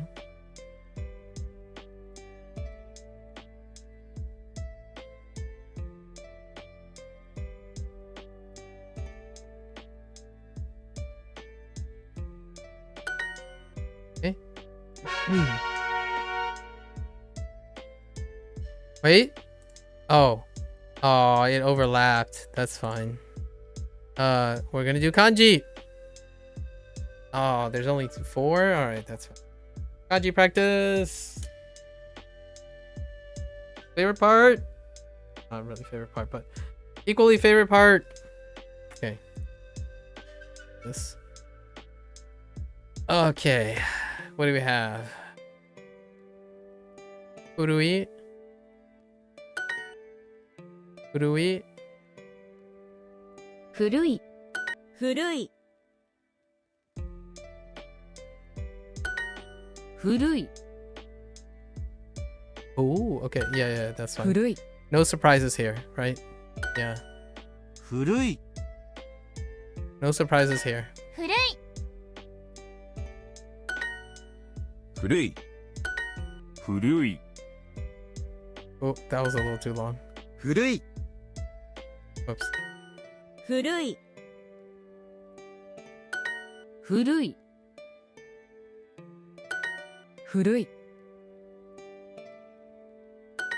古い。 Hurui. Hurui. Alright, Hurui. This is Atara. Atarashi. Atarashi. Atarashi.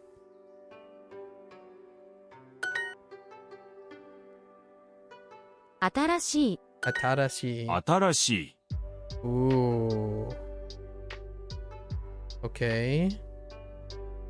There are some things in there 新しい。 that I'm not comfortable with, 新しい。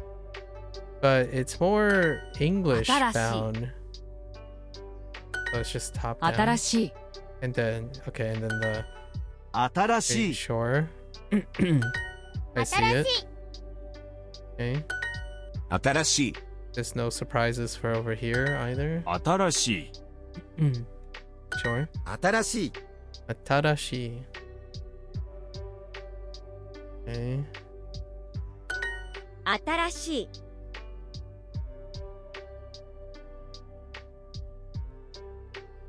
Okay. 新しい。新しい。 新しい Oh, it's a little bit lower. Okay. Okay. And then we cycle back and then get back to the other ones. So, Furui. 古い Furui.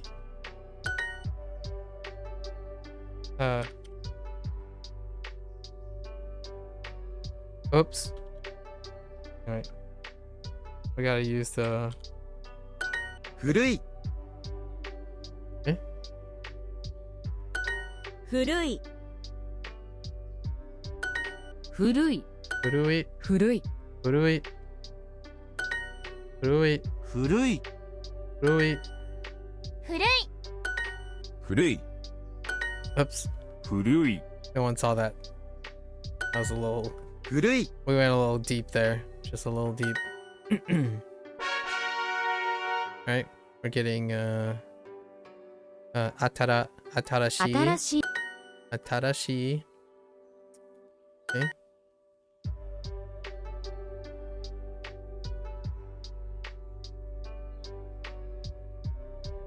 Okay. 新しい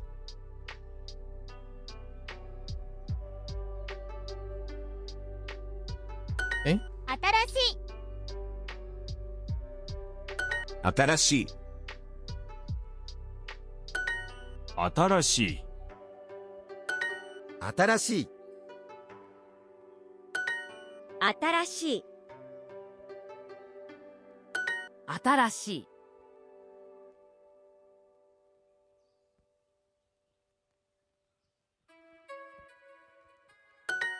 新しい。 Uh-oh. 新しい Oh, that's not long enough. That's not long enough Atarashi. either. 新しい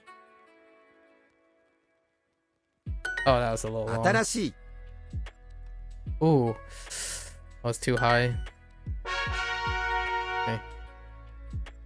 And then we have 100, which is hyaku. 100 Hyaku. 100。 Oh, that's an interesting one. No surprises here. 100 In stroke order, anyways. 100 100 100 100 100 What? 100。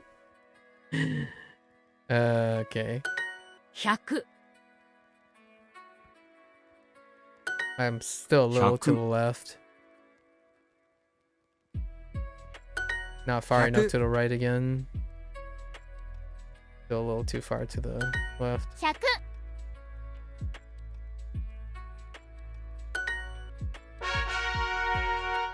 Okay. We go all the way back. All the way back to Hurui. 古い Hurui.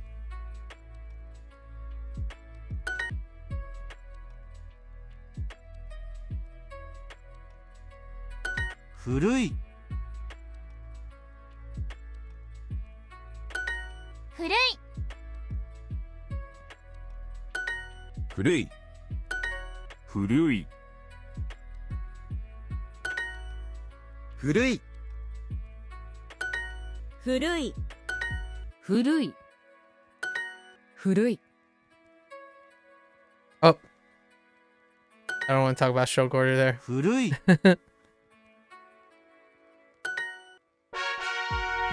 Okay.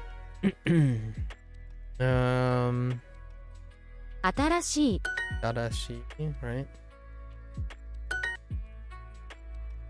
Tada.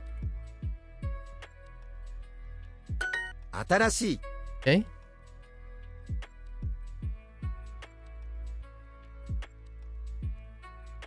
Okay. 新しい Trying to- 新しい新しい新しい新しい新しい。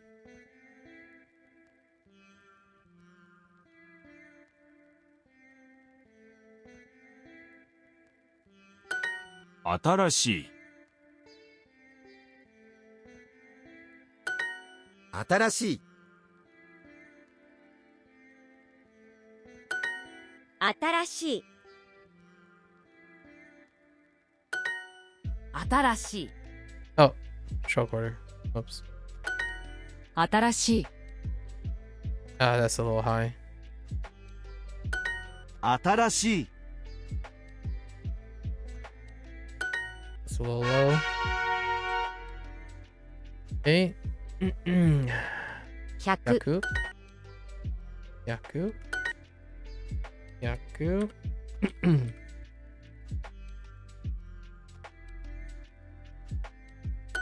100 え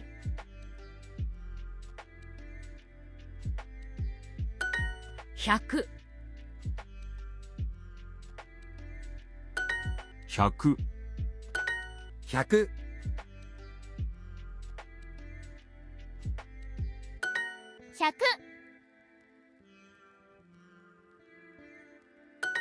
100 100 100。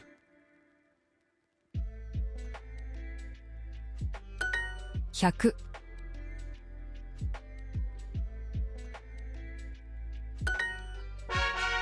Okay.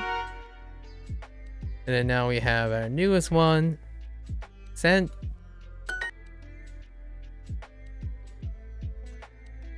Oh. Hmm. 7000 Hey, Nanasen. 7000。 Okay. No 7000。 surprises. No surprises here. 7000 7000 7000 7000 Oops. 7000 That's not far enough. 1000 1000 Oops. 1000。 That's a little too aggressive. Okay.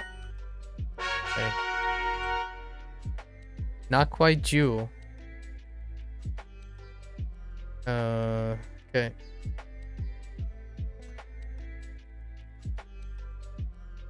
What was this?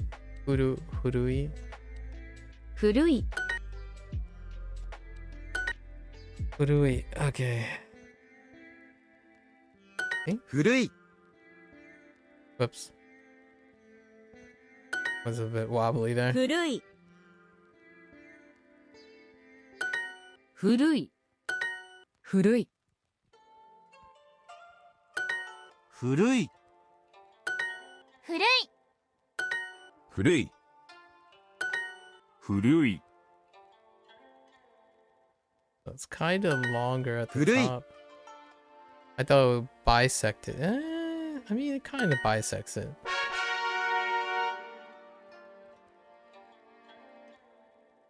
Huh. 新しい Oops. Meant to tap new. Ata. La. E. 新しい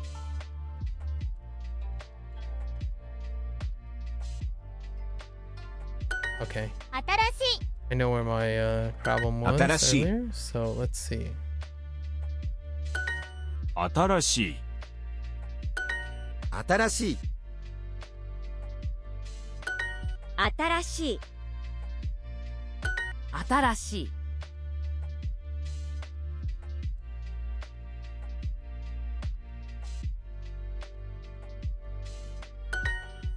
新しい。新しい。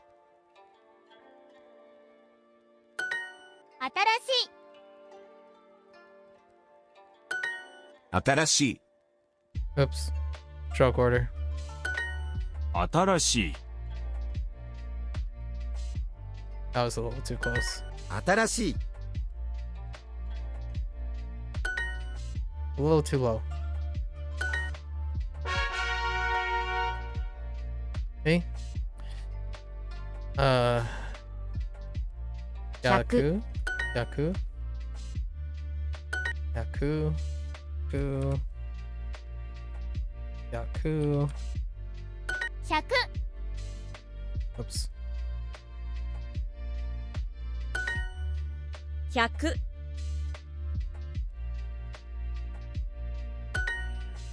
100。 100。 100。ん100。 100。 100。 100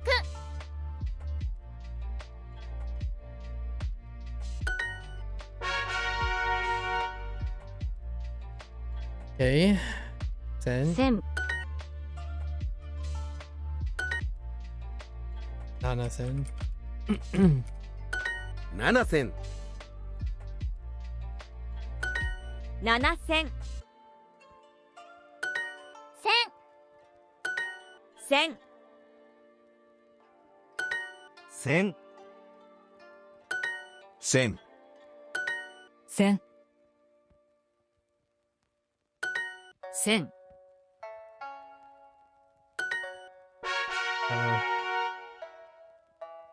Not very straight lines or angled straight lines. 古い 3.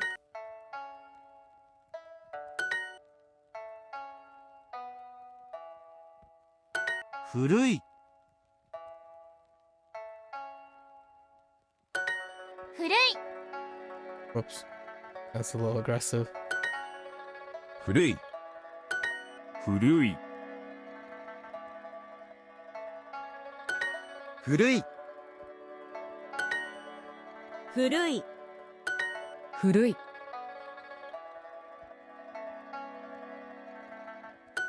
古い。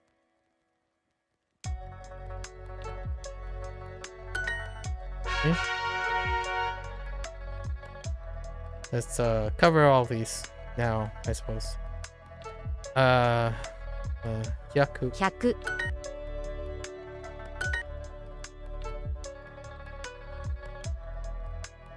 100。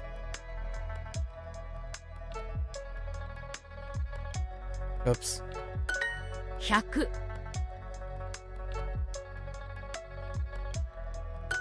100。 100。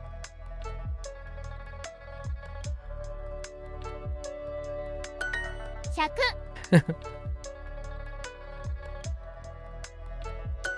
100 100。 Oops.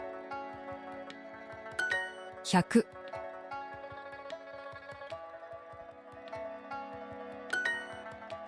Okay. Alright, we'll leave the rest. Hey, Blue. Welcome back. What colors have they given you? What colors? Akai, shiroi, black, black, akori, and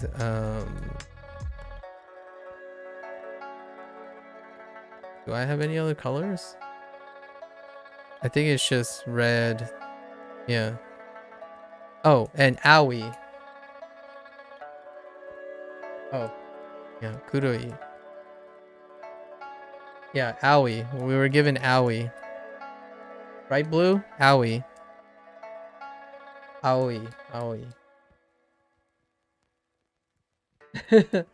Aoi. Yeah, aoi. Aoi. I think we only got 4 colors. Yeah. Just blue, red, white, and black. No green yet. No green yet. Not yet. All right. I do love kanji practice. Whenever we get to the end of a lesson, you get double XP, right? Double XP, and I just use it for kanji practice. It's like you have to get to the end of a lesson just to wiggle your hand around. You believe the next one's purple and green? Oh, those are some solid colors. I'm into purple and green. Purple and green are fantastic. My color scheme that I tend to rely on is different shades of green with white trim and accents, like long line accents, and blue yellow lights, like yellowish lights, yellow to orange lights. And they'll introduce all the ones in katakana. Oh, okay. And teach you no. I don't even know what. Yeah, I don't know what purple is. I don't even know what my parents think purple is.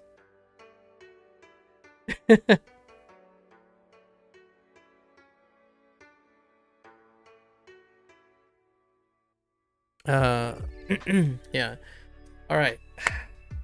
I love that break. I love kanji breaks. Kanji breaks are kanji breaks. You know what? I should make a cereal.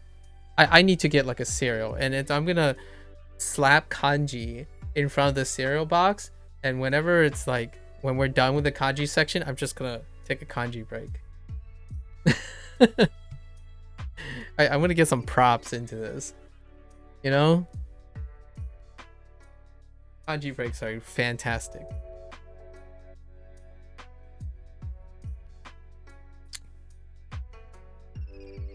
Although the sessions are becoming longer, so I didn't get a chance to like do the other. I passively do the other stuff in my head.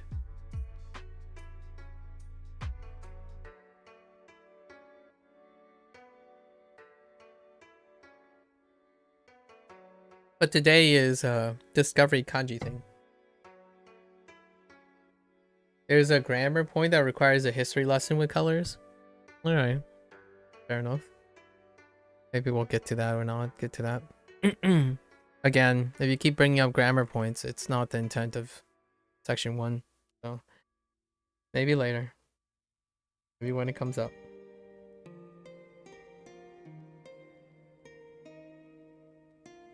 Not like come up literally. Okay, sure. I get to green. Fair enough. Chapter close. I guess we're going back to this first one in the beginning. Okay. Furui. Furui. Furui. Furui. Fancy stuff. We won't click on them yet. Gotta save for the spoiler. Furui. Furui. 私の財布はダサいです。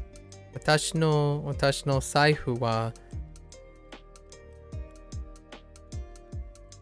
ダサい。ダサい. We're gonna do like a kana refresh at some point. 私の財布はダサいです。I did. Okay. Okay. My katakana refresh. Katakana refresh.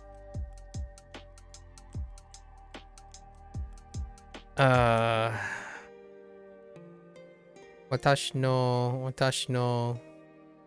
財布はダサいです. That's not too bad if your wallet is hideous. It's fine.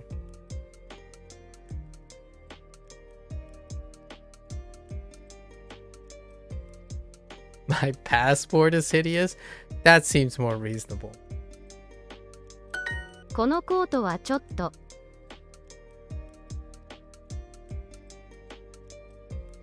このコート。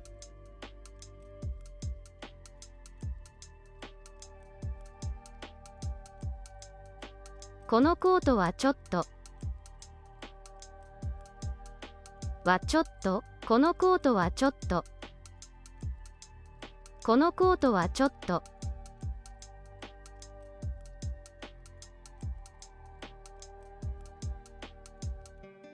このコートはちょっと。Okay.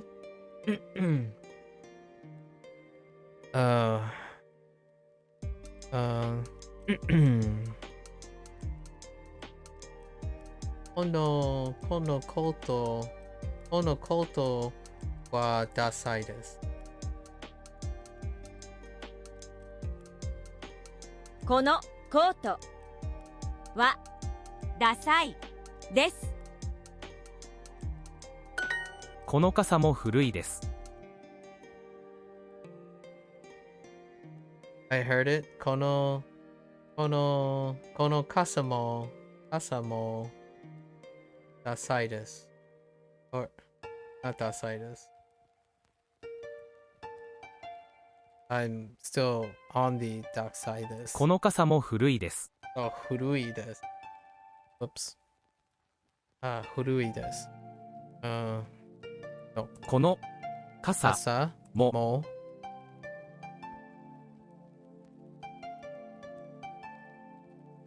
古いです。この傘も古いです。この傘も古いです。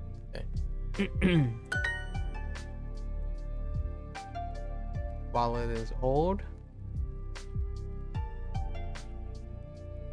この財布は古いです。この財布は古いです。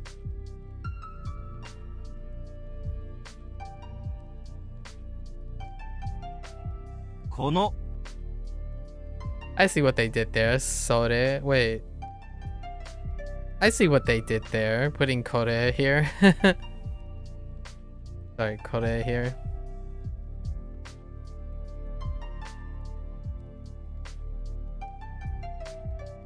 財布は古いです。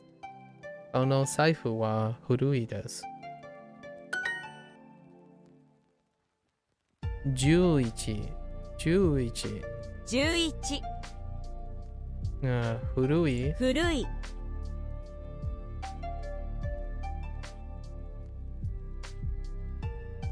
Oh wow, this thing is a little. These are a lot longer than usual. The new font. I haven't seen who in a while.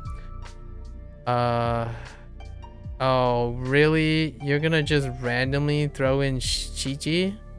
Heckin' Shichiji. 7時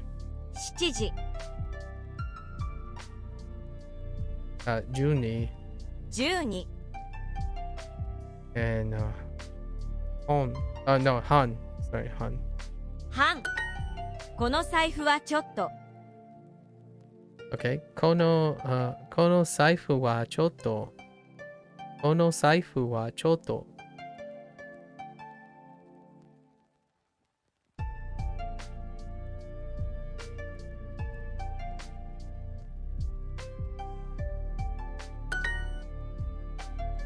Anna's clothes are stylish.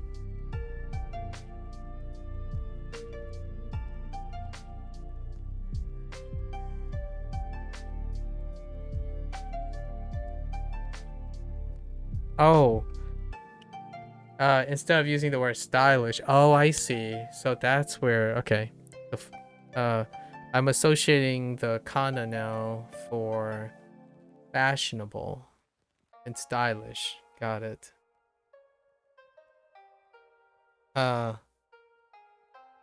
Oshade? Right, Oshade. And let's see here. Hana-san no fuku. Yeah. Hana-san no fuku wa oshare desu. 花さんの服 Fuku は wa おしゃれです。 oshare desu. Oshare desu. Yes.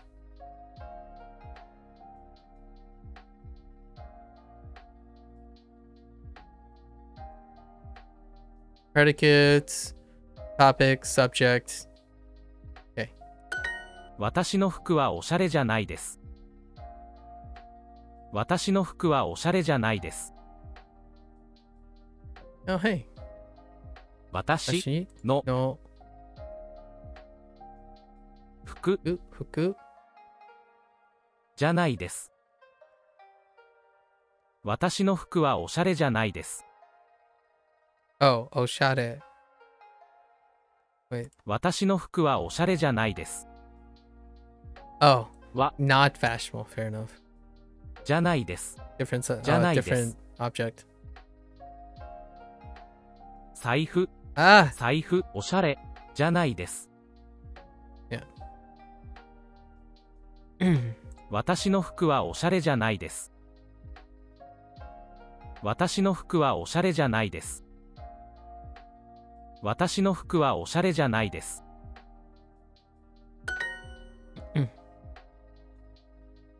this white coat is hideous. Dase. Dase. Okay. So. この白いコートはダセイです。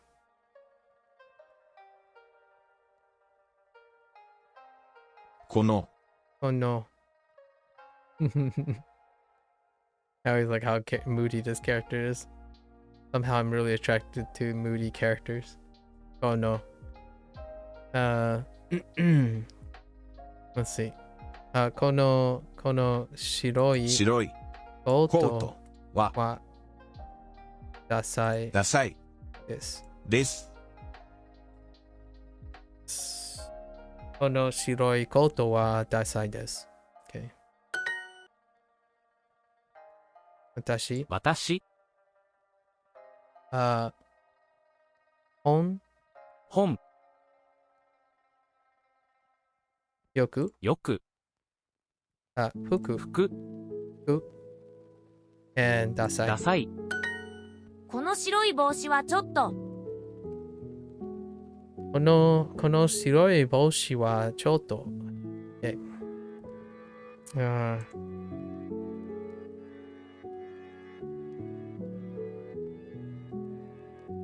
Okay.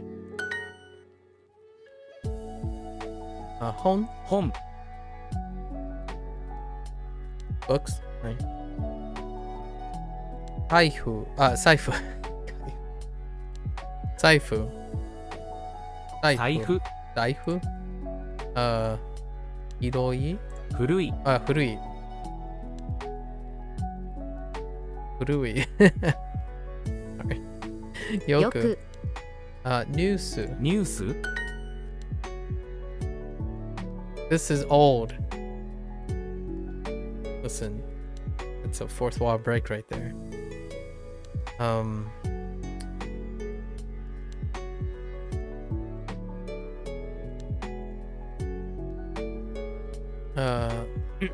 Furui desu. Yeah.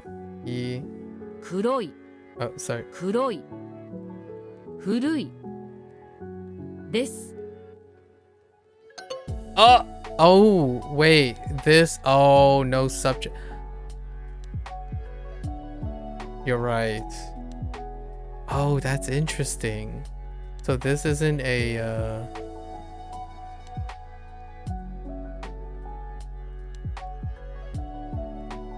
Interesting.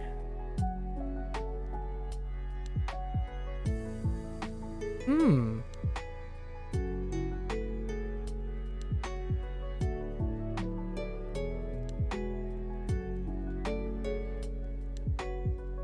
Interesting.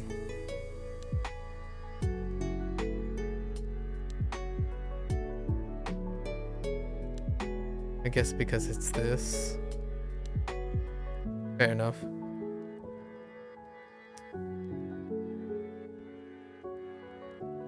This bag is very old. この kono kaban wa very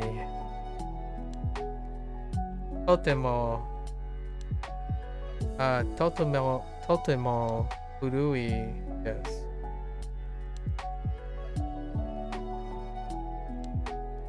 So, kono kaban wa totemo urui desu.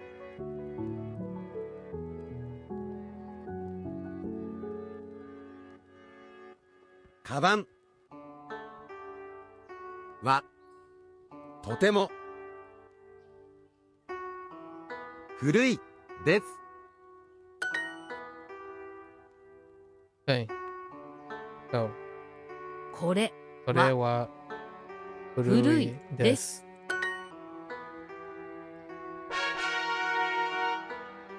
All right. It's just one lesson, man. Okay. We're going into practice. しください。 Now it's time for some typerinos. Sushi, please. Okay. 水とご飯ください。 OG. 水とご飯ください。ご飯とお茶ください。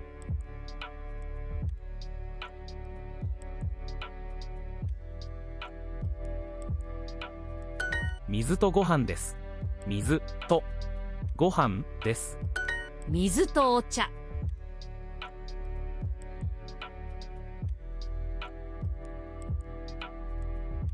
水ください。水ください。 Oh, I skipped the keyboard thing. 水とお茶です。 Dang it. I need to enable this. It's a shame it doesn't. You can't just toggle it for very specific reasons. I skipped one.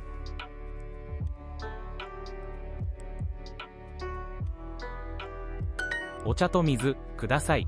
Okay.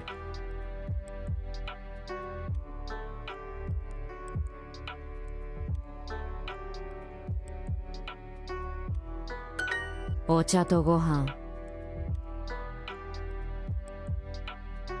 ご飯と水ください。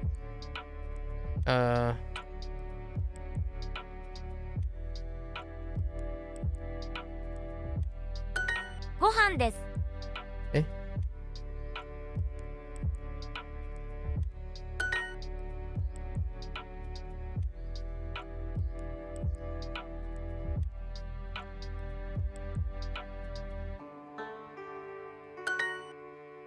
え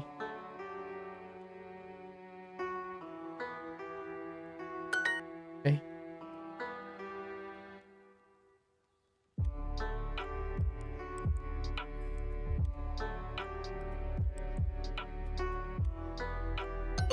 Oops. Did I mistype? Oh yeah, I did. Wait. Yeah, typo.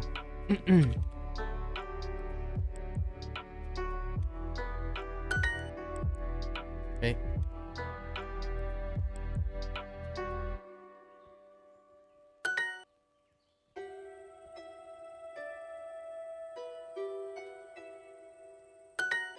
Okay.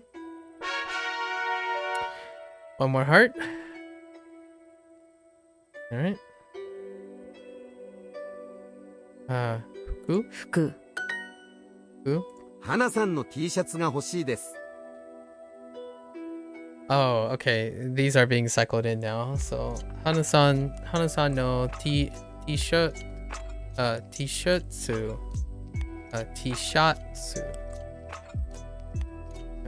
t-shirtsu ga hoshi desu. So Hana-san no t-shirtsu ga hoshi desu. Or nga t-shirtsu ga hoshi desu. Okay. Serum, say it again. 花さんの T シャツが欲しいです。Hana-san no T-shirt ga hoshi desu. Hana's T-shirt. Wait. Hoshi desu. Oh. So topic modifying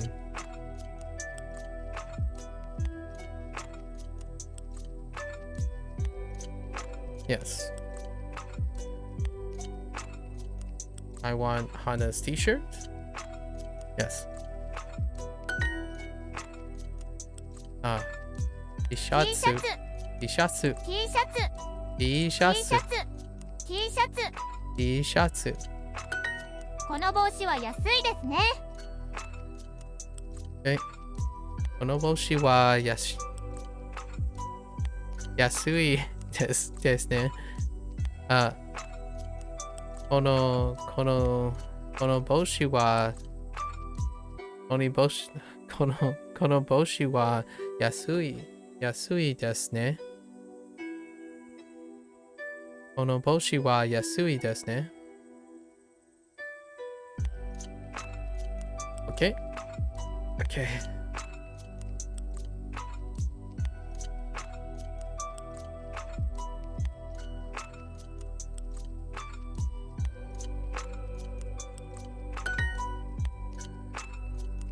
スカート。あの可愛いドレスは2000円です。あのがかわいい。Wait. あのかわいい。ドレス。あのかわいいドレスは2000円です。2000円です。あのかわいいドレスは2000円です。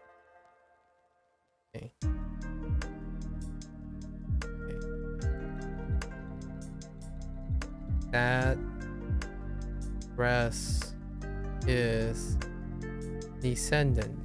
That cute dress. かわいいドレス。かわいいドレスは2000円。Holy, no, that's not that bad actually. Over there. That cute dress is 2,000 yen over there. Or that dress over there. Maybe we can get away with this.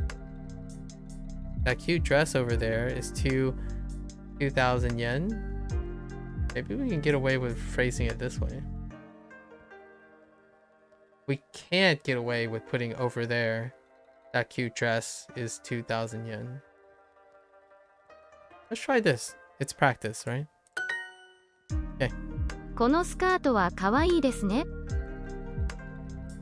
Okay, now we get to type new vocab. Okay, so このenter スカー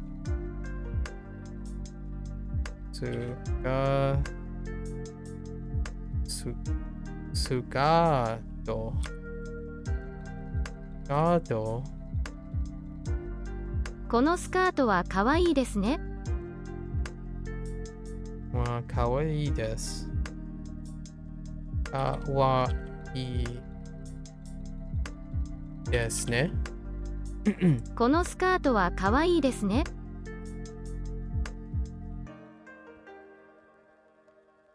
このスカートはかわいいですね。この赤いドレスは素敵ですね。Okay.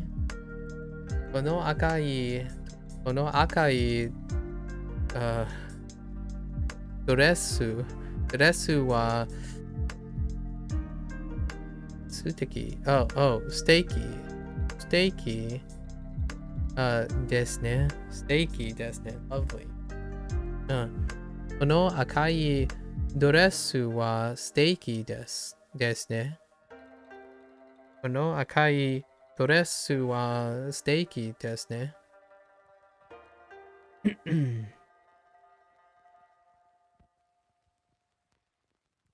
This red dress is steaky. Steaky.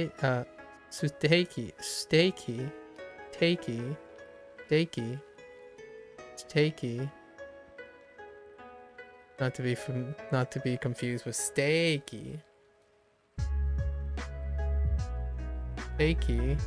Steaky. Isn't it? この傘は素敵ですね。この傘は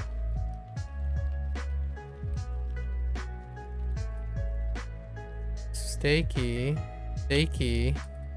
ですね。この傘は素敵ですね。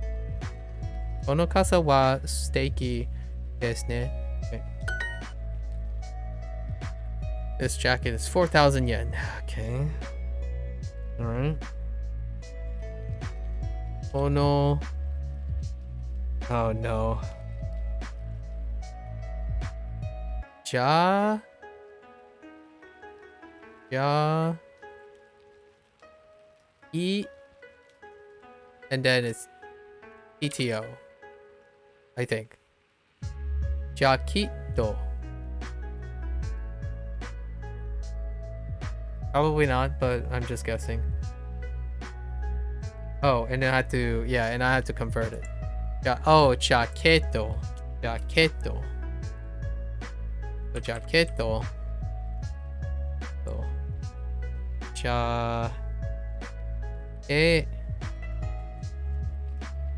So, and then here it is. Jaqueto. Ono jaqueto.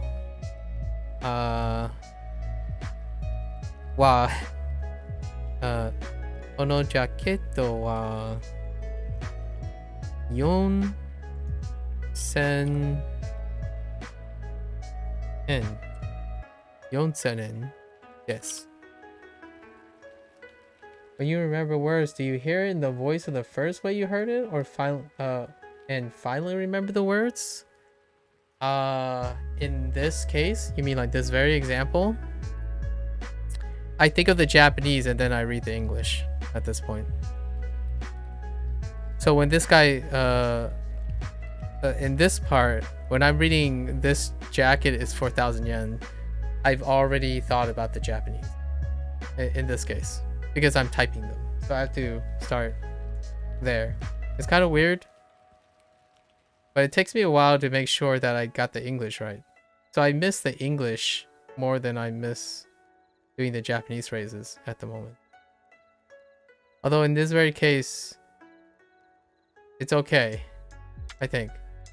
I use the English. I'm thinking of the kana first. And then I'm typing the romaji. So the order I would say is, I say out loud, this jacket is 4,000 yen. So I found the kana, then I type the romaji for the kana. For example, if you hear a word say in Japanese and learn a word, do you remember that pronunciation pattern as well?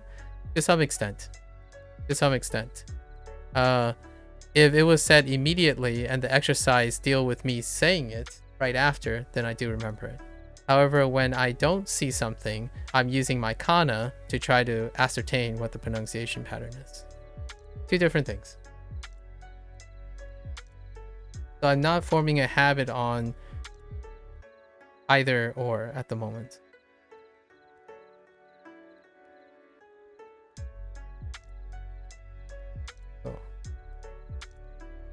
Okay. It's probably all of the above. It's very varied at the moment. I haven't settled on a way that I want to do it. It goes back and forth. So, この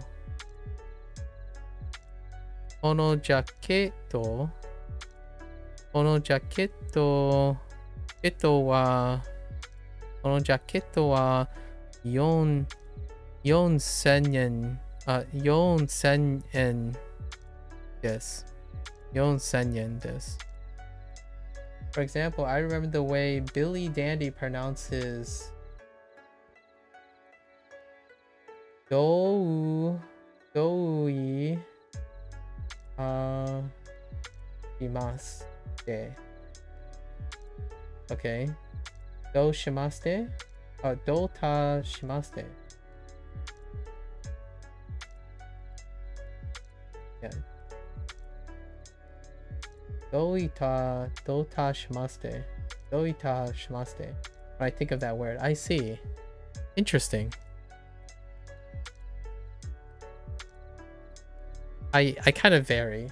So if anyone's typing Japanese into when anyone's typing Japanese into like the Twitch chat, I'm reading the kana first, and then I'm putting the kana together. And then when someone types the explainer, I think of a pattern that I've heard before. So any vocabulary word that I'm familiar with, I'm remembering how it was pronounced from the voice sample. However, in Duolingo, there are, I'm going to say, for a beginner, for myself, as a beginner, there are 3 clusters of pronunciation. So depending on who I'm thinking of, I'm going to sound a little different each day. The synthetic voices have like 3 very noticeably deviations. Even though there are 8 voices, there are clusters of 3. I think of one of them, and then I try to, if it's a vocabulary word. If it's not a vocabulary word, I use kana. So I break all the individual kana up, and then try to piece it together. For now. Until the vocabulary word comes up, I don't have enough vocabulary memory to determine what the pattern is. So I'm just doing it raw style.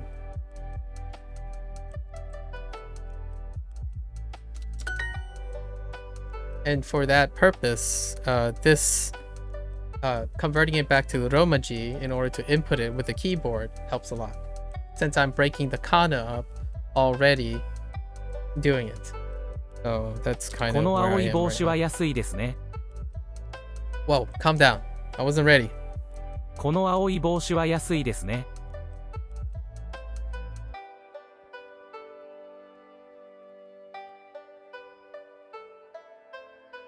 Okay. I already forgot the topic. この青い帽子は安いですね。 Why are you saying it so fast? この青い帽子は安いですね。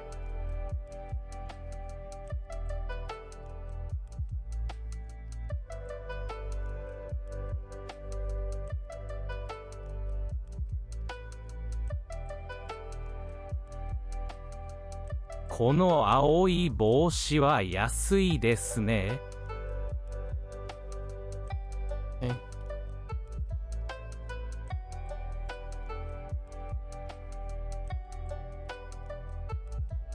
Yeah, this guy says it so quickly. What the heck? この青い帽子は安いですね。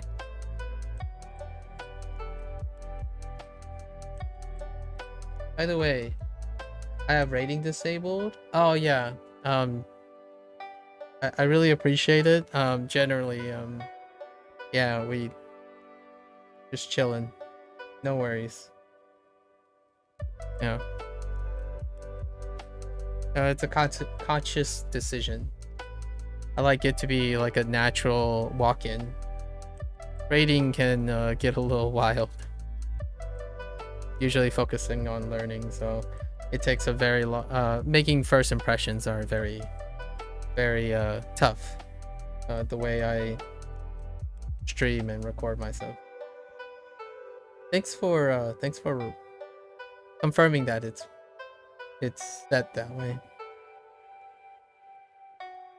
この青い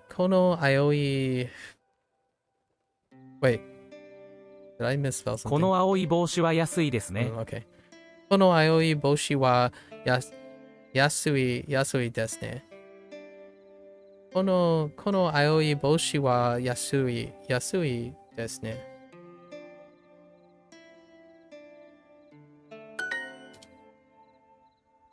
Okay. This Yamaguchi dress is cute, isn't it? Okay. Okay. Yamaguchi, and then space, right? Yamaguchi. Not a lot of opportunities to use the space kanji shortcut. So, Yamaguchi no san no.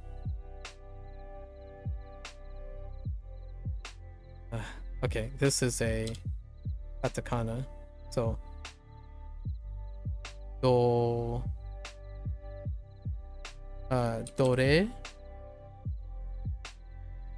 Yeah, doresu, right? Doresu. Yes. Doresu. Kawaii. Desu ne. Yamaguchi-san no doresu wa kawaii desu ne. Desu ne. このジャケットは4000円です。Okay. このカタカナジャケット so ジャケット and then カタカナ so このジャケット see if I remember this. Or wa. I don't remember how much it cost. Okay. このジャケットは4000円です。4000円です。Okay. 4000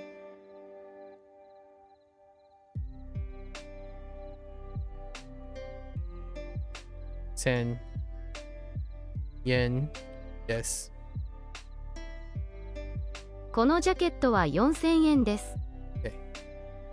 このジャケット、このジャケットは4000円です。4000円。このジャケットは4000円です。Okay.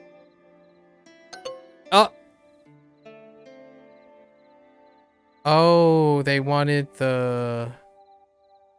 Whoops. Okay, so that I forgot. I had the kanji for sen.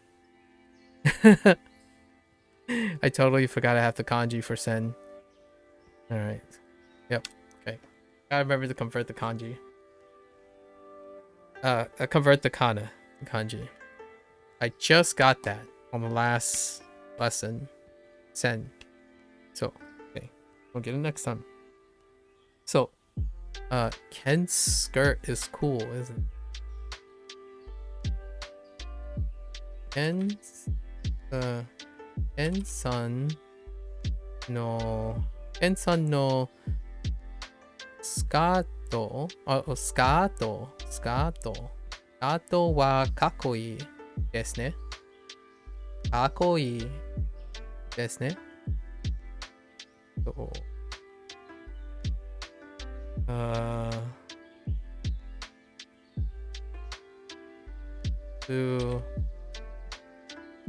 Scato? Yeah, Scato.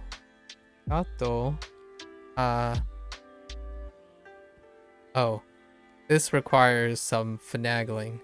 How do I do this? It's like, like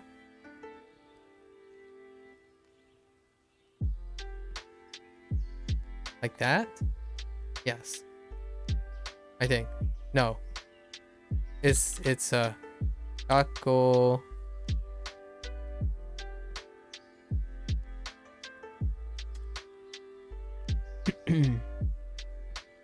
Oh no. I don't know how to type this. Oh, no, it's correct. Oh, yeah. That is how that works. Okay. いいですね。Okay. ケンさんのスカートはかっこいいです。かっこいいです。ね。ですね。Whoops. ケンさんのスカートはかっこいいです。ね。はい。ですね。ケンさんのスカートはかっこいいですね。Okay. Sure. This wallet is lovely, isn't it? So その財布はステーキですね。この財布はステーキですね。Yeah. Okay. I think 財布 is hirakana. Right? Yeah. I mean, it doesn't sound like one. ステーキですね。Okay.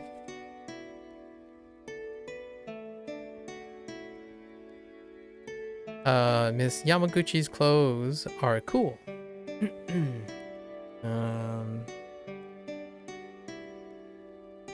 Yamaguchi-san no fuku is fuku. So Yamaguchi-san no fuku wa kakkoi. Yes. Okay. Yamaguchi. I totally misspelled that. What? Oh, I keep hitting the wrong key. I keep hitting the wrong key. It's like, what the heck? That's not Yamaguchi. Yamaguchi-san.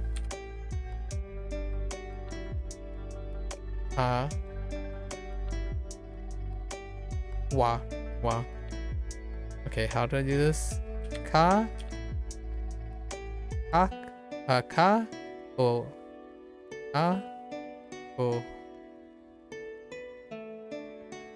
i kakoi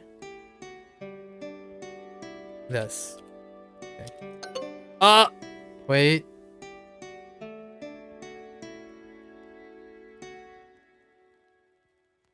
Did I just skip over Fuku?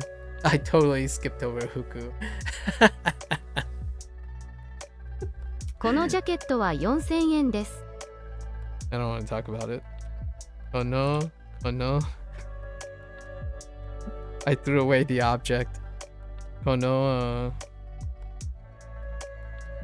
I mean, I threw away the subject. I totally threw away the subject. Okay. Where was I? このジャケットは4000円です。Okay. このジャケット。このジャケット。このジャケットは4000円です。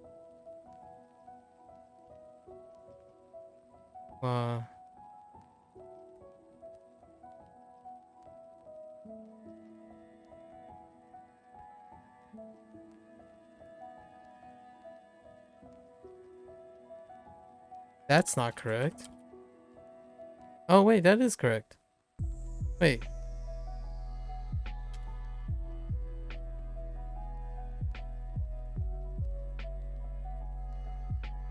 Oh, I know. Wait. Oh no. Hold up. I'm hitting the wrong button. No, I'm not. What? Wait. Hold up.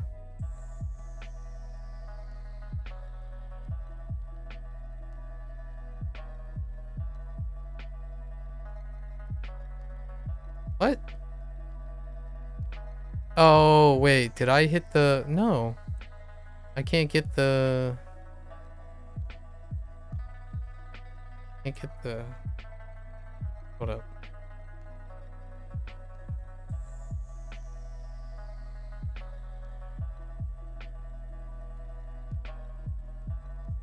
I can't,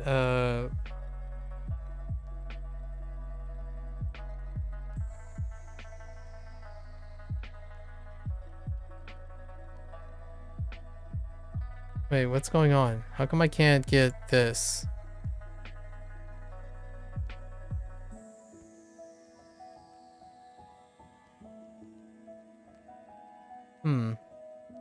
Interesting.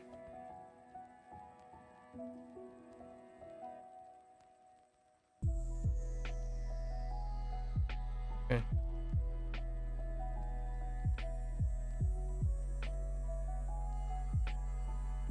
Yeah, I couldn't get this kanji.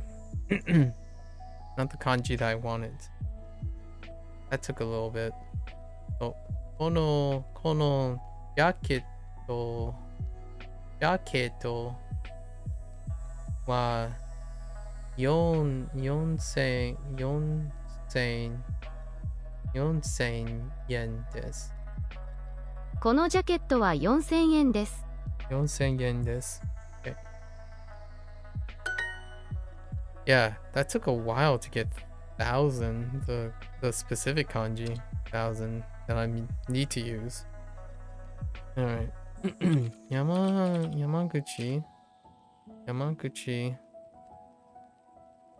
san no.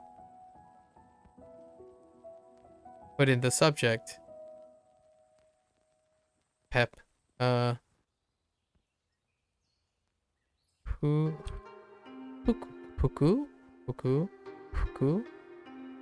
Yeah. Go. Yes. Okay. Wait, was that just the... Okay, we got both parts. Alright, let's continue our lessons. 新しい Atarashi.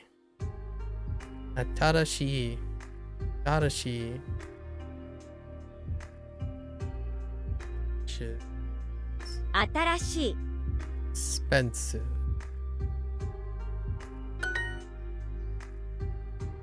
Atarashi. 新しい Ooh, those ones look cool too. 新しい服が欲しいです。 Alright. 新しい服 Who?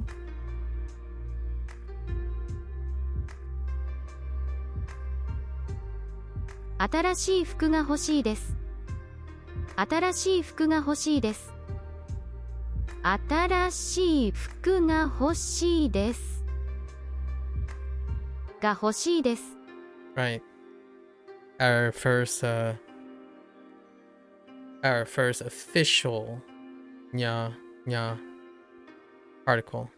Atarashi fuku ya hoshi desu. Okay.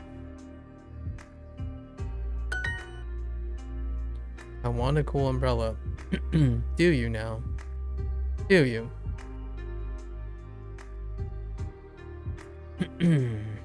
Okay.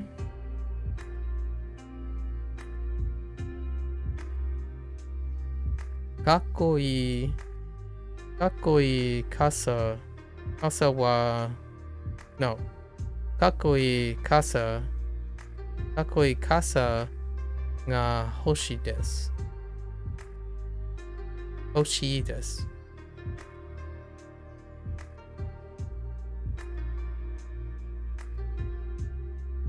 かっこいい Kakkoi kasa 傘が欲しいです。が欲しいです。この T シャツが欲しいです。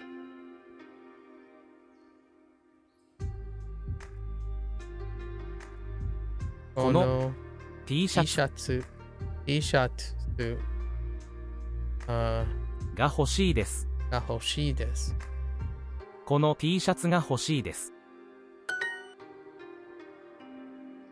Ken skirt is cool, isn't it? Isn't it though?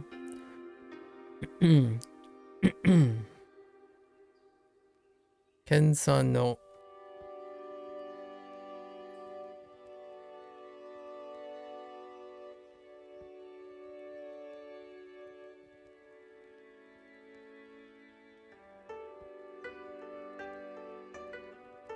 Ken-san noスカートKen-sanのスカートはかっこいいですね。Ken-sanスカートはかっこいいですね。かっこいいですね。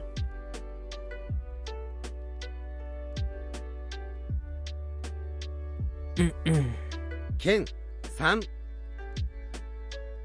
のKen-sanのスカート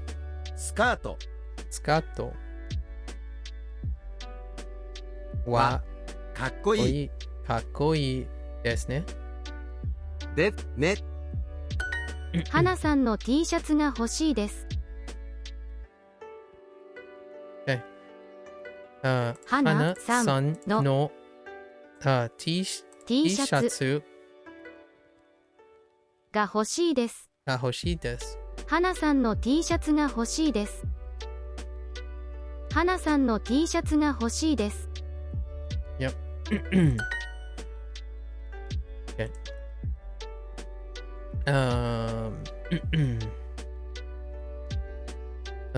Junie.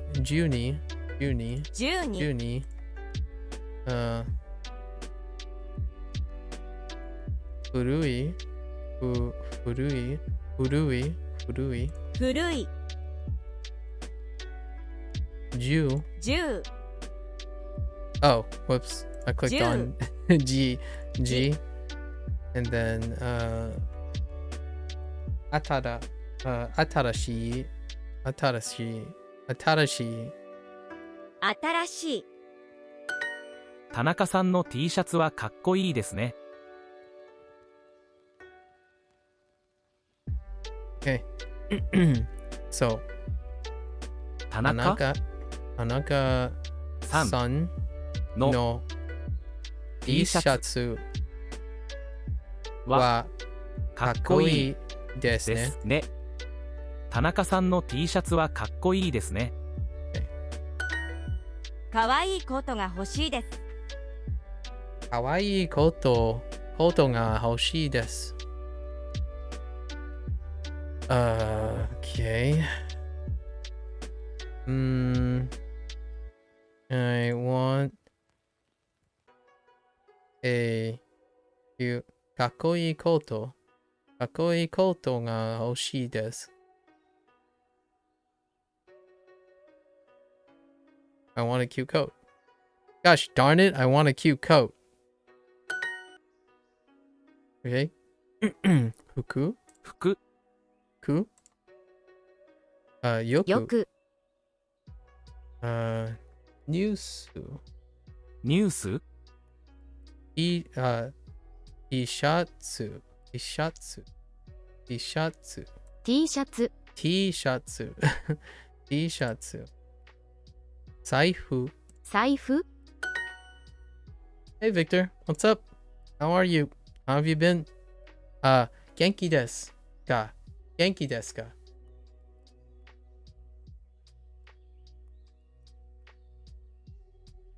That's something Lotus told me. That's not something we got in Duolingo yet.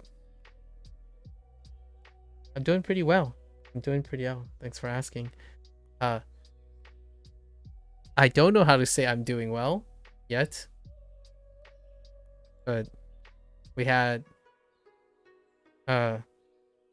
arigato gozaimasu for the first time. And actually, I probably use arigato gozaimasu most of the time.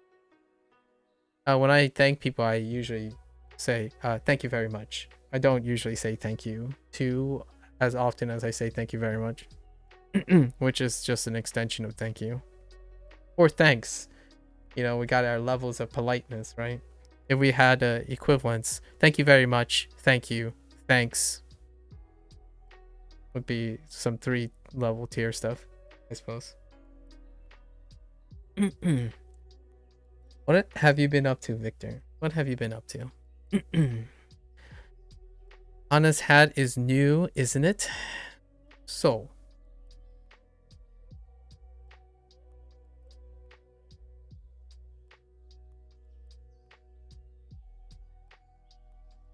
I don't remember. New.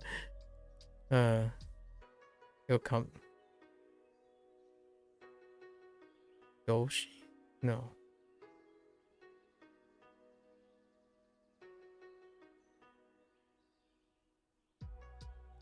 There's Matashita. I suppose it's gotta be Doshi. Or Boshi, sorry. Boshi. Where is new? Oh, wait. Anji, sorry. Adarashi. Oh, you know what? I'm mistaken it. I thought it was expensive, but it's actually new. You just got back from work? I was doing an internet audit at work. Internal audit. Ooh, so that's some serious stuff. Internal audit. So you're that guy, Victor. You're that guy, huh? That guy. If I knew how to say guy, I would say that guy in Japanese right now. But I don't know what the word for guy is. I guess you could say hito, that person, right? I guess. Sore wa hito desu. Sore wa hito desu.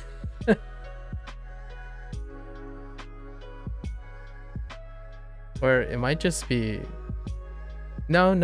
Yeah, we will still use sore wa hito desu. Politely but suspiciously accusing you with narrowing eyes. Okay, so you sent claims to insurance and I was auditing the documentation for those claims. Small audits in the grand scheme of things. Ah, okay. You're an insurance claims auditor?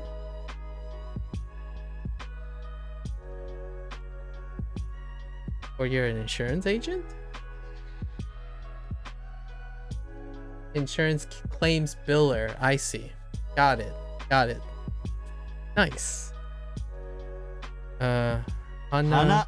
Anna-san. Wait. We aren't big enough to have an internal auditor. I see.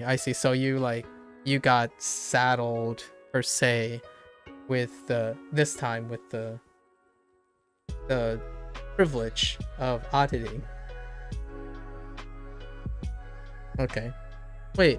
What is a insurance internal claims biller have? Do you use your multilingualness to also do internal auditing? Or is that a hobby? I don't... Are you a polyglotted insurance? Oh, okay. I mean, that's quite an asset if you can speak multiple languages, you know? Hana-san boshi. So Hana-san no boshi wa atarashi desu ne? Atarashi desu ne? Yeah, that sounds about right. Hana-san no boshi wa atarashi desu ne? Yeah, it is. I dodged a call because I do not speak Spanish fluently. Oh, interesting. Come on, Victor. Just pick up Spanish. Be that poly-goated, poly-goated insurance biller. You feel me? You feel me? I'm just kidding, obviously. But that would have been. I would have found that would probably be pretty rewarding when someone just calls in. It's like Spanish, and you're like, ah, yes. Let me break out some of my Spanish out of my back pocket. Just go to town. I can't even imagine what it's like to go from using Spanish in insurance talk. Like, I don't even have a single word that deals with insurance. Oh, maybe bills and cost. Don't know the word for claim. Yeah, just no. Yeah, that must be way down the line. Bills, yeah, probably that's about it. Yoku. News. 私スカートスカート and 服ケンさんのスカートはかっこいいですね。 Yeah, specialized terms. I kind of shared a little bit about specialized terms in my background on a different topic recently, where was it you, Victor? No, I don't think it was you, Victor. It was someone else. Oh, I haven't talked to this person in a while, actually. They were talking about English competency. Like, long story short, we got to the point of English competency. So oftentimes there's a weighted rough measure about how to measure the breadth, the depth of an English vocabulary, right, of an English native speaker. And oftentimes I found that you score phenomenally higher in your range when you use specialized terms, which I feel that's not very great representation, really. There's like a bimodal distribution with the measuring the weight, how they weight English vocabulary banks, like how big your English vocabulary, because you don't want to like go through all 50,000 words or something like that, right? So specialized words, man. Bills, pay, insurance, premium, out-of-pocket costs, deductible. Yeah, I think the only thing I could possibly say that would look familiar is bills and pay. Not even turn of phrases like out-of-pocket. Yeah, the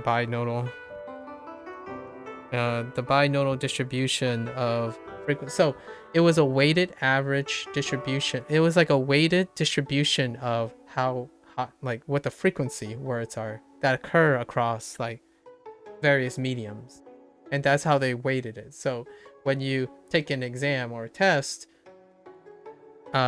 each cluster of words is representative of a specific frequency or distribution of use of those words to get an idea of where your vocabulary is, like the range. But it's based on frequency. It's heavily weighted based on frequency.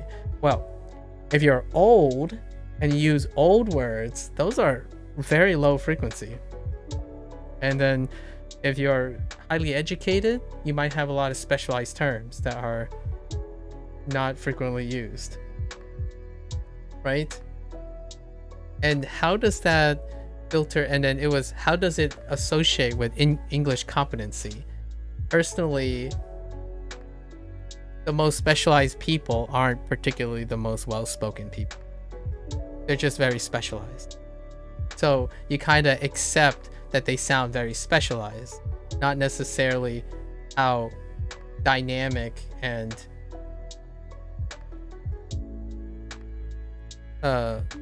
reaching, like how influential, how big their vocabulary is. Oftentimes it becomes so specialized that you kind of stop using a lot of specific words. So then you have just like a dip in the middle. Like some of the words that I think are probably very fancy, superfluous, if you will, right? Quite superfluous, maybe eloquent words are very common. They're very common, but they're almost completely absent in my specialized background, which is usually science. Scientific writing is kind of freed from, lack of a better term, fruity language, right? Things that create a lot of weight and ambiguity are removed.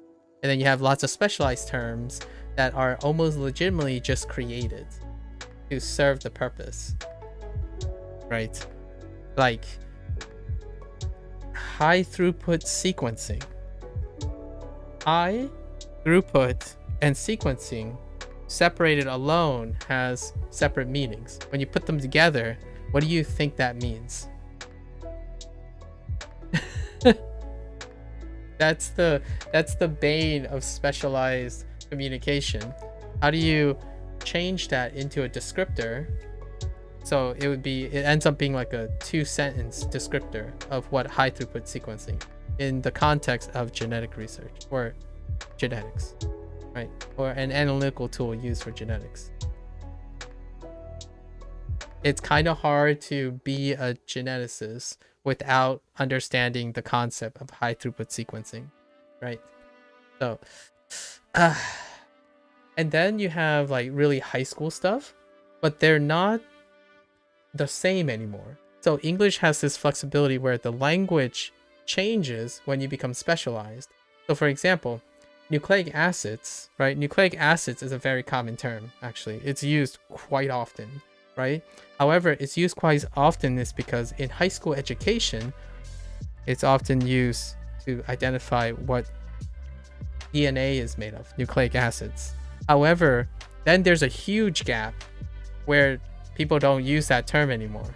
And then when you hit a specialized scientific field, like a very specific field, nucleic acid then rises in frequency because it's a specialized term in that field. So I don't know how they compensate for like that kind of thing.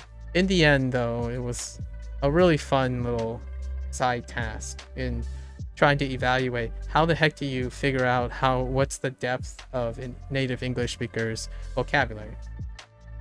And mine, and to that point, I totally imposter syndrome and responded incompetently. I had no idea how they measure vocabulary, so I said to this person that I think my vocabulary is around 10,000. Like I think I only know 10,000 words, and truly, I earnestly believe that was the case because my vocabulary is so restricted based on what the circumstances.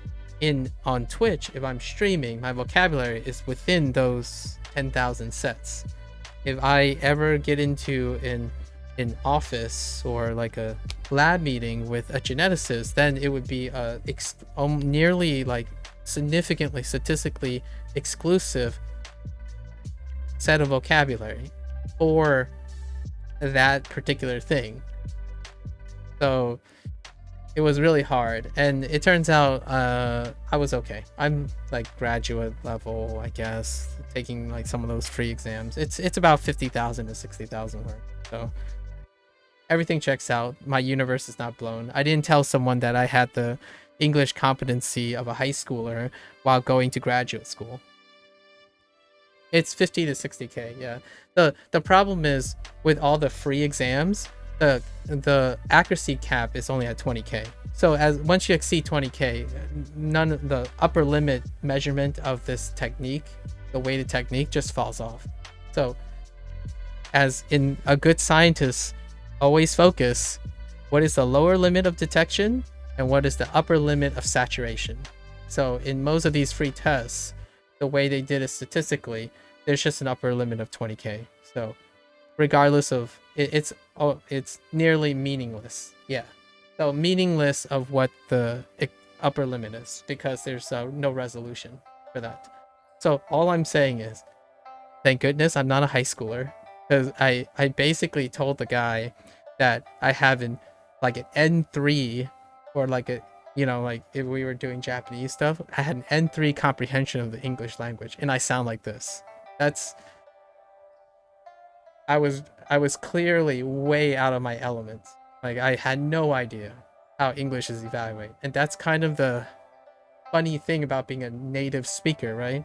You stop wondering how you measure your own language, and things are taken for granted.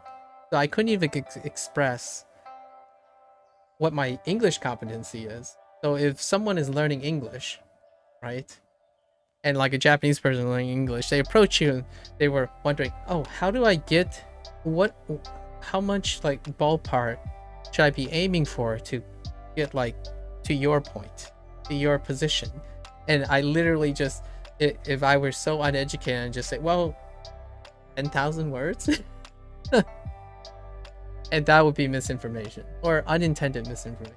So it was a very humbling position. I spent like the next 2 days just reading about how English competency is measured. So now I kind of, it's not really that great. I still kind of hand-wavily know. We were talking about the JPLT first, right? The Japanese proficiency language tests and how they're measuring this stuff. And they're kind of different from the English ones.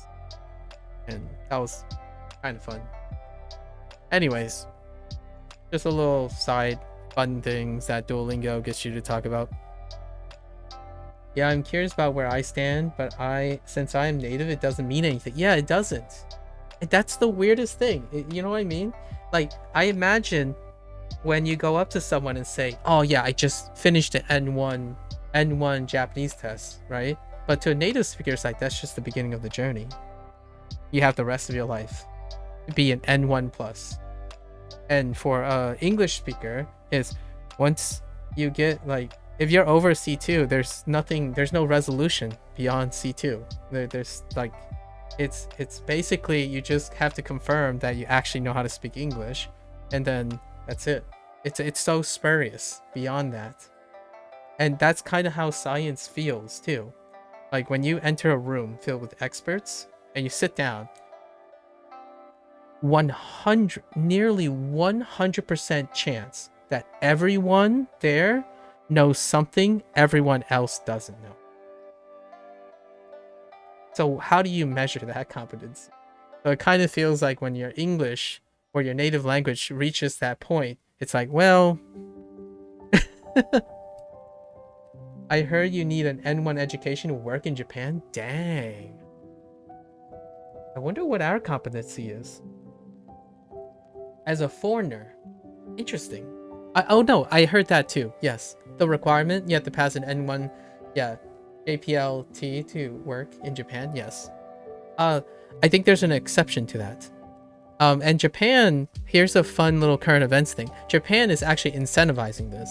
So you can still work physically in Japan without an N1 education or N1 education. If you work for another company outside of Japan, but you want to live in Japan, you can do that. And actually the government has opened has started issuing visas for people who do that. And it's kind of like a compromise, because Japan, there are very like places that are kind of not having enough population and, you know, commerce, right? Enough commerce, but at the same time, those people who can live in Japan and work for a company offshore, they are likely to bring in commerce. So actually there was a little article about how the government is issuing visas for individuals like that.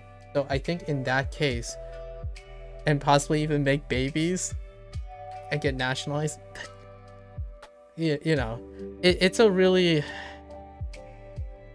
a topic that I'm sure video games and mass media and stuff has been talked about a lot, because Japan's population, it's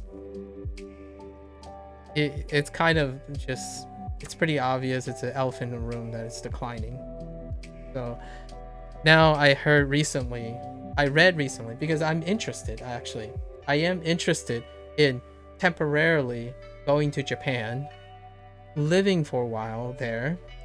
And oftentimes when you got to go to a country, you need a point of visa. You need a visa reason to stay in that country. So oftentimes it means getting a job in Japan, and that would involve the N1 qualification.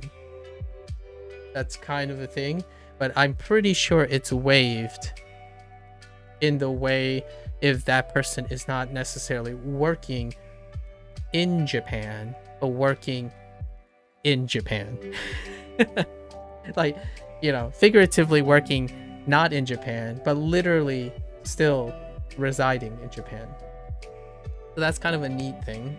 That Japan.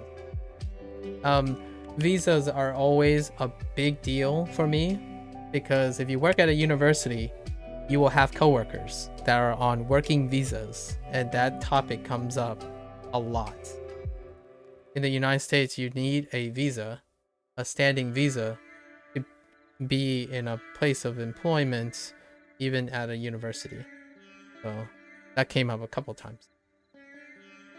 And there were some fun and funny stories, kind of funny stories, where people like got stuck when they went back to like India or something for some gathering, and then they realized their visa expired and they got stuck in India. So we had to negotiate things like who's gonna make sure their experiments don't like fall behind, or you know, that kind of thing. It's pretty interesting, and I haven't really experienced that because I always stayed in the United States. The only time visas came up was it was handled through my school, through my college. My college handled the visa thing when we remained a couple months in New Zealand. So it was a school-related exchange, right? It was a school-related study abroad program. So all that visa paperwork was actually handled by the school. I was a pep, like spry 20-year-old. How would I know how to handle visas at the moment? Right? I haven't even been outside the country except Canada, but there's like a mutualism between Canada and United States that might not be the same as the relationship between like New Zealand and United States. Right?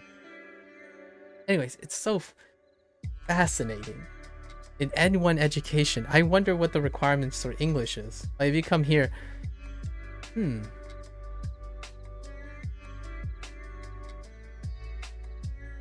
interesting. I don't know if I want to make a comment on that, but I can tell you the range of English proficiency at a university, like English proficiency, is pretty wide. Like it's not a throwing shade at anything. It's just the acceptance rate of the requirements is quite wide, in my opinion. Yeah, you should look it up. I'm curious. N1, I mean, like, that would be like C2, right? Or C3? I don't know if the numbers go up or down. It's like C2 or something, and that's as high as it goes. But I don't know if there's a requirement for a visa. Like, you need a C2 English education to get a visa, a working visa in the United States. But all these are really interesting with language. Anyways. ケンさんのスカートはかっこいいですね。ケンさんのスカートはかっこいい。Sorry, I read the sentence and it made me laugh. Ken-san's Ken-san's skirt is cool, isn't it? I'm not sure how I feel about this sentence. Ken-san no skato wa kakkoi desu ne. It's a kilt. Yeah, that's my first thought. I laughed and smiled because the first thing I thought about is it's a kilt. Ken-san's rocking that skirt. Okay, so first I thought of a kilt. And then I thought about a Celtic punk. So I went through a Celtic punk phase, but I don't know if you guys know about the band Flogging Molly. I can totally see that guy rocking a kilt in punk rock, and then just like really dark clothing on top of it, just like rocking a kilt while in a band. So it's a coincidence that Indy said rocking that skirt, but I immediately thought of Flogging Molly. Or what was the other one? Dropkick Murphy? Was that the other band? when Celtic punk was a thing in the United States? Or I thought it was a thing in the United States. Kilts, man. Just saying. That's what I thought of. That's why I laughed. Sorry. Long story short. Ken's skirt is cool, isn't it?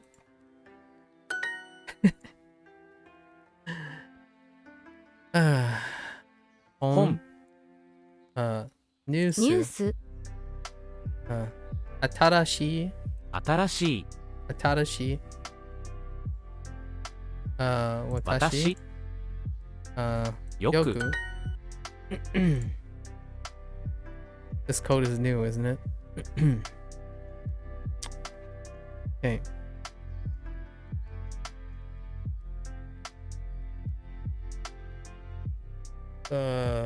Kono koto wa atarashi desu ne. Desu ne. I almost said desh ne. Okay. Okay.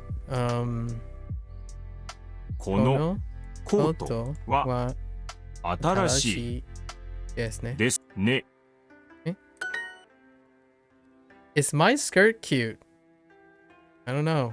I don't have a skirt. Do you have a skirt? You don't have a skirt on. What the heck?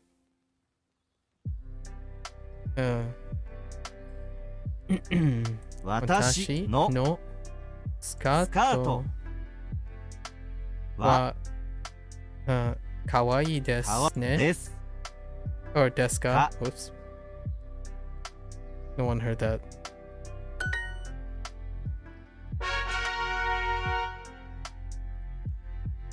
I have 4 hearts. Let's keep going. This is tough, man. These lessons are getting 青い longer. コートはちょっと What is it? Akoi? Wait. 青いコートはちょっと Aoi. 青 Aoi. いコート Koto. が欲しいです Wait. Achoto. が欲しはちょっと Wachoto. What the heck is this? I don't remember this. Wait. Oh, no. This is Hoshida. Never mind. No, never mind. はちょっと So, Aoi. Aoi Koto.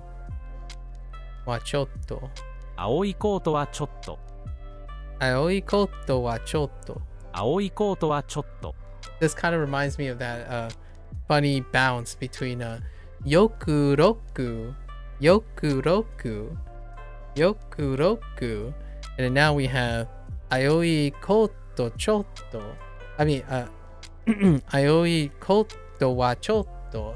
It kind of feels like it's rocking up and down. 青いコートはちょっと Wa Chotto. So, Aoi Koto wa Chotto. Okay, anyways. このドレスは素敵ですね。このドレス OK このドレスはステーキですね OK このドレスこのドレスはステーキですねステーキドレスこのドレスはステーキですね This awesome dress is lovely, isn't it? あの帽子が欲しいですあの帽子が欲しいですが欲しいですあの帽子が欲しいですこのカバンは素敵ですね。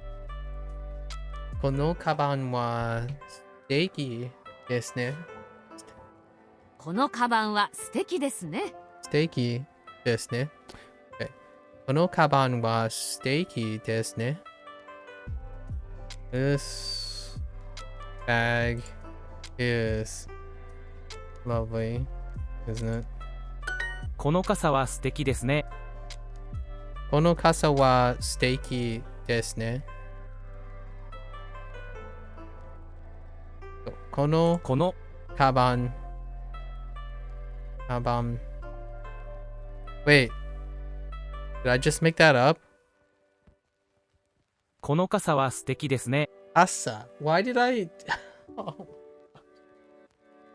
I swear, the umbrella every single time. Kono kasa は wa 素敵ですね。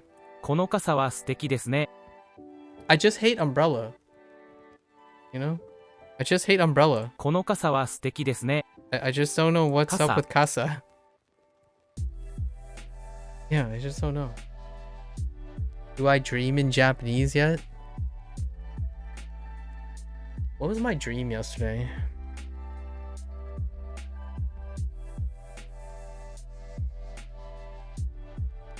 Okay, I did dream in Japanese yesterday, but that's not because I was dreaming because of Japanese competency. I went to bed at 7 a.m. I went to bed at 7 a.m. because I was talking about the thing I was preparing today. So the whole desu lesson, right? The desu lesson. That thing I was like brainstorming. So I went to bed because it was too early. Yeah, it was way too early. So by early I mean it's late, but I need to get up to run. So it was already hitting like 7 a.m. I was way deep in the rabbit hole. When I said 4 to 5 hours, it was like 4 to 5 hours straight. And I was really engrossed. I enjoyed it quite a lot. Negative experiences tend to be a very big core of my enthusiasm a lot of times. Hey, Tin. Finally active. Finally. Hey, Cactus. Welcome, welcome. Genki desu ka?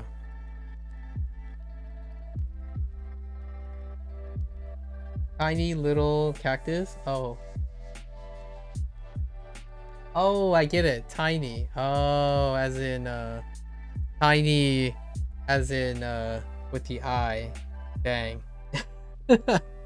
English. English is really hard. English is very hard. Indie. I'm just gonna give up on English.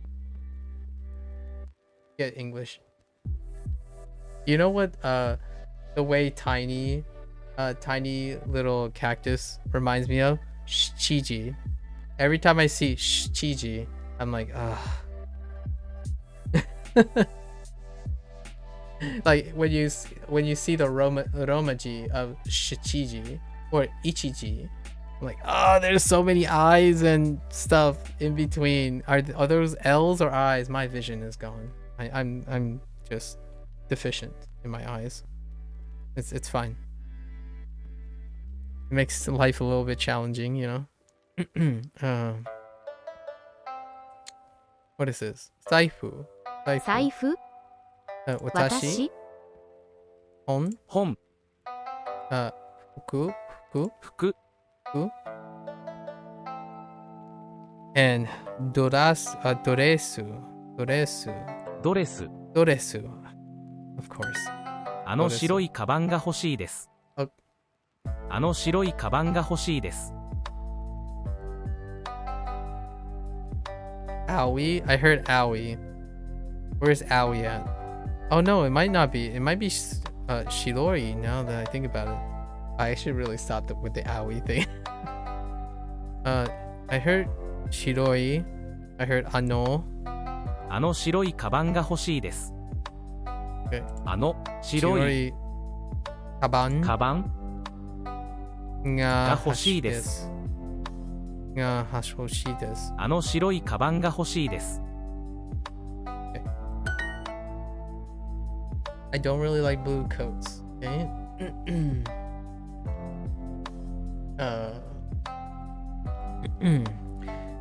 Aoi koto wa chotto. Yeah, aoi koto wa chotto.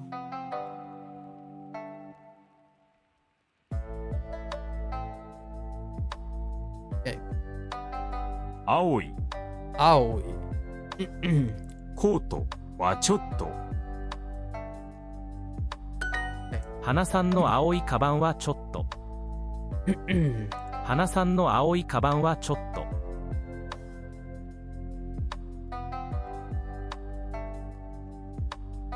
花さんの青いカバンはちょっと。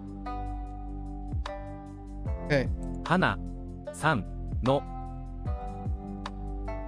青いカバンはちょっと。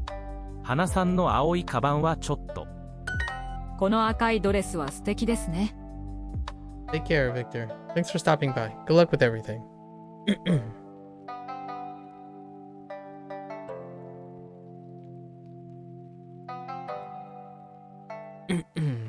Man, my voice is giving out.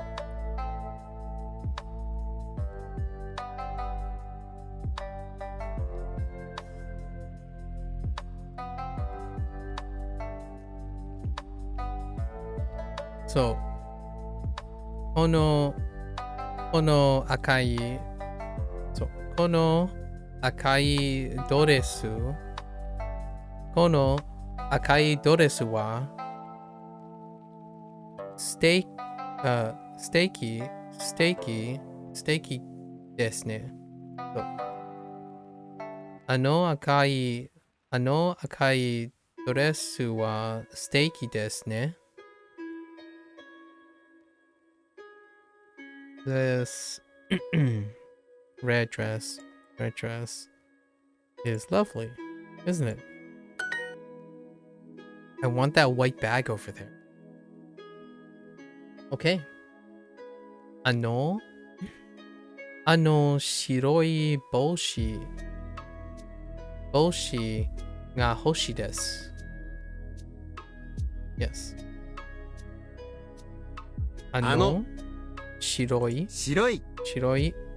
カバン。 Oh, sorry, kaban. I said boshi. Kaban. I inherently reached for kaban and I said boshi. I clearly said boshi. Which doesn't help because of the B. Is what I probably did. Ano shiroi kaban. Kaban wa no, kaban ga hoshi desu. が欲しいです。が欲しいです。山口さんのドレスは可愛いですね。山口さんのドレスは可愛いですね。Okay. Yes, Yamaguchi's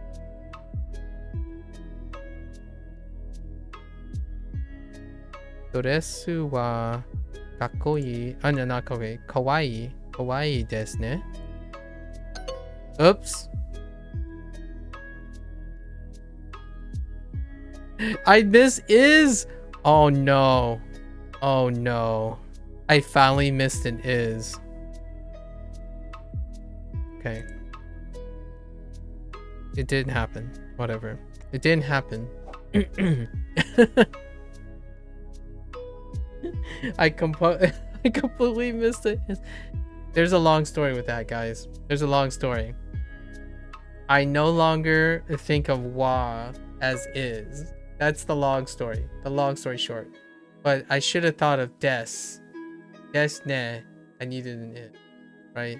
But long story short, without a doubt, the reason I dropped it is because I'm officially not thinking of it as a is there anymore. So that's kind of weird. That's really weird. That's a weird feeling. Anyways. I want that red umbrella over there. Okay. So. Ano akai kasa wa kasa ga hoshi desu. English is dying. Oh no. Guys, out of context phrasing right now. English is dying. Oh no.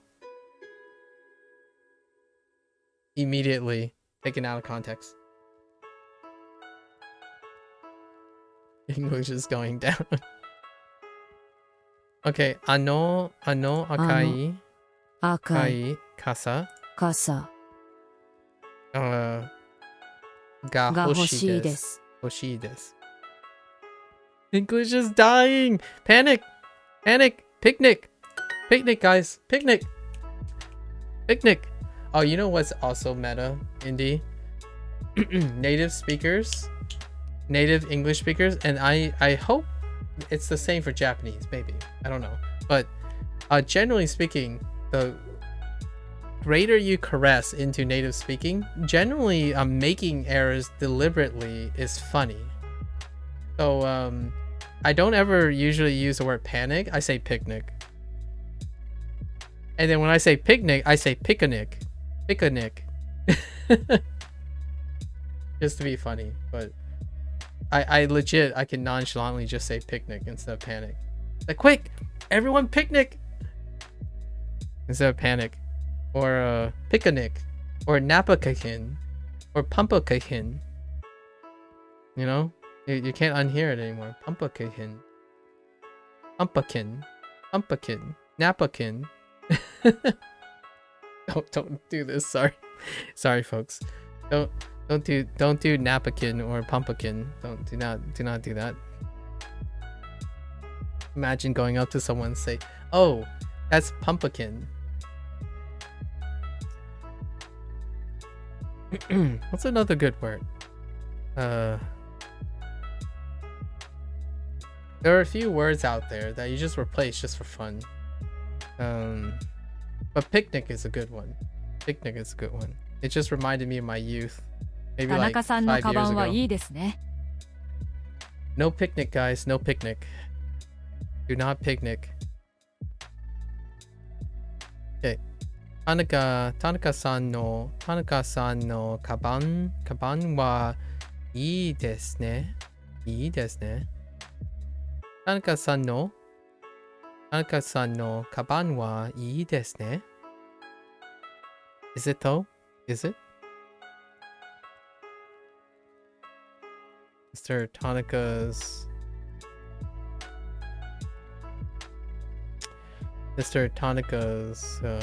kaban is nice. Ii desu ne.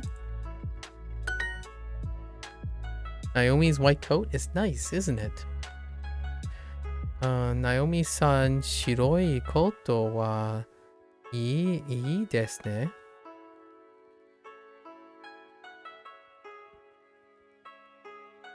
Naomi. Oh, here's one thing.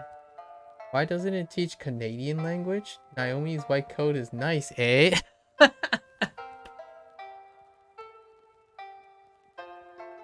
Because "a" is a Japanese word, you pep. Indeed, that's the short answer. A is not learning a new thing. It's the same thing.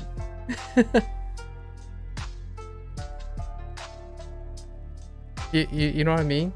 Like when a Japanese person is like confused or like kind of weirded out by what you're saying, they go "eh? Eh?"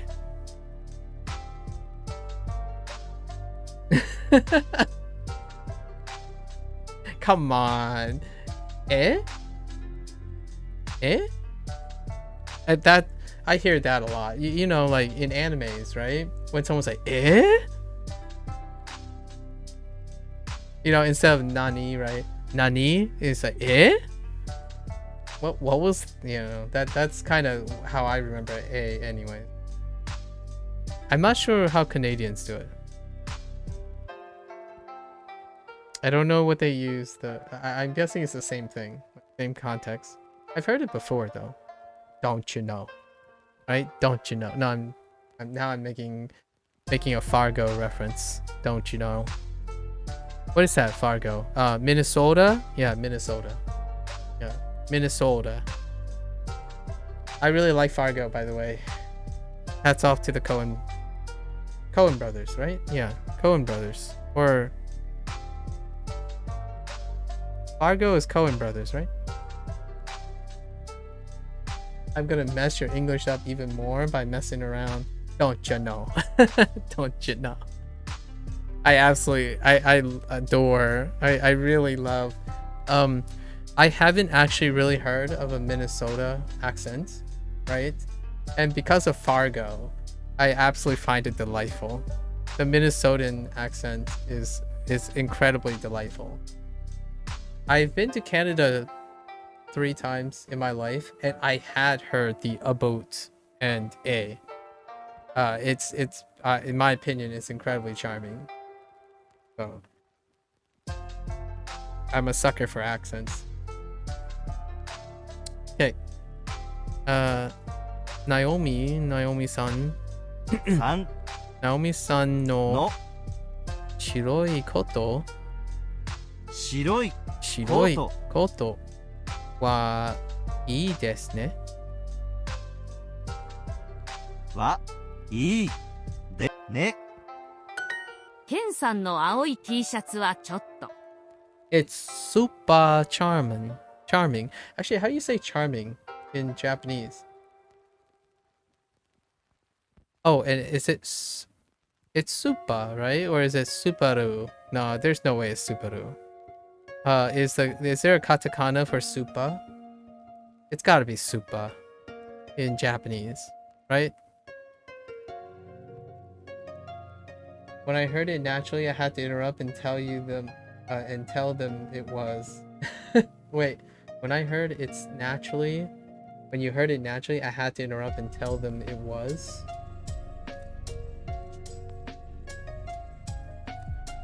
I'm gonna need a little help with that one. Charming. That is. Okay, charming. That is. Oh, yes. I actually did stop someone and said that. Like, one time, just out of nowhere, I'm in the city, right? And this accent is not as common anymore. Or, like, I haven't gotten a chance to encounter it in my city life. I heard an Irish accent. I don't even know if it was Scottish, Irish. I don't have enough ear training. But when I heard that, I low-key was a creeper. I just walked by and I just followed that dude and just listened to his accent. I'm like, that's pretty sweet. I just didn't think it you know, like, when you don't get to hear accents and you're going through like the screen, right? You always hear accents on YouTube and stuff, but it's just so different when you actually hear it from a person. Like, that dude was on his phone, so he's just talking and I'm like, dude, I want to sound like you just for like one day. I want to speak English and sound like you for one day. I can't even impersonate an Irish or Scottish person, like that accent. I can't even do it. Some people have, some of my more prolific friends like know how to at least do some accent or some impersonation of it. I can't even do that. I don't even know how that where to start with that. And to me, that's like learning another language, in my opinion. That's like having to juggle all your interfering knowledge, right? And then deliberately abandoning some of your interfering knowledge so that you stay in character. But just imagine doing that. That's so... I'm learning Japanese right now, which is a great departure from English. So you can like segregate it quite a bit. Naturally, you can segregate it.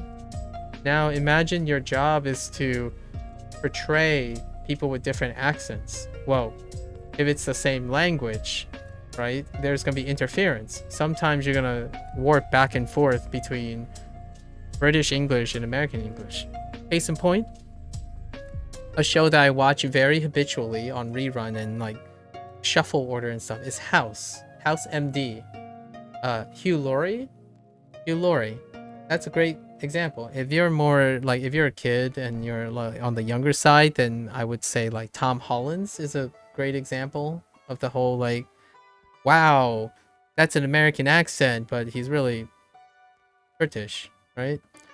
And that's the kind of stuff. Like Hugh Laurie is the same, but Hugh Laurie belongs to another generation, more like my generation, right? It's a lot older. It's like 2 generations shifted. It's more of a millennial thing. But Tom Holland's is a good example, I suppose. And I recently saw or read an interview from a clip that talked about the guy in Inglorious Bastards, where Brad Pitt talked about the one co-star who played a general that he's polyglotted. So he's a polyglot, and in that movie he spoke all those 3 languages incredibly well. And I always wondered, like, oftentimes did they train for it, or were they already? And this particular guy happens to be in 3 languages, which was, I'm guessing it was French, German, and Italian. French, German, Italian, and then of course the default is English, and then he spoke with an English accent. English accent of his choice, sort of, in a way. So that's so cool. I think that's super cool.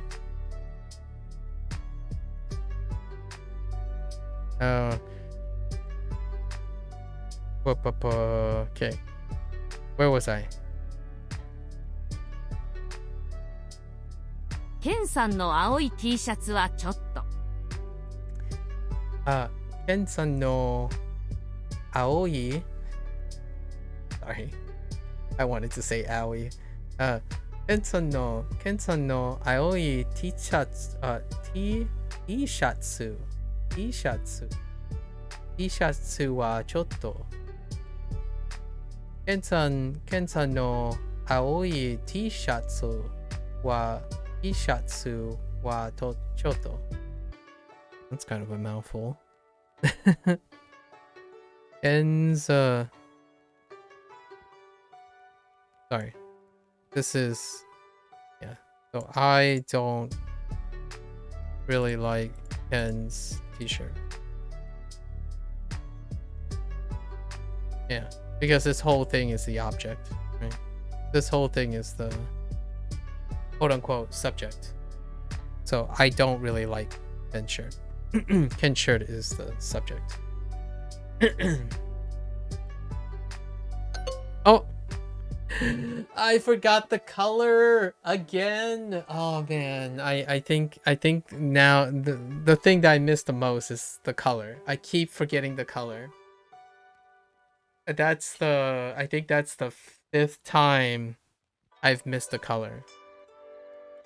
First it was black, then it was blue, then it was white. I've missed all the colors. I just forget the color modifier. I say it and then it's just gone.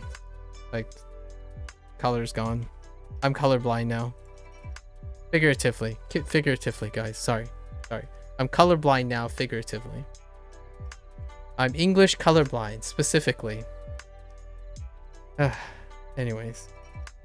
Ken's new wallet is nice, isn't it? There's no color. Okay. Ken-san no atarashi zaifu wa ii desu ne. Yes. Wow. Interesting. So, Ken-san no atarashi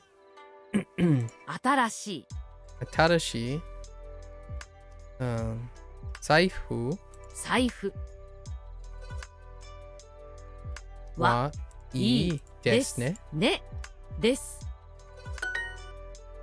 Alright, here we go. 山口さんのドレスは可愛いですね。 What did I miss here? Yamaguchi-san no doresu wa kawaii desu ne. Oh, I totally omitted the is, right? I totally omitted the is. Okay. Miss Yamaguchi's doresu. Is there a color? There's no color, right? Doresu wa kawaii desu ne. Okay. Is cute, isn't it? ケンさんの青い T シャツはちょっと。Okay. Tens. Oh, whoops. Choto. I don't I don't really like tens. Aoi T-shatsu. T-shatsu.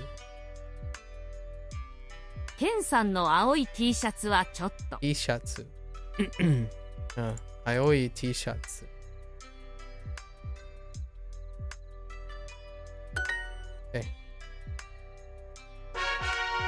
Okay.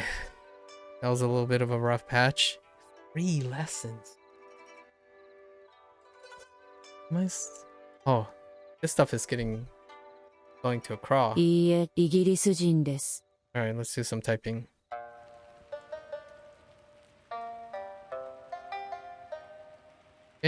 カナダは小さいですか？カナダ Canada, chisai, は小さいですか？カナダは小さいですか？カナダ人です。アメリカとブラジル。アメリカとブラ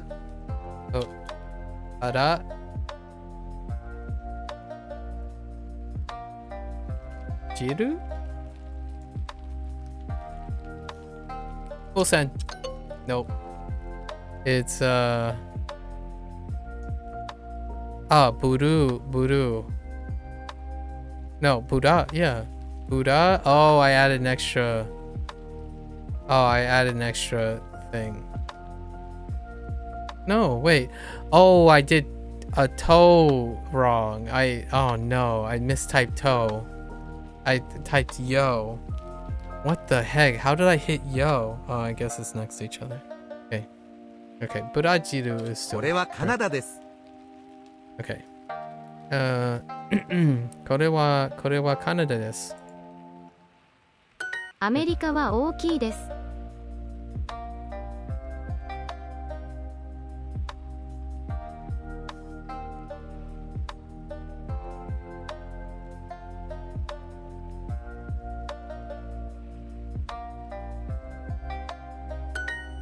ブラジル人。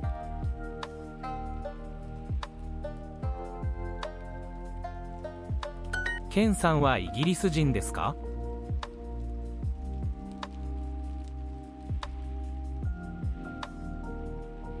Wait, did you just say ブラジル人？ケンさんはイギリス人ですか？イギリス人。Okay.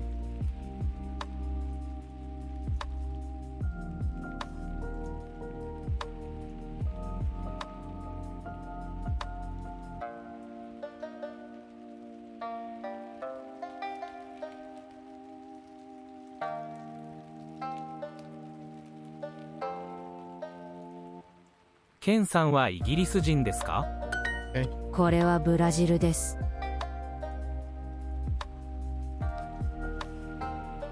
日本人。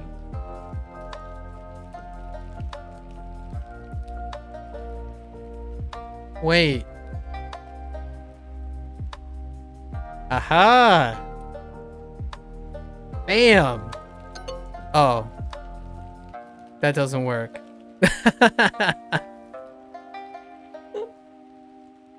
Wait, did I do something wrong here? Can I not do this? Is this wrong? Someone, can you not do Nihonjin like this? Does that not work? There's something, did I trigger something special here?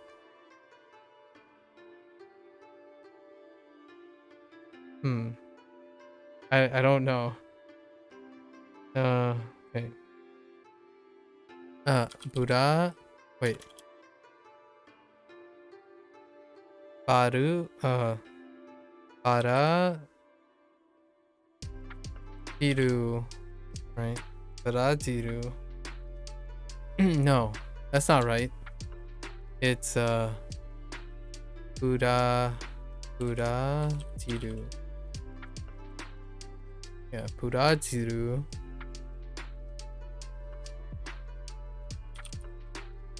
Brachirujin. Okay.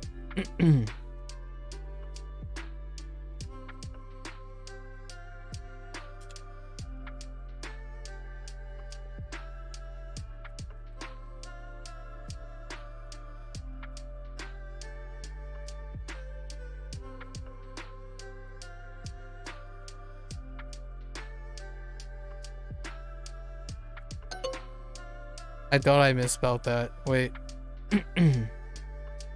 Oh, no, never mind. I didn't. I forgot the des. Okay.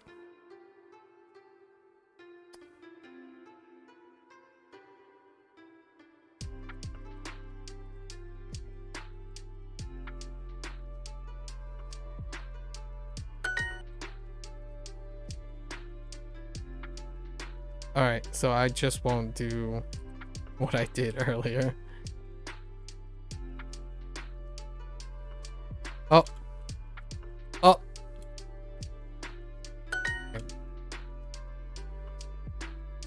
Okay.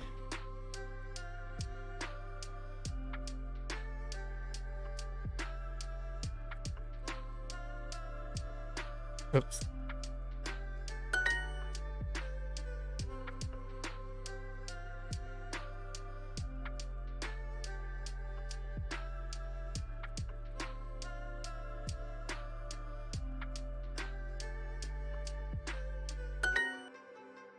「アメリカとブラジル」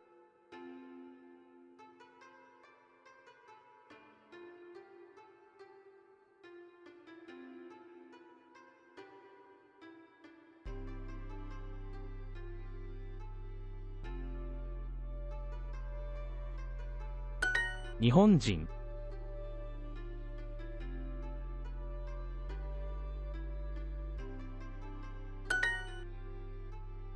Can't do it. They don't like it. They don't like it.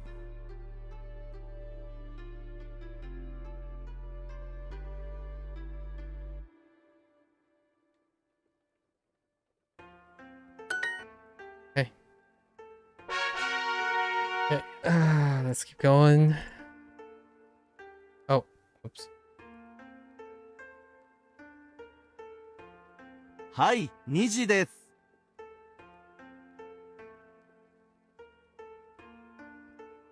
1時です。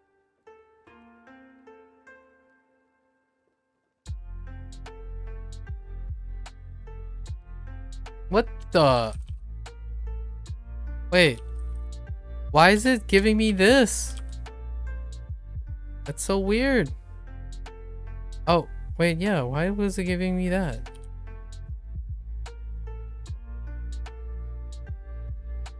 Wait, let's see if they take this. Ah, they do. Nice. Ichichi desu. 今3時頃です。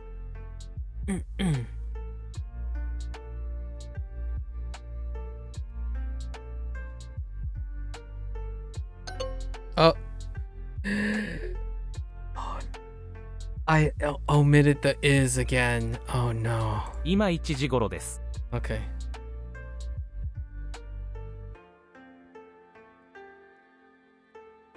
Did you say ni?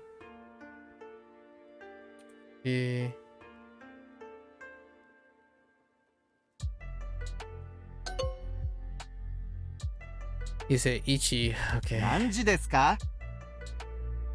Everything's falling apart now. Nanji desu ka? Okay. Everything's falling apart. 2時半。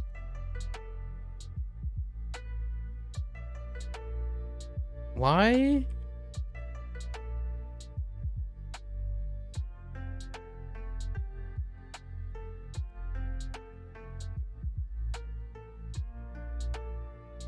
Wait. Did you just say Nijihan? 2時半。 Hey! Yeah, take that. 今2時半です。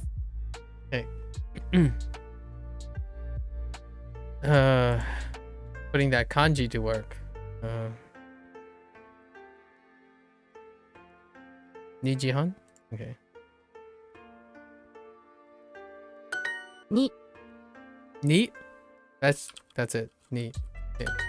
いいえ、2時です。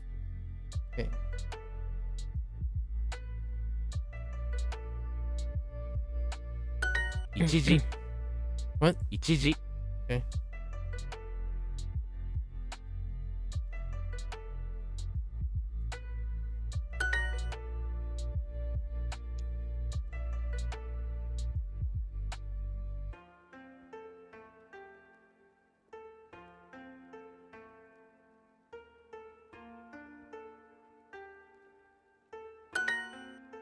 Ichihan?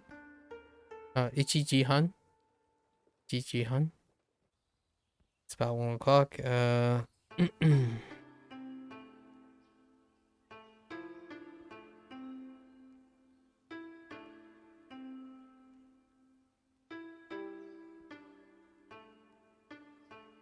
Oops. Oh no! I didn't mean to do that.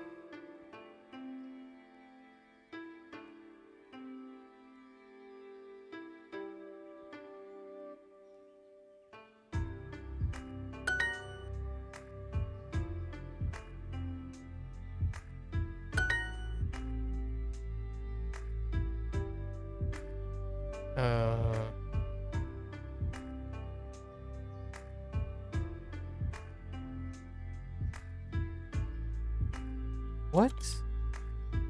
Okay, so how do I do this? Wait, maybe if I... That's not it. What? How do I...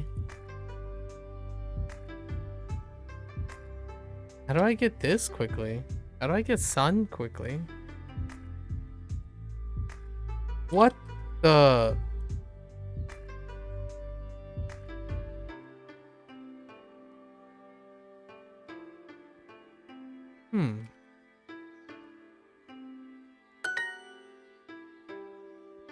Well, at least I know the kanji, but still.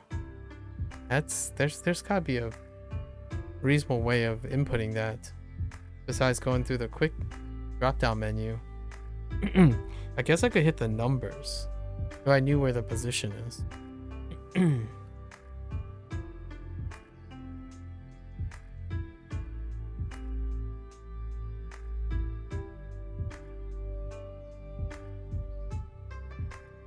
Whoops.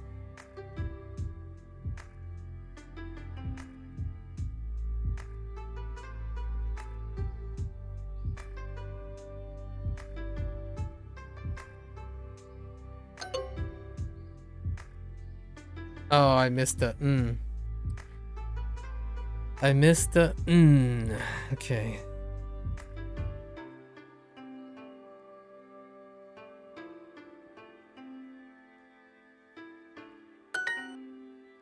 今3時頃です。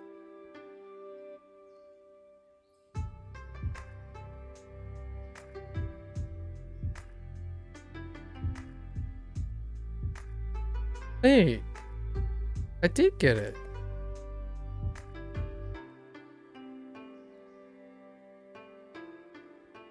Oh, I missed the about. I didn't miss the is. I missed the about.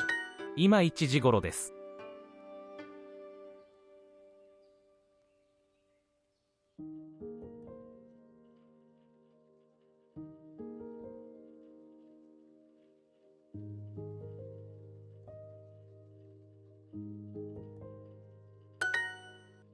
Okay.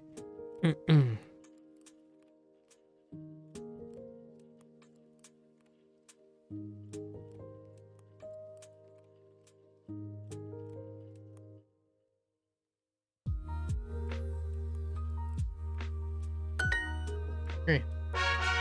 Alright, good to know. We have 4 hearts. All good. Gotta complete 2 more lessons. This is very, very slow going. We snow down. We snow down to a crawling pace. Hyaku,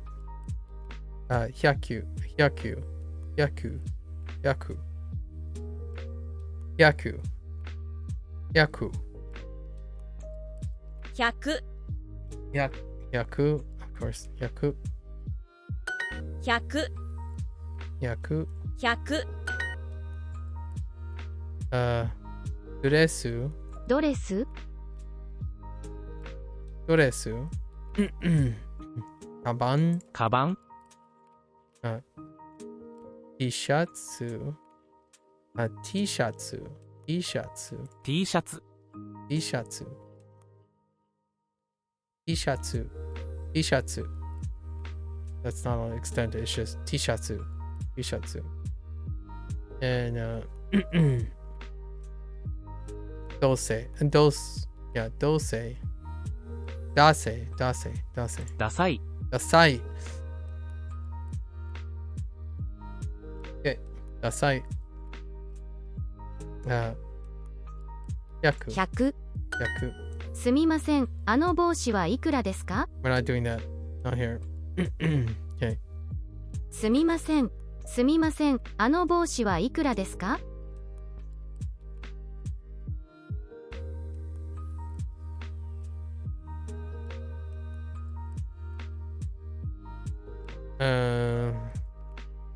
あの帽子はすみません、あの帽子はいくらですか？いくらですいくらですか？いくらですか？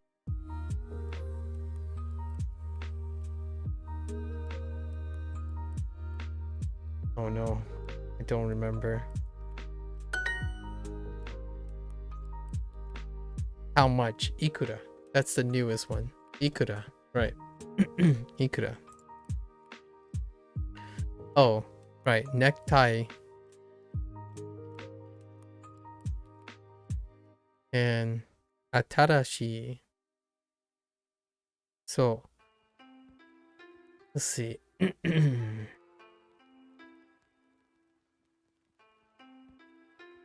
新しいネクタイは、No. 新しいネクタイが欲しいです。新しいネクタイが欲しいです。この帽子は安いですね。この帽子は安いですね。この帽子は安いですね。この帽子は安いですね。安い is cheap. I think. Yes. 古い古い、 100 100、 8 8、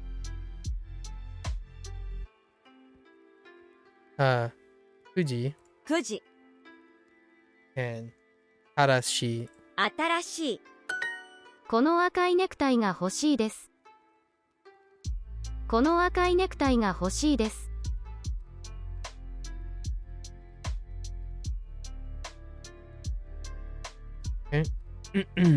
So このネクタイネクタイ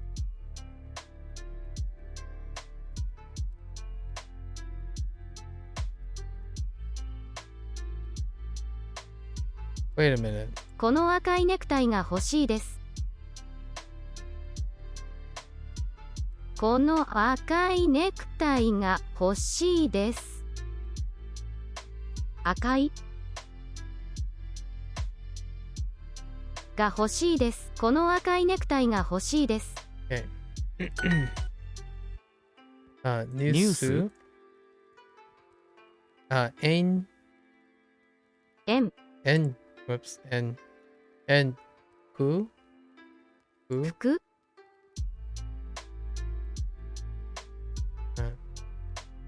財布財布、コートIt's 500 yen. Okay.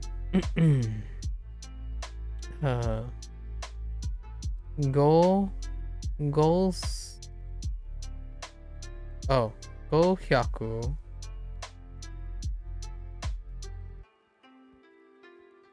Wait.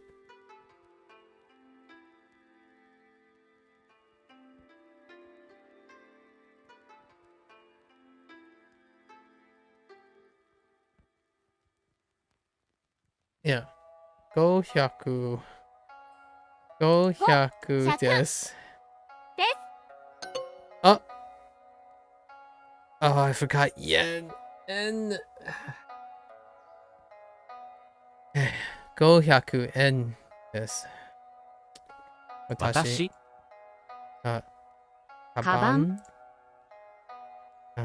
スカート、スカート、ドレス、ドレス、いくら、いくら。いくら That has sheep, isn't it? I don't know. Is it? Okay. その帽子は安い。その帽子は安いですね。Or この帽子は安いですね。この帽子は安い安いですね。この帽子はいくらですか？この帽子はいくらですか？ How much is this hat?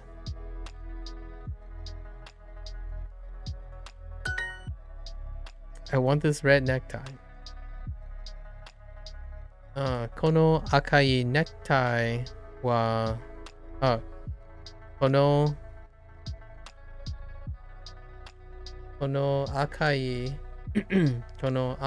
ネクタイが欲しいです。このネクタイが欲しいです。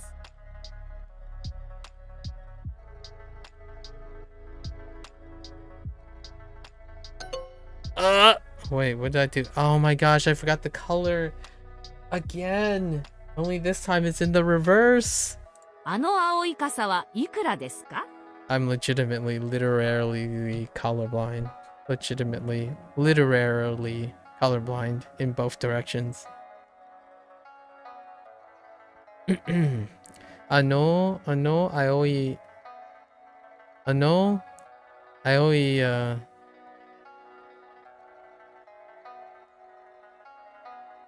青い傘はいくらですか？いくらですか？青い傘はいくらですか？いくら青い傘はいくらですか？ How much is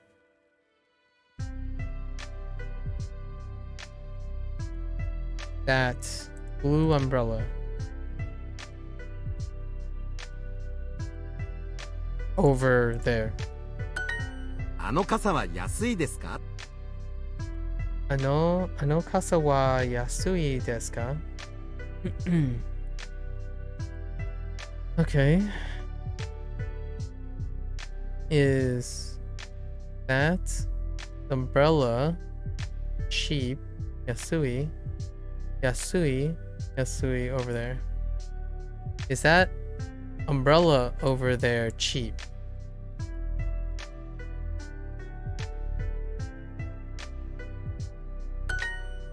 すみません、これは100円ですか？すみません。すみません。これは100円ですか？これは100円ですか？ Excuse me?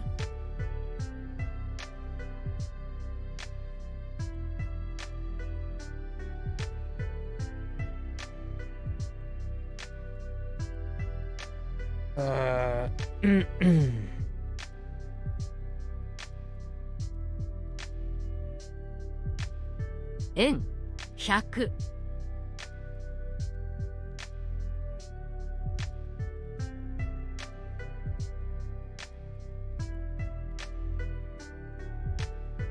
This is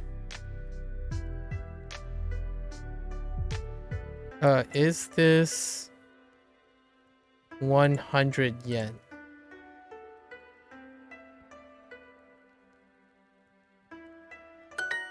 Okay. That's some phrasing right there. It's 500 yen. So,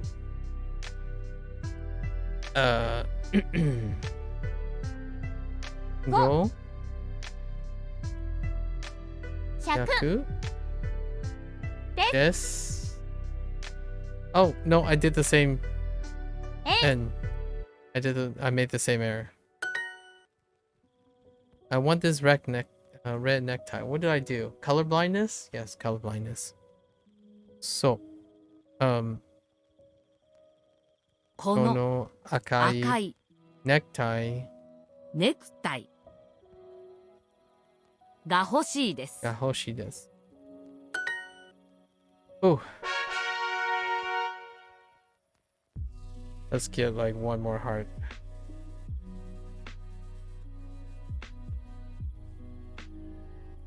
Okay. コート帽子と靴は白いです。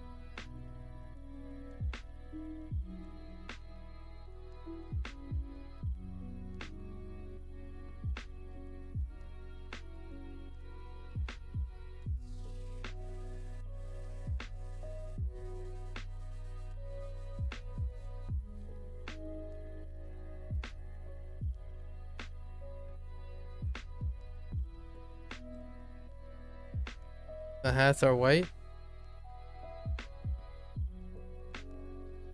So hats and shoes are white.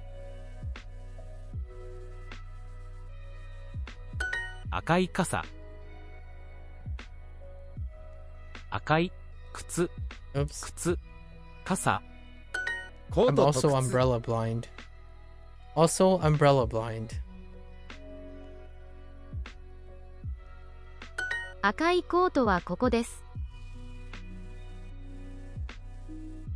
赤いコートは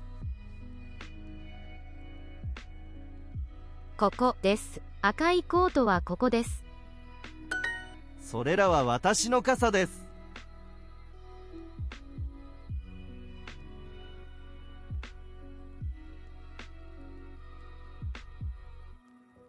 No colors? Don't you color me. それらは私の白い帽子です。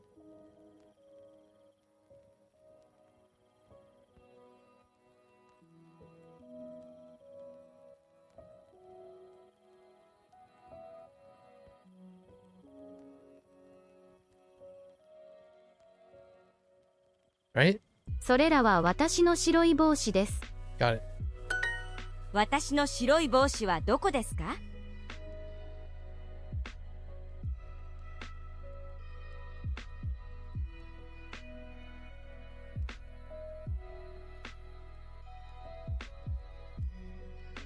白いコートはどこですか？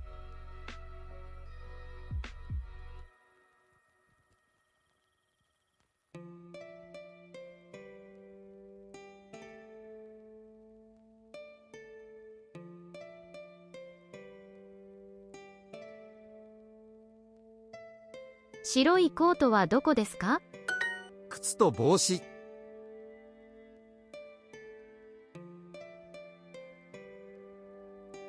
私の靴はどこですか？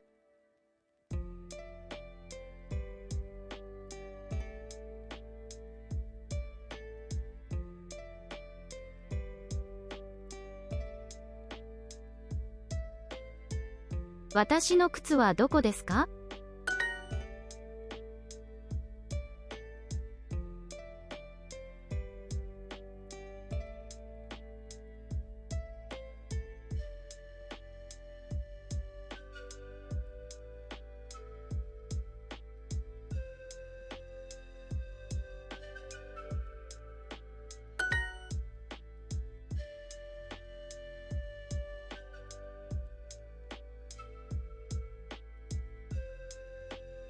What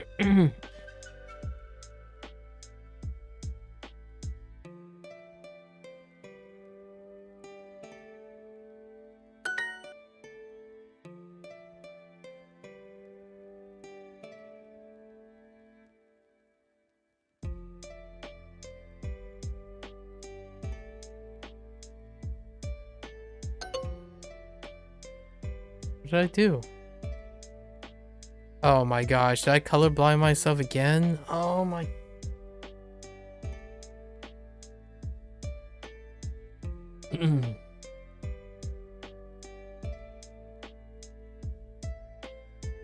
okay. Not this time. Not this time.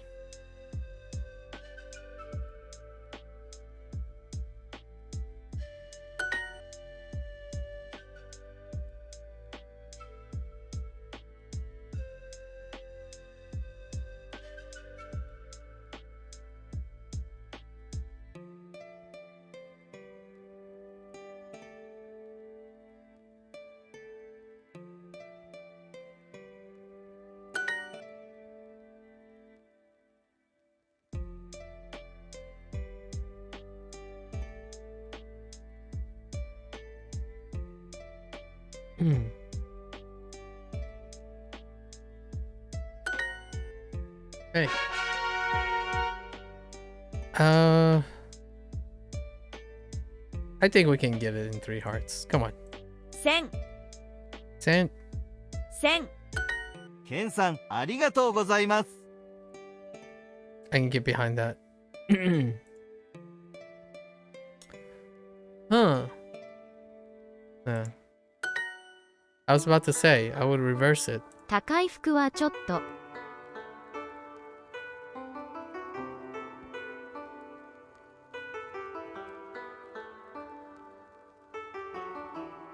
What? 高い服はちょっと。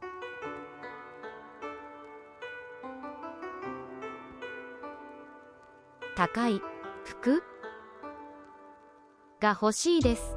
が欲しいですはちょっと。高い服はちょっと。Kai. Expensive. I. And then the other one is Yasui. Okay. Slowly fading. Sen. 1000ナオミさん、ありがとうございます。ナオミさん、ありがとうございます。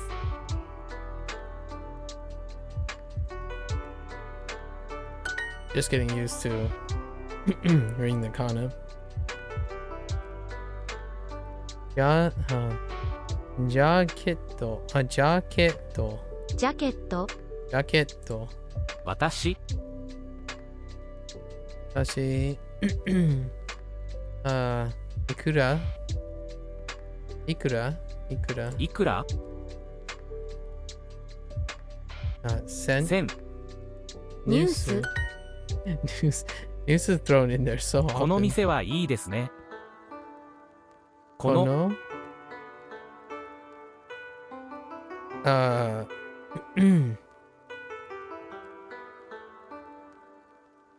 What? この店はいいですね。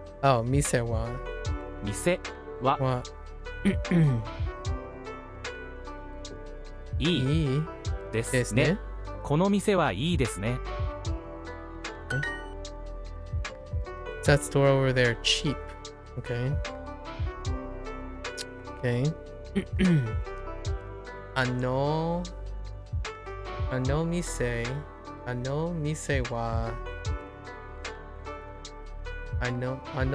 は安いで、安いですね。No, ですか。Yeah, that's a ですか。あの店は安いですか？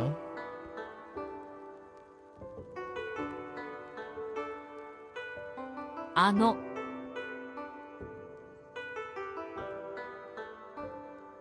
店は安いですか？あの黒い傘はいくらですか？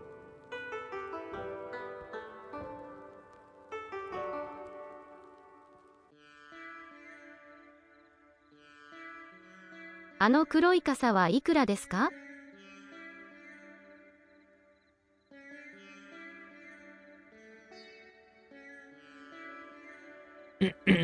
Okay.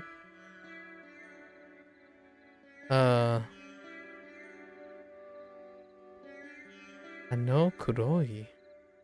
あの Oh, 黒い black. 黒い。黒い。What? あの黒い傘はいくらですか？ I'm umbrella blind. 傘はですか？あの黒い傘はいくらですか？あの黒い傘はいくらですか？あの黒い傘はいくらですか？いくらいくらいくらですか? This jacket is 4,000 yen, okay? So, このジャケットこのジャケットは4000円です。このジャケットは4000円です。このジャケットは4000 4000円です。あのドレスは5000円です。あのドレスは5000円です。Okay. あのドレスは5000円です。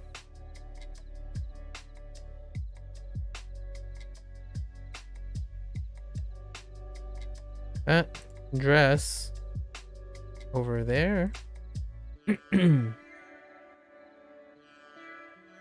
is5000円です。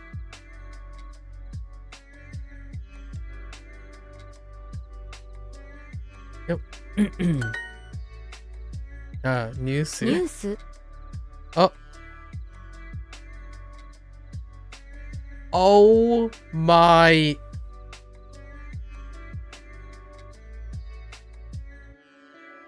Okay. ニュースカバン本店店 and 新しい新しい I can't believe I just got baited by news and news. Yikes. My vigilance. Uh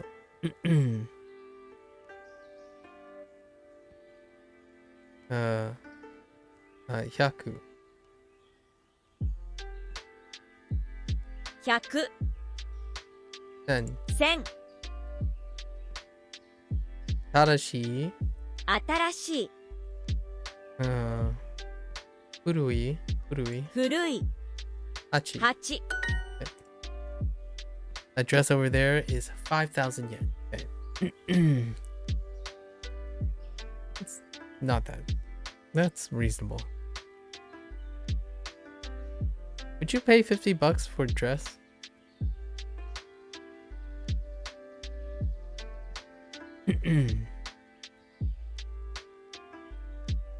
Barring the classical 100-to-1 conversion rate, which I don't think that's the conversion rate anymore.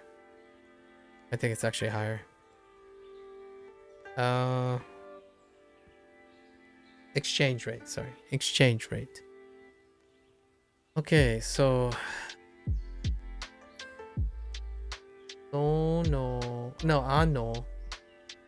ドレスは5000円。5000円です。ドレスは5000円。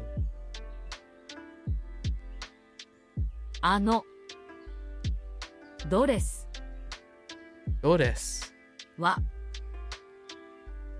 5000 5000円です。です。あの黒いジャケットはいくらですか？ I see you. I see you. あの黒いあの黒いジャケットはいくらですか？いくらですか？そうあの古いジャケットはいくらですか？いくらですか？ So, how much is that black jacket? 黒いジャケット over there. How much is that black jacket over there?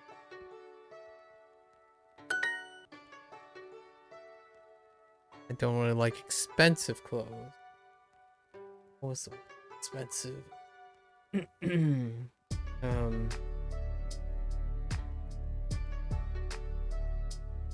Dase? No, Dase is... Wait, it's not Dase, right? Is it? It can't be. Oh yeah. Takai. Takai. Dase is hideous.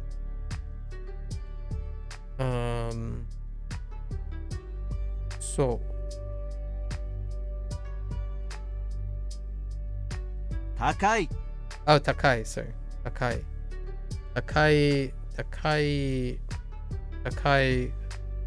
Fuku.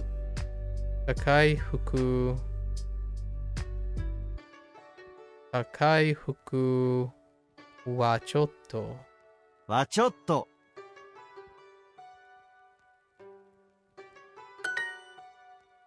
I don't really like expensive clothes. Wait, is this the same thing? Oh, no. What was the last one? I'm losing my mind. Okay. Takai. Koto. Wachotto.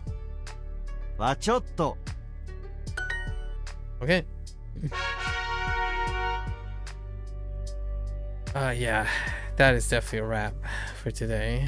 Let's see what we unlocked. Did we unlock any no new kanji? Kanji me crazy. Alright folks. Wow. We have slowed down to a crawl. Okay, we're just gonna double down, be a little bit more vigorous and focused tomorrow. Grab some energy. Kamehameha wave this, right? Alright, folks. Thanks for hanging out. Thanks for listening. As always, feel free to comment, share, and discuss, or even come live and tell me a story of your learning language experience. As always, you're always welcome to voice your opinion, right? As long as we can discuss, share, and learn from each other. Yes, indeed. As always, until next time, stay safe, stay healthy, smile while you're learning. I know that's tough, but smile while you're learning, shout if you will, enjoy, embrace the whole multiculturalism of life, the mosaic experience of life. Until next time. Mata ashita. じゃあね。